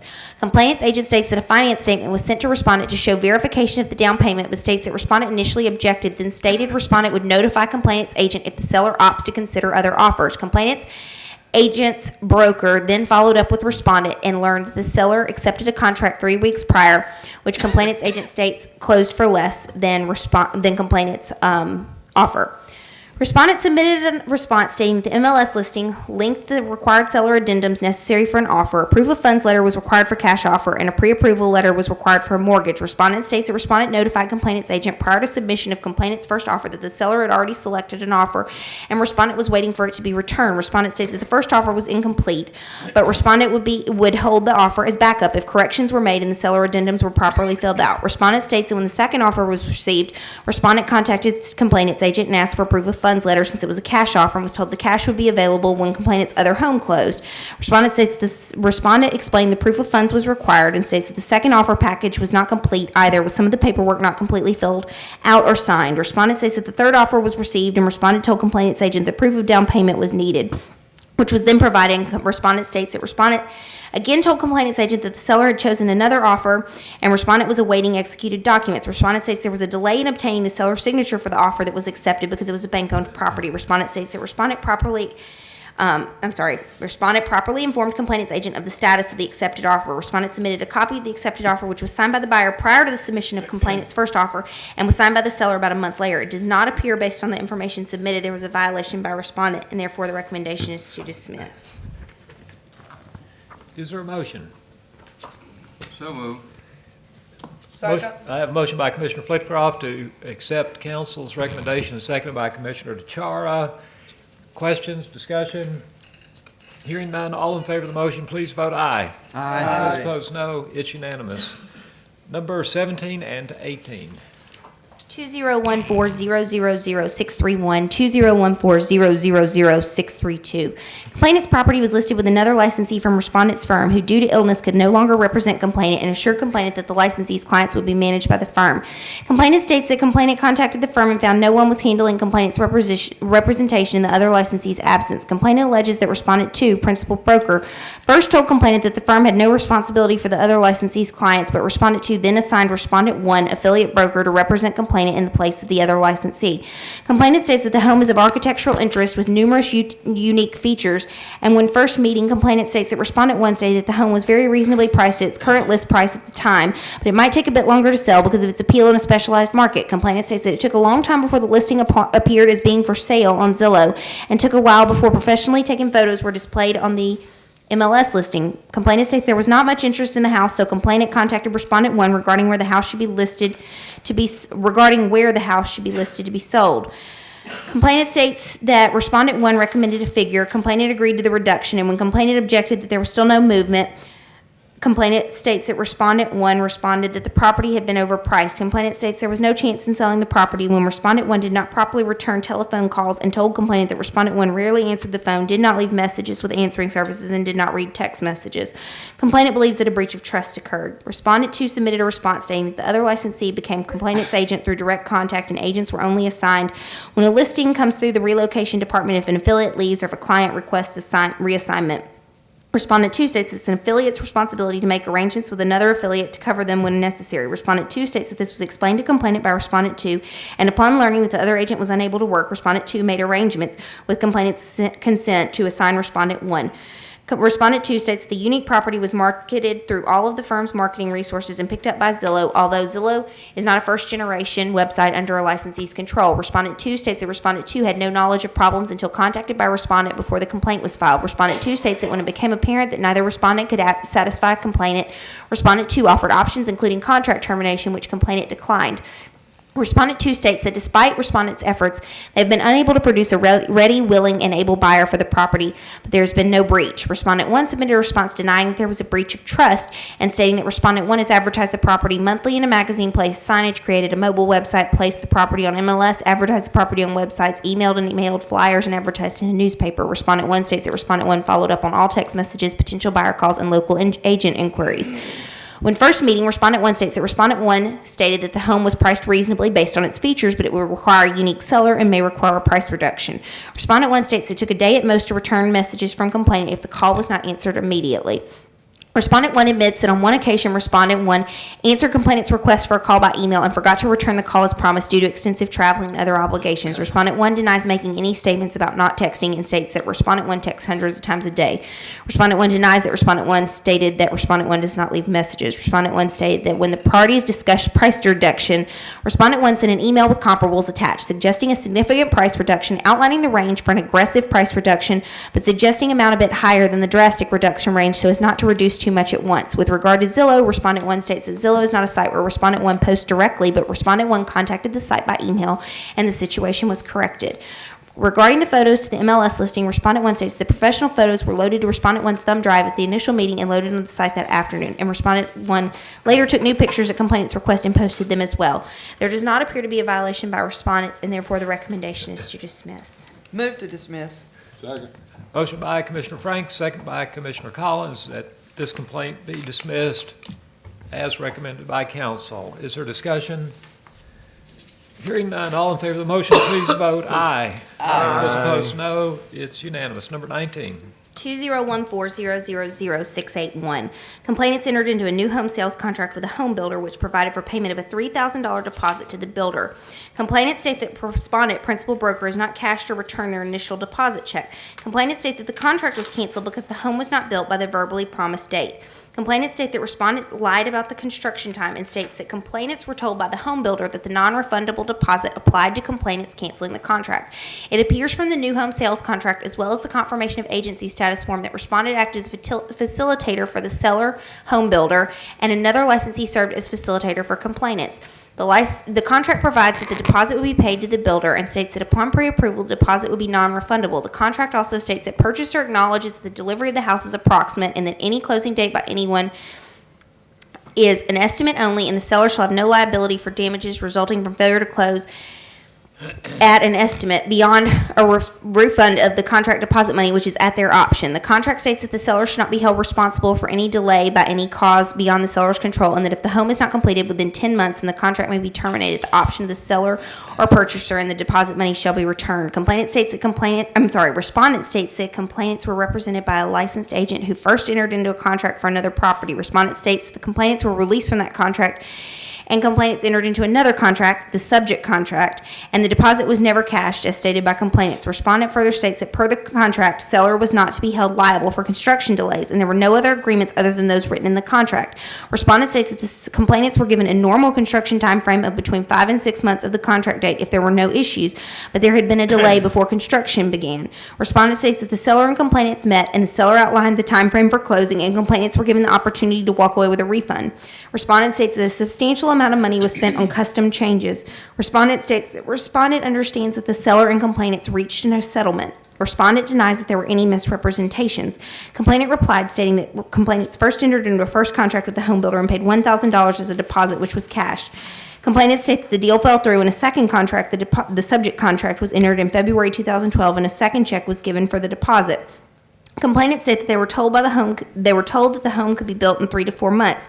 Complainants also state that a refund was discussed, but the builder denied the request. Complainants state that the home was completed in September, but complainants had already purchased a different home. Complainants state that respondents stated and implied incorrect information that led complainants to losing money with the home builder. Although complainants may have an action against the builder, the information within the file does not appear to indicate a violation of TREC statutes or rules by respondent, and therefore the recommendation is to dismiss. Did the builder have the builder deposit? The realtor never had the money? Is that correct? It says in both of the contracts that it was going to be a deposit to the, and I can pull it out, but I think I quoted it, to the builder is what it said. Okay. And there was no allegation that was directly saying that this person had it. It appeared to be that misrepresentation was the allegation against this person. It didn't appear, the complainant said it was never cashed, the respondent said it was never cashed, and it appeared that maybe there was something on the side going on between the builder and the buyer with upgrades being paid, and the complainant appeared to have ultimately been upset by what was paid and not given back, but it didn't appear that there was any allegation of failing to account for money that the respondent had that, should have been given back. It didn't appear that way to me. Move to dismiss. Second.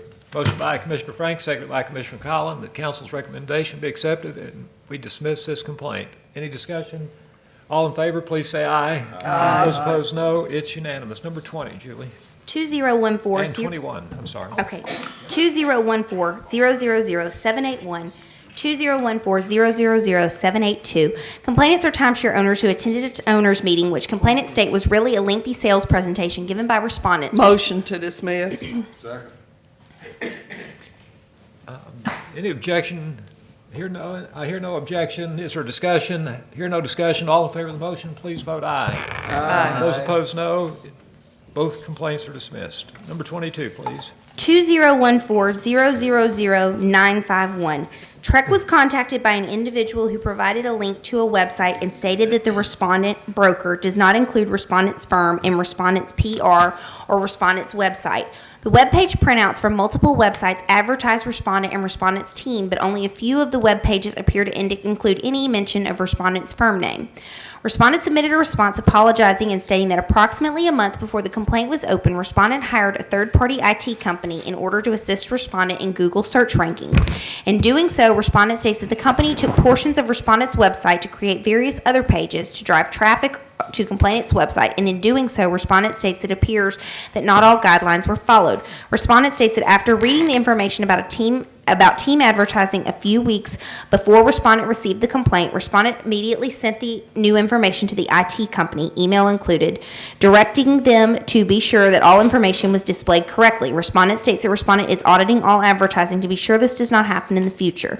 On May 1st, 2014, legal counsel conducted a search of the web pages printed with the original complaint and found that the pages had all been updated to reference the firm name, but some of the websites appear to include the name of respondent's current firm, and others still featured the name of the firm where respondent was affiliated until on or about February 24, 2014, after the complaint was filed and answered. Based on the information submitted, it appears that respondent's original internet advertising did not include the firm name and telephone number on each page, as required by Rule 1260-02-.12, subsection 4A. Although it appears that this was corrected and properly updated for a few of the web pages, it also appears that there are several web pages which still contain respondent's former firm information and have not been updated as referenced in Rule 1260-02-.12, subsection 4C. The recommendation is a consent order with a $500 civil penalty for violation of Rule 1260-02-.12, highlighting subsection 2B, requiring that all advertising shall be under the direct supervision of the principal broker and include firm name and telephone number. Subsection 4A, stating that the firm name and telephone number must appear on each page of the website, and 4C, stating that the listing information must be kept current and accurate, plus attendance by respondent at one entire regularly scheduled meeting of the commission within 180 days of respondent's execution of the consent order. Is there, Motion to approve council's recommendation. is there a second? Your motion's about to die, Mr. Charles. Well. Is there a second to? I'm gonna second it for discussion. Okay, I'm going to give Grover Collins, Commissioner Collins, a credit for the second. Now discussion. Mr. Alexander? Do you know who those email carriers were that did not remove the names and just said, Do you mean the name of the website or the IT company? I don't know the difference? I don't know. There was only an email. I mean, as the person stated, before the complaint was filed, but after some information had been sent out by an association about teams, there was an email sent by this person to another individual. I'm not sure of where that individual worked. I just have a copy of the email, basically stating what he said, to say that it didn't appear they were compliant, and to look at the email and basically beef it up to satisfy that. The websites that it was on, two of the websites, I believe, are personal websites of this person. Another one, it starts with newswire.net. It appears to be like two PR releases that are in there. However, I do think it was controlled by the IT person, because initially, when the complaint was filed, there was no mention of the firm name on those two websites. Then this email was sent to the IT person saying, hey, correct this. And it was corrected, but then not updated when the person moved firms, which was in February of this year. And I personally checked these on May 1st, which was over 2 months later. And the rule requires that listing information be kept current and accurate. And although it's really more information about this person's program, I don't think that it's probably satisfying the intent of the rule when it requires firm name and telephone number if you don't keep that current, if it's not your current firm name, telephone number. It's where you were 2.5 months ago. I mean, somebody else may disagree, but No, these are like websites or PR release type things. Answers my question, thank you. Other comments or questions? Are you ready to vote? Let's vote. Those in favor of the motion, please vote aye. Aye. Those opposed, no. Vote is unanimous. Thank you. Mr. Alexander, number 23, Ms. Crop. 201400101. Complaint was opened against respondent, principal broker, on a potential failure to supervise issue regarding the previous respondent broker in complaint 20140000951, hereinafter called broker, who was affiliated with respondent's firm at the time of the complaint response. Respondent states that before receiving the complaint, respondent was aware of the broker's internet advertising and was in communication with the broker regarding the issue. Respondent states that respondent has been diligently working on getting the web pages corrected through,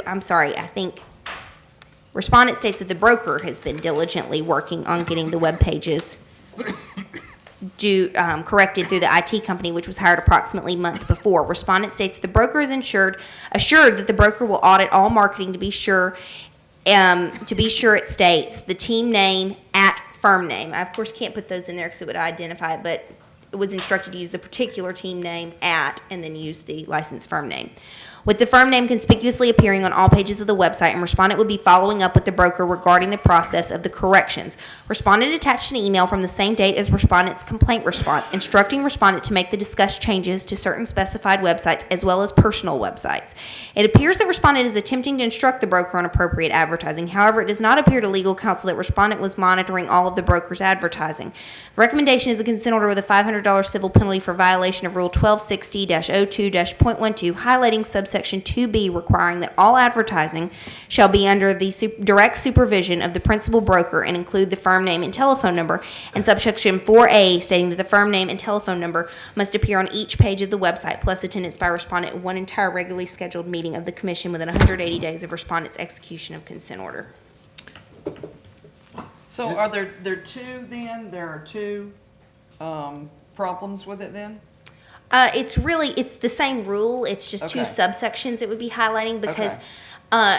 essentially the broker appears to say that it had been addressed with the person prior to that. I'm sure that's the case, but there was still a problem there. And then also after the complaint was filed, there was an email from the principal broker to the broker whose websites there were saying, you need to be sure to correct this on A, B, C, and D website. And then it says, and all other personal websites.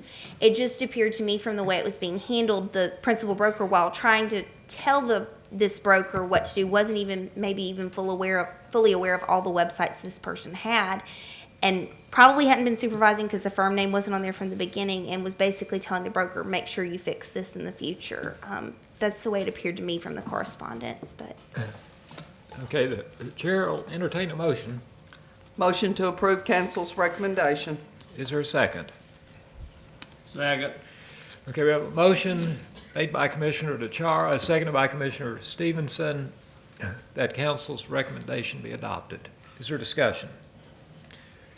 All right, let's vote. All in favor of the motion, please vote aye. Aye. Those opposed, no. It's unanimous. Number 24, please. 201400121. Complainant attended a sales presentation given by respondent, a timeshare registration, in 2001. Complainant alleges that misleading tactics were utilized in the sales presentation. Complainant states that the lot the complainant was shown was not sold, and that complainant was Motion to dismiss. Second. A motion by Commissioner DeChara, seconded by Commissioner Alexander, that this motion, or this complaint be dismissed per council's recommendation. Any objection? Any discussion? Let's vote. All in favor of the motion, please vote aye. Aye. Those opposed, no. It's unanimous. Numbers 25 and 26. 2014003241 and 2014003242. Complainant is the owner of a vacation rental property. Complainant states that respondents 1 and 2, both unlicensed individuals, approached complainant regarding rental management. Complainant states that respondents own a cleaning company and a vacation rental company. According to complainant, respondents began renting complainant's property in October 2013. Beginning the following month, complainant states that rents were not received in a timely fashion. When complainant met with respondent 1 about the problem, complainant states that complainant was informed that respondents were getting a divorce and respondent 2 was no longer involved in the business. Complainant states that until that time, respondent 1 did the rental bookings and respondent 2 did the pool maintenance. At that point, complainant states that complainant found out that Respondent 1 was not licensed and Respondent 1 became unresponsive to communication attempts. Complainant states that Respondent 1 has not returned the rent money owed to complainant for 2 months of rentals, as well as linens owned by complainant, will not give the names of individuals who have future bookings, and has not returned deposit money for collected for future bookings. Complainant attached emails and documentation regarding money paid to Respondent's businesses by individuals who booked in the future. There was no response submitted by Respondent 1. Respondent 2 submitted a response stating that respondents met with complainant regarding taking over the management of complainant's rental property in September 2013. Respondent 2 states that Respondent 1 was managing the property under the cleaning business at the time, and the vacation rental company was formed later. Respondent 2 states that Respondent 2 is not informed of any agreement between Respondent 1 and complainant and does not know the details of their financial arrangement. Respondent 2 states that respondents are divorcing, and Respondent 1 managed finances and was the sole manager of the cleaning business. Respondent 2 states that Respondent 2 did handyman jobs such as pool maintenance, assistance with cleaning, and delivery of firewood. Respondent 2 states that Respondent 2 did not realize until later that Respondent 1 had not been sending rental payments to complainant. Respondent 2 states that Respondent 2 did not take phone calls, accept rental bookings, or handle any finances for the cleaning company or the vacation rental company, but only provided simple maintenance services when needed. At this time, the information in the file indicates that Respondent 2's participation was limited to performing maintenance tasks as needed. However, it appears that Respondent 1 was operating a vacation lodging service without a license. The recommendation is to close as to Respondent 2 and as to Respondent 1 consent order for $1,000 for unlicensed activity in violation of Tennessee Code Annotated Section 6213-104B2, stating that each vacation lodging service shall be required to have a vacation lodging service firm license, and B3BI, stating that each vacation lodging service firm shall designate an individual to be licensed as a designated agent. Ms. Crawford, question, do we have any jurisdiction with vacation lodging to maintain an action for unlicensed behavior? Well, those subsections require licensure, and there is a statute, the statute 561308, I believe it is, authorizes a board to assess civil penalties for a violation of any statute. As you know, the vacation lodging service statute specifically excludes any other provisions within the Brokers Act or regulations promulgated under the rest of the Brokers Act from application to vacation lodging services. So we're left just with that statute. But these two provisions are included within the VLS statute. Mr. Flitcroft, would you like to make a motion? I move we accept council's recommendation. Second. Thank you, and seconded by Commissioner Bloom. Is there discussion? Let's vote. All in favor of the motion, please vote aye. Aye. Those opposed, no. It's unanimous. Thank you, Ms. Croft. Another excellent job of reading faster than we can listen. Back to you, Mr. Chairman. In your legal report, Ms. Croft, what else do you? I have the consent order log that's on there for you all's review. If you have any questions, I'd be happy to answer them. But basically, this is my tracking mechanism for all consent orders which are sent out, and the page indicates the ones that have not been accepted yet, some of which you'll see have been moved over to be put in line for formal litigation, some of which I'm still waiting for a final response. And that's just my way of keeping track of these and just having a way of knowing where they are in the process. The only other thing I have is just a brief update about the E&O and fingerprint rules, which are effective today, actually. Is it all right if I move on to that? Yes, go right ahead. Okay.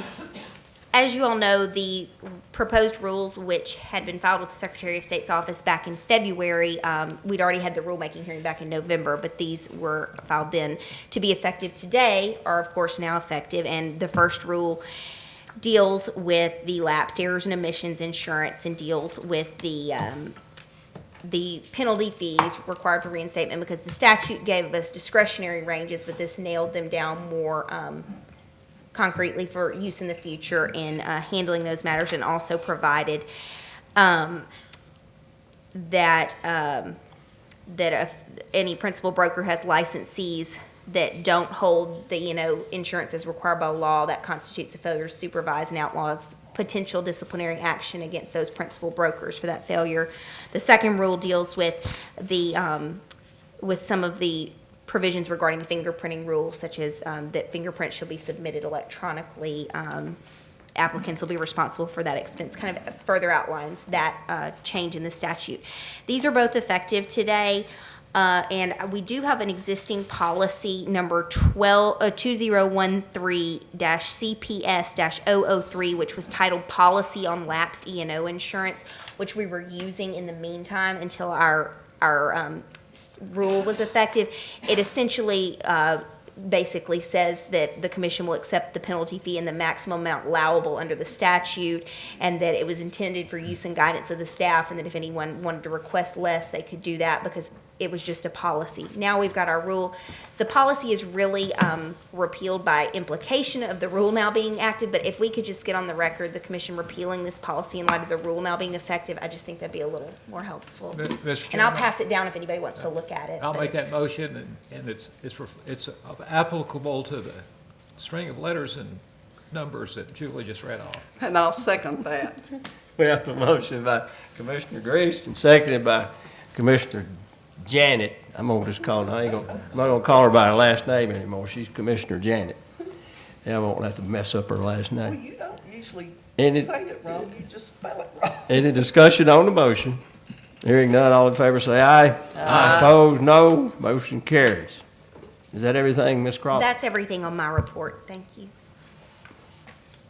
Ms. Maxwell, do you have anything else that you have Um, overlooked? One other thing, the PSI was awarded the testing contract again. If you remember, the RFP was, did I already tell you that? The RFP went out several weeks ago, and they've signed the contract's now executed as of a couple of days ago. So they'll be the tester for the next next 2 years, starting July the 1st. They're gonna be the tester. I don't have it with me, but we I can let don't you know the either, but exact they'll be the period that tester they for the won. next little bit of They won the time. contract. Right. Okay. You can let us know next month. Right, well, but they got the contract, it's been executed, so they're. Commissioner reports. Commissioner Collins. I have enjoyed myself immensely, and I love the city, and I appreciate our commissioners. It's done so much work. The real estate business is good. You try to encourage people that are having a hard time to drop out.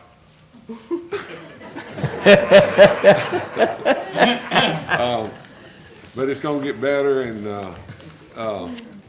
have a good day. Commissioner Franks.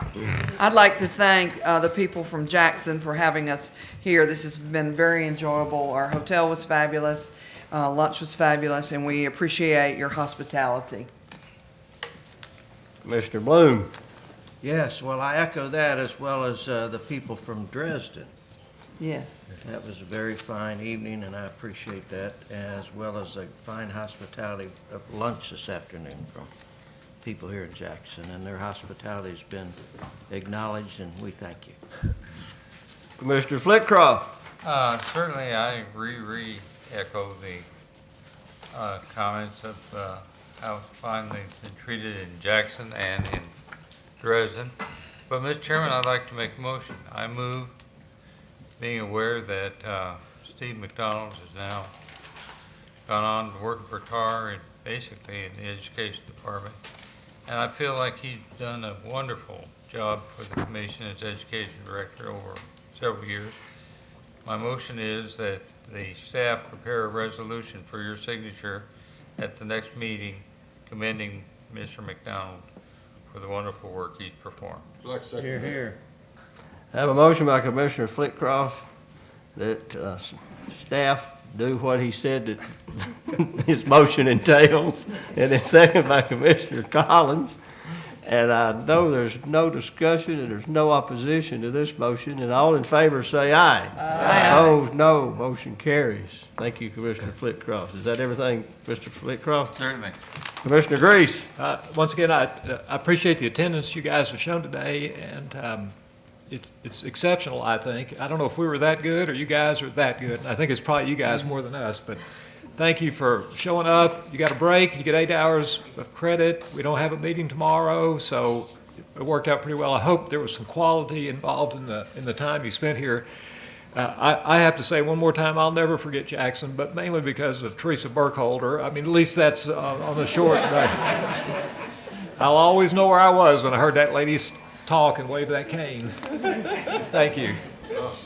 Hey, Commissioner, I'd like to say one other thing. You were very good today, and I think if your wife would come more often, you'd behave. Yeah, are you trying to tell my wife I don't behave when she's not here? I'm trying to understand the implication here, Grover. You were nice today. Oh, Mr. well, thank you. Alexander. It's your turn. Well, I've had a good time. I always have a good time, most anywhere I go. Isaac, it was nice to see you and Carol last night. And Joan and Mr. Smith, thank you all for the lunch today. Yeah. That was very gracious.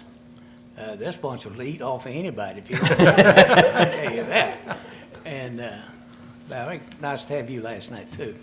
I'm just up the road at Dresden, and I am your West Tennessee Commissioners. If you want to gripe, call me. I'll listen to you. Probably won't tell you anything, but I'll be glad to listen. But I always have a good time, and I thank you, and I thank you for your attendance and your guidance. I think that you see now that, especially this last segment, that we get accused of giving somebody a raw deal, but you see, we have no idea who they are. I wish you'd understand that and tell the other folks that you do. And we're very concerned about what we do, because we get paid so well. We get $50 a day. So, thank you. And if you go up to Dresden, come see me. If you can't come, send money. Commissioner DeShara. Well, I would just like to thank all you commissioners for coming to Jackson, because we so appreciate the opportunity for our agents to be able to get the continuing education without having to drive for 2 hours to do it. And we appreciate y'all coming. And I appreciate all of you who came today and supported the commission. Thank you. Janet, you saying thank you for us coming here to Jackson. The reason we came to Jackson, we want to go to Dresden and eat one of the finest steaks that you could ever have. You got that right. Up at Wendell's. Anyway, Wendell treated us to dinner last night up at his farm, which is about 40 miles up in Dresden.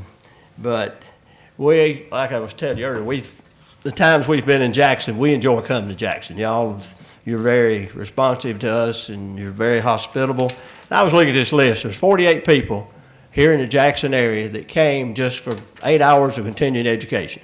And we hope that you got something for your money today, since it was free. There's actually more than that.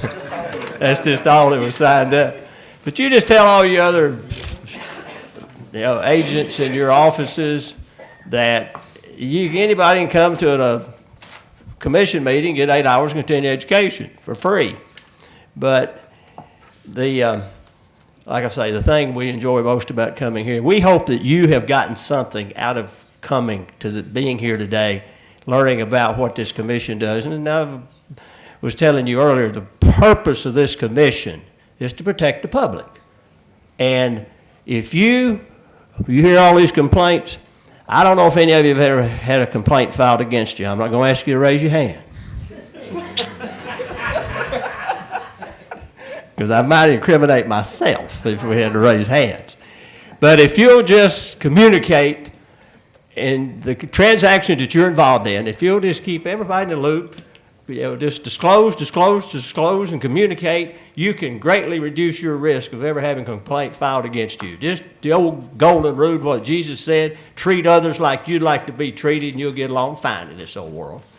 And we thank you for your hospitality. Remind them to sign out. And as you leave, be sure you sign out. And And you'll get a certificate, Kimberly will give you a certificate I got of a question. attendance. and there's one other thing I want to say. Wendell's got a question. Commissioner Alexander. Carmen Hasbro, hold up your hand. We'll talk to you when you get through. She's right back there. Uh-oh. John Grease, I think you did a remarkable job conducting our commission meeting this afternoon. And it's good to have you as my vice chairman.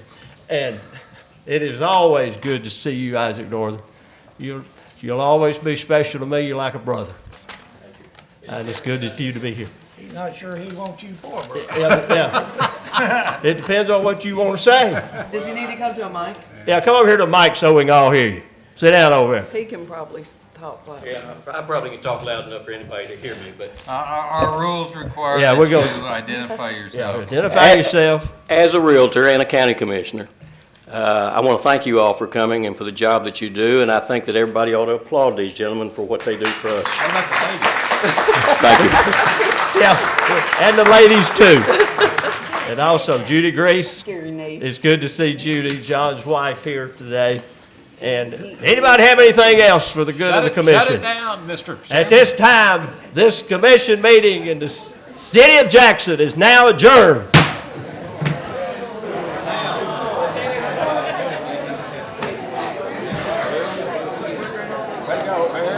Record time.